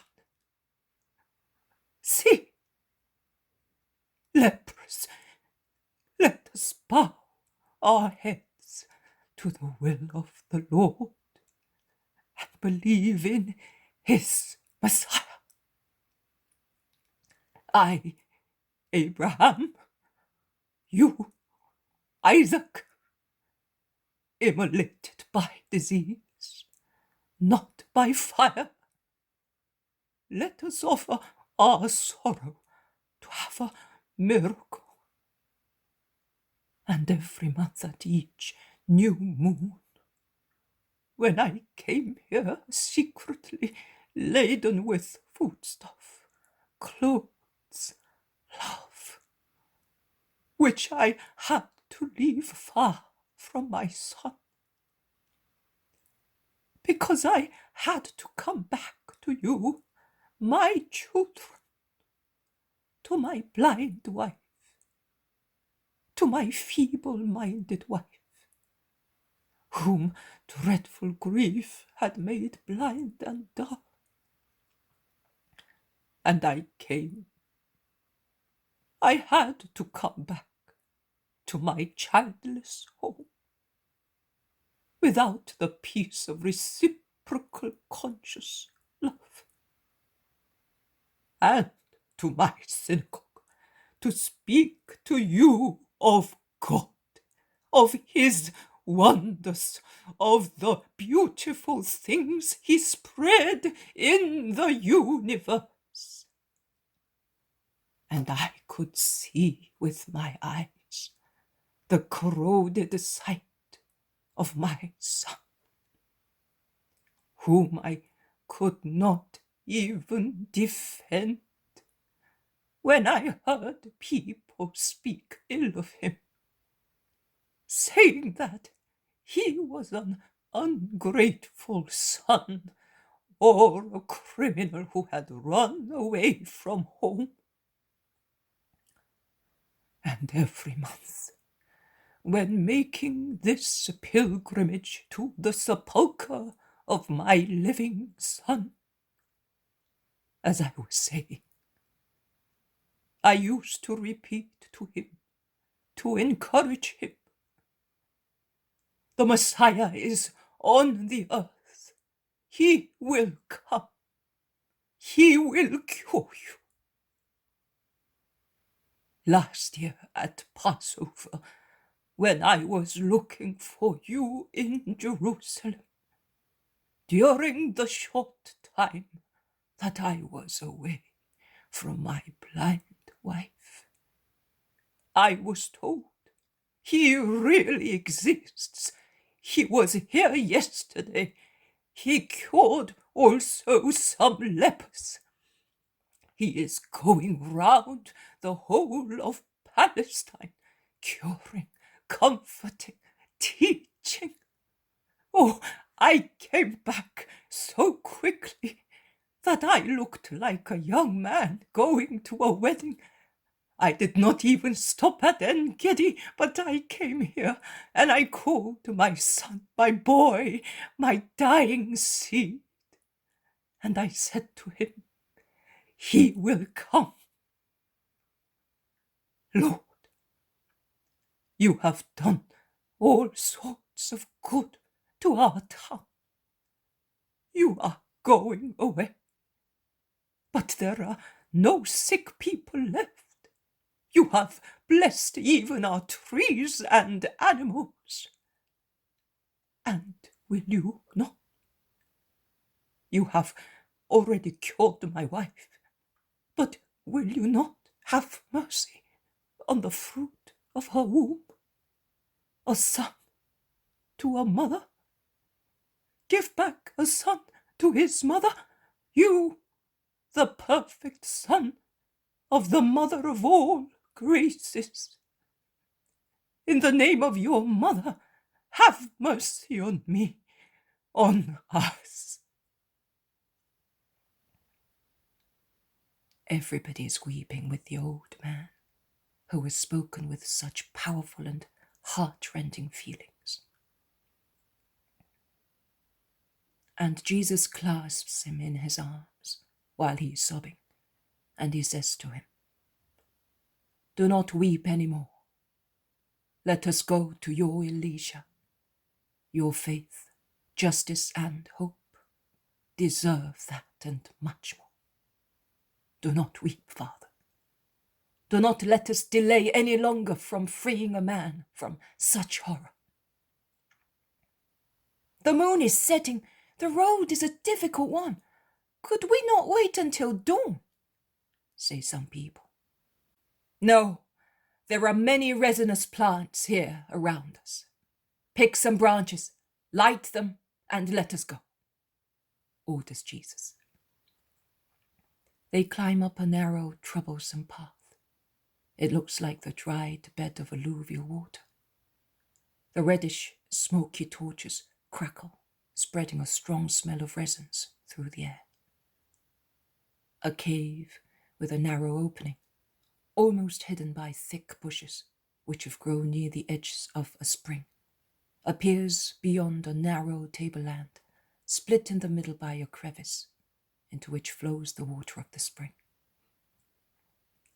Elisha has been there for years, awaiting death. Oh, the grace of God, says the old man in a low voice, pointing at the cavern.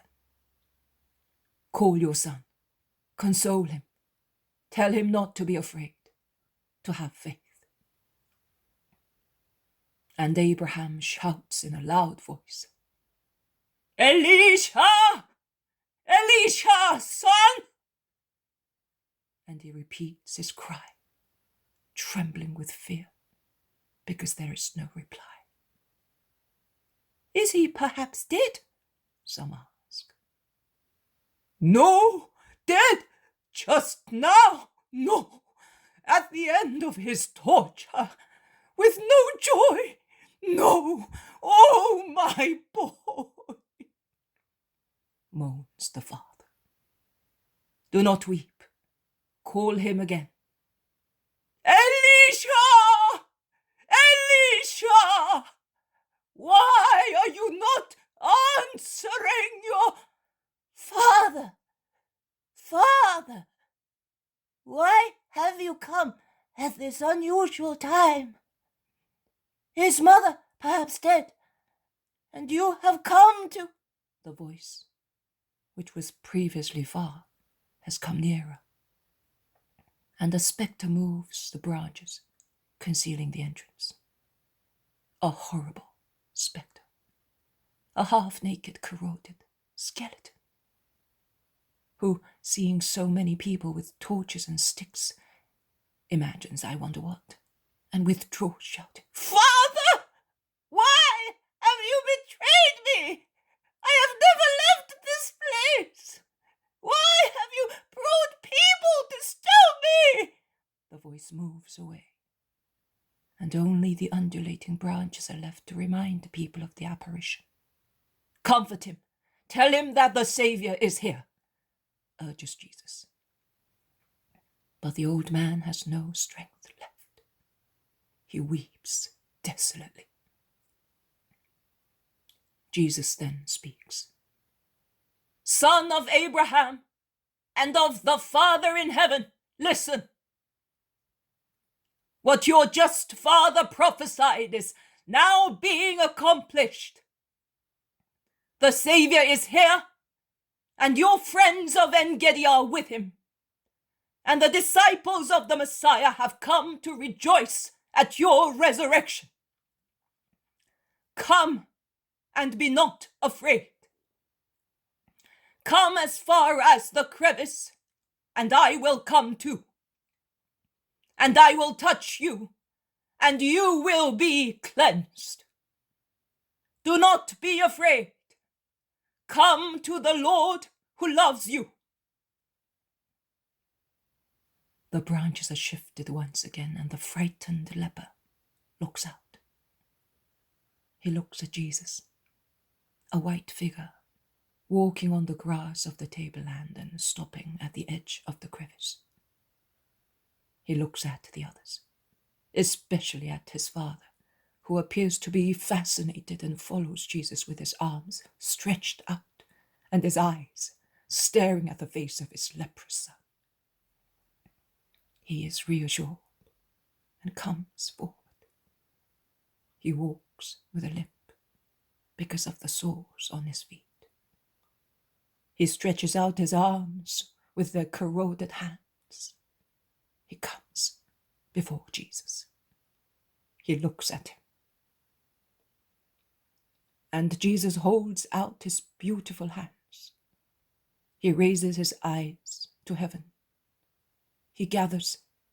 He seems to be gathering within himself all the light of the infinite stars, shedding its pure brightness on the impure, putrid, corroded flesh that looks even more dreadful in the red light of the burning branches, which people are waving to give more light.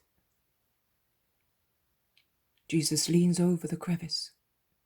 With the tips of his fingers, he touches the tips of the leprous fingers and says, "I want it," with such a beautiful smile that it cannot be described.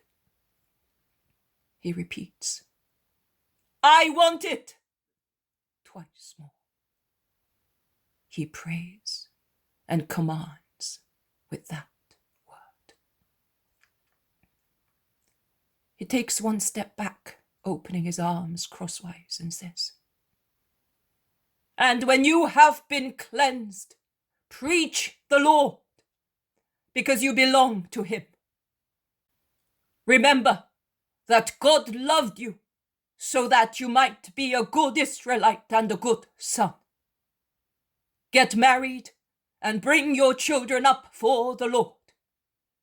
Your very bitter bitterness has been cancelled. Bless the Lord and be happy." He then turns round and says, "You with torches, come forward to see what the Lord can do for those who deserve it." He lowers his arms. As open and covered by the mantle, they prevented people from seeing the leper, and he moves aside. The first cries from the old man kneeling behind Jesus, "Son! Son!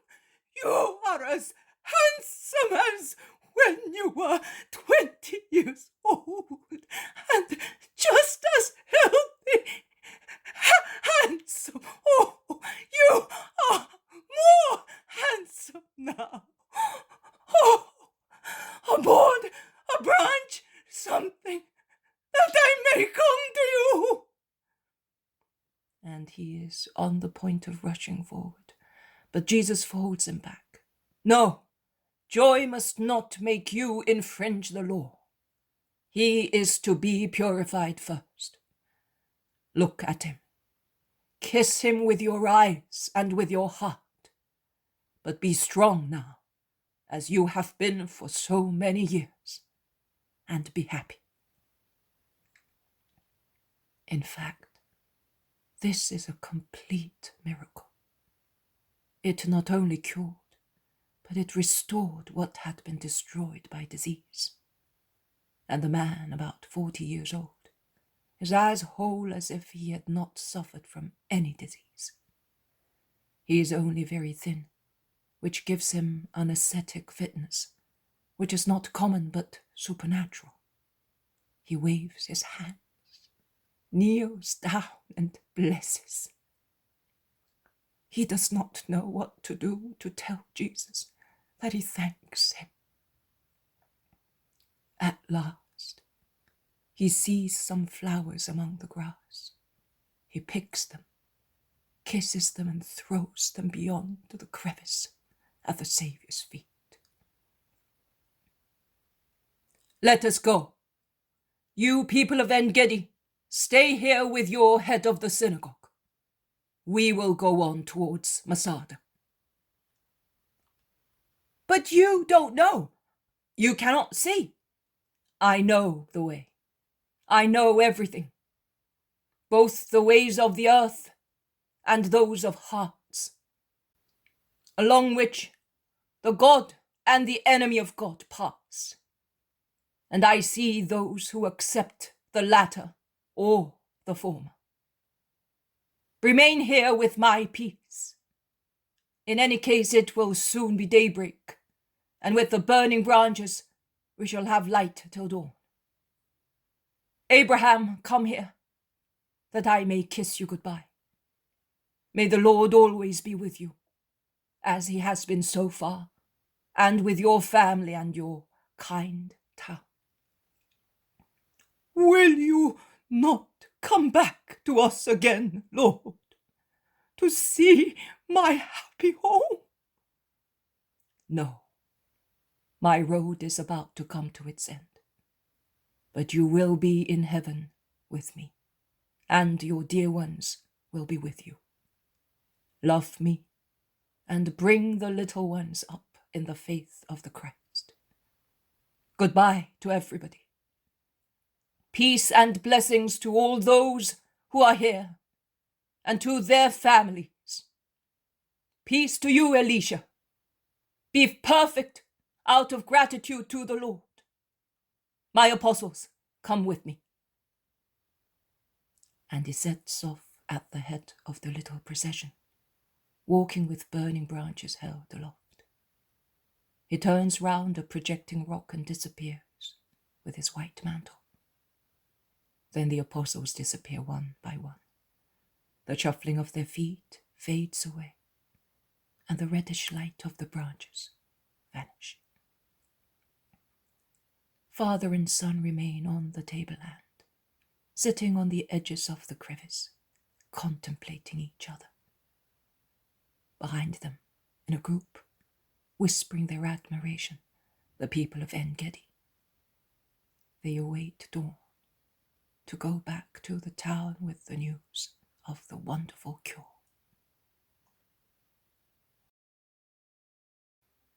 The poem of the man God, the third year of the public life. Chapter 391. At Masada, 25th of February, 1946. They are climbing up a very steep hill towards a town, which looks like an eagle's nest on an alpine crest. They are proceeding with great difficulty, going eastwards and leaving behind a continuous chain of mountains, which are part of the Judean range and which, like the buttress of a huge wall, extend towards the southern end of the Dead Sea. The crest on which the town is built is very high, solitary and steep, such as eagles are fond of for their regal love-making, as they disdain witnesses and community. "What a road, my lord!" moans Peter. "It is even worse than the road to Jephthah, confirms Matthew. "But it is not raining here, it is not damp, and the road is not slippery, and that is not so bad," remarks Judas Thaddeus. "Yes, that is a consolation, but it is the only one. Don't worry, your enemies will not capture you. If an earthquake does not demolish you, no deed of man will ever destroy you," says Peter, addressing the town fortress, enclosed in the narrow circle of his defences, with its houses crowded one against the other, like the seeds of the pomegranate in their tough rind. "Do you think so, Peter?" asks Jesus. "Do I think so? I see it, which is better." Jesus shakes his head, but does not reply.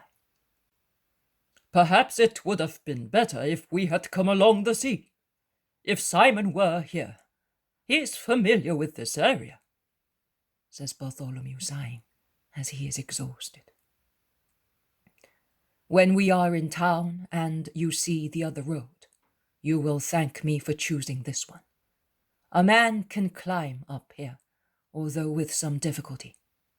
A goat can hardly climb up the other one," replies Jesus. "How do you know? Did anybody tell you, or—" "I know.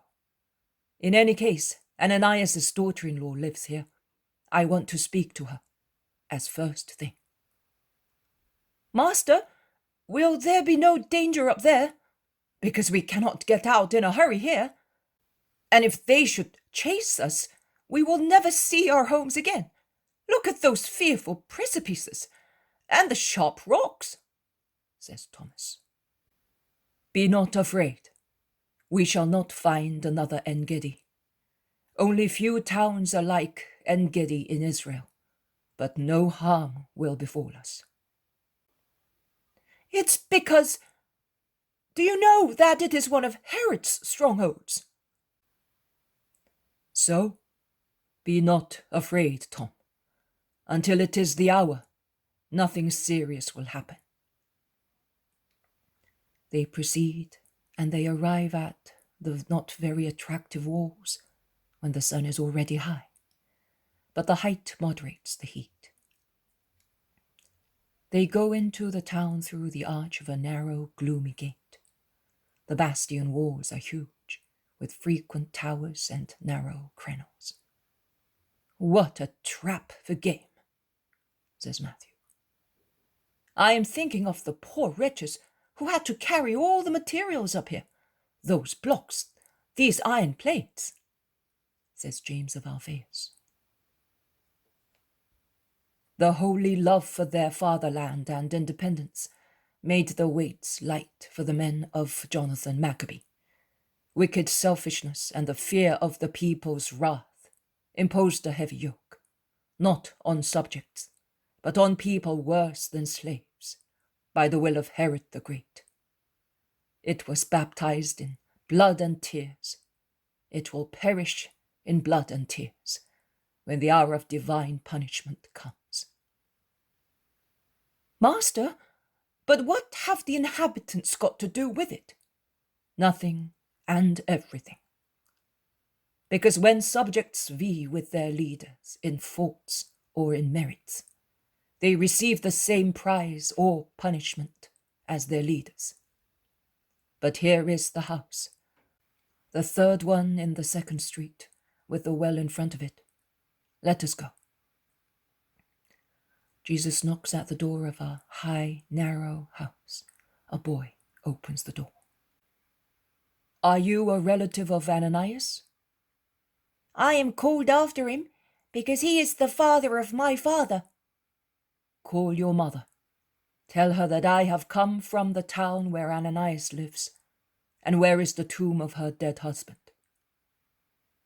The boy goes away and comes back. She says that she does not care to have any news of the old man, that you can go. Jesus' countenance becomes very severe. I will not go away unless I speak to her. Child, go and tell her that Jesus of Nazareth, in whom her husband believed, is here and wishes to speak to her. Tell her not to be afraid. The old man is not here. The boy goes away again. The wait is long. People have stopped to watch, and some of them ask the apostles questions. But the atmosphere is unpleasant or indifferent or ironical. The apostles try to be kind, but it is obvious that they are frightened. And they become more so when the notables of the town arrive with some soldiers. Both the former and the latter look like real jailbirds, and neither inspire confidence. Jesus, engrossed in thought, waits patiently, leaning against the doorpost with folded arms. The woman comes at last. She's tall and swarthy. Her eyes are hard, and her profile sharp. She's neither ugly nor old, but her countenance makes her look old and ugly. What do you want? Hurry up, because I am busy, she says haughtily. I do not want anything. You may be sure.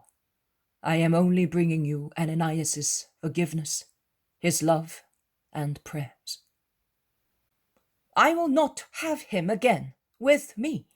It is no good begging of me. I don't want old mournful people. It's all over with him. In any case, I am getting married again, and I cannot impose a coarse peasant like him on the house of a rich man. I have suffered enough through my mistake in marrying his son, but I was a silly girl then, and I was only looking at the handsomeness of the man. Woe is me! Woe is me! Cursed be whatever brought him my way. Let even his memory be anathema, she shouts, looking really wild. That is enough. Respect the living and the dead, whom you did not deserve to have. Your heart, woman, is harder than a stone. Woe to you, yes, woe to you. Because there is no love for your neighbor in your heart, and consequently, Satan is in you. But watch, woman, watch, lest the tears of the old man and those of your husband, whom you certainly oppressed through your lack of love, should become fire raining on what is dear to you. You have children, woman. Children! I wish I did not have them. Also, the last tie would be broken.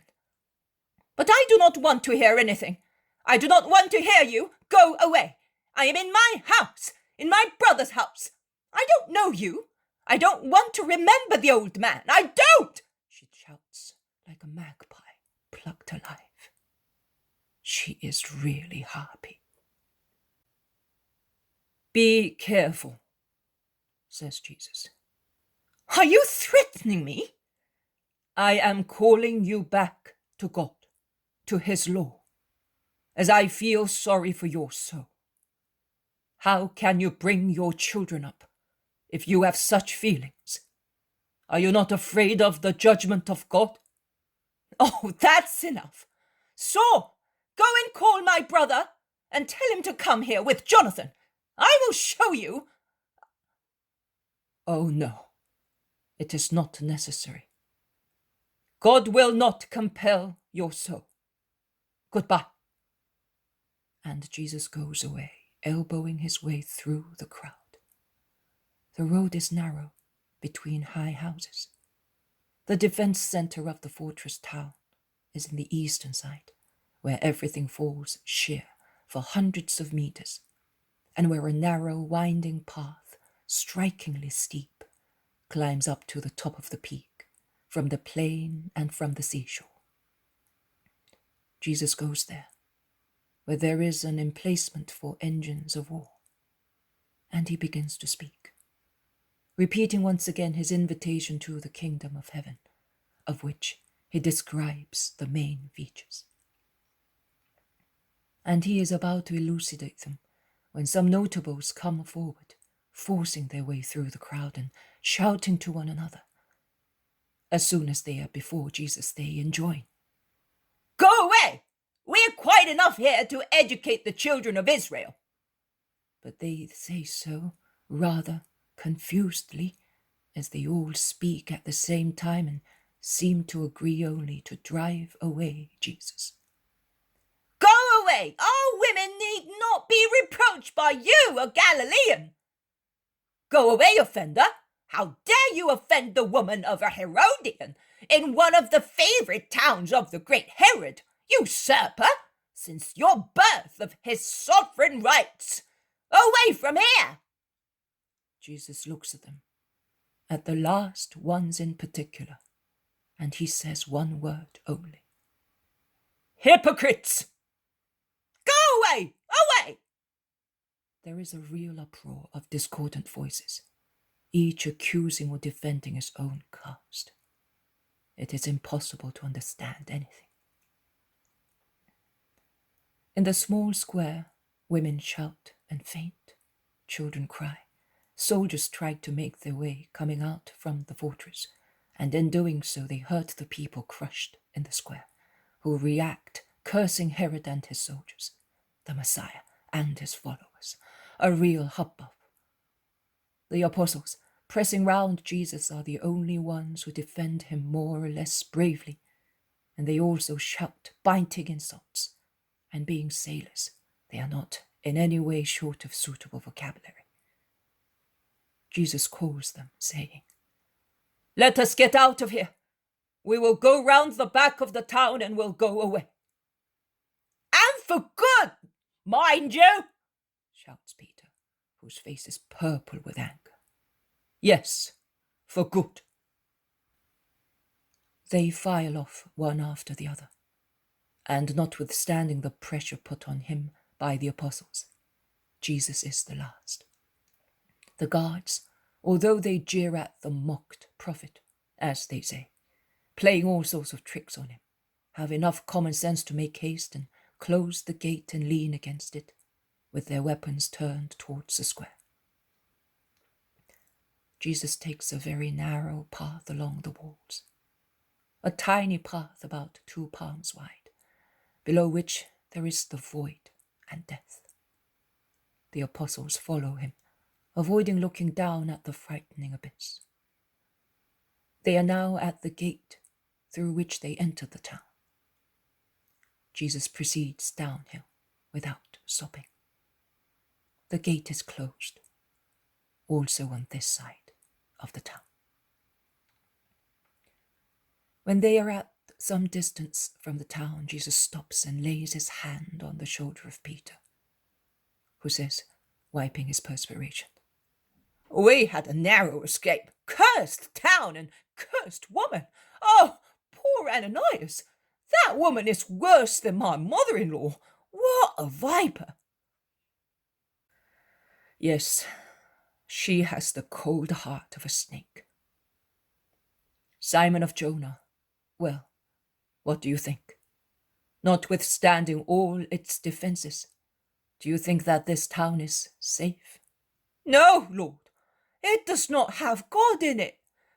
I say that it will be doomed with Sodom and Gomorrah." "You are right, Simon of Jonah.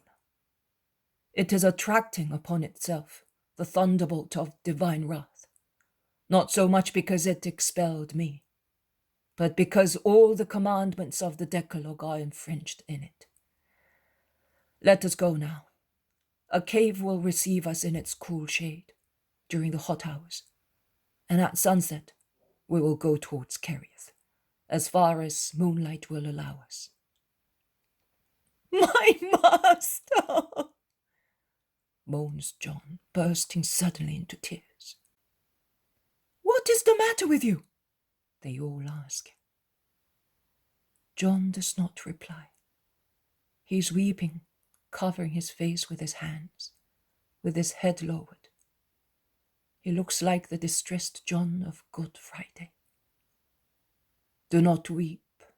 Come here. There are still pleasant hours ahead of us," says Jesus, drawing him to himself. But what comforts the heart increases also tears. "Oh, master, my master! What shall I do? What shall I do?" "For what, brother? For what, dear friend?"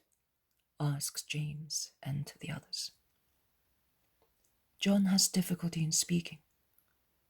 Then, raising his face and throwing his arms around Jesus' neck, thus compelling him to bend over his distressed face, he shouts and replies to Jesus instead of those who had asked him the question.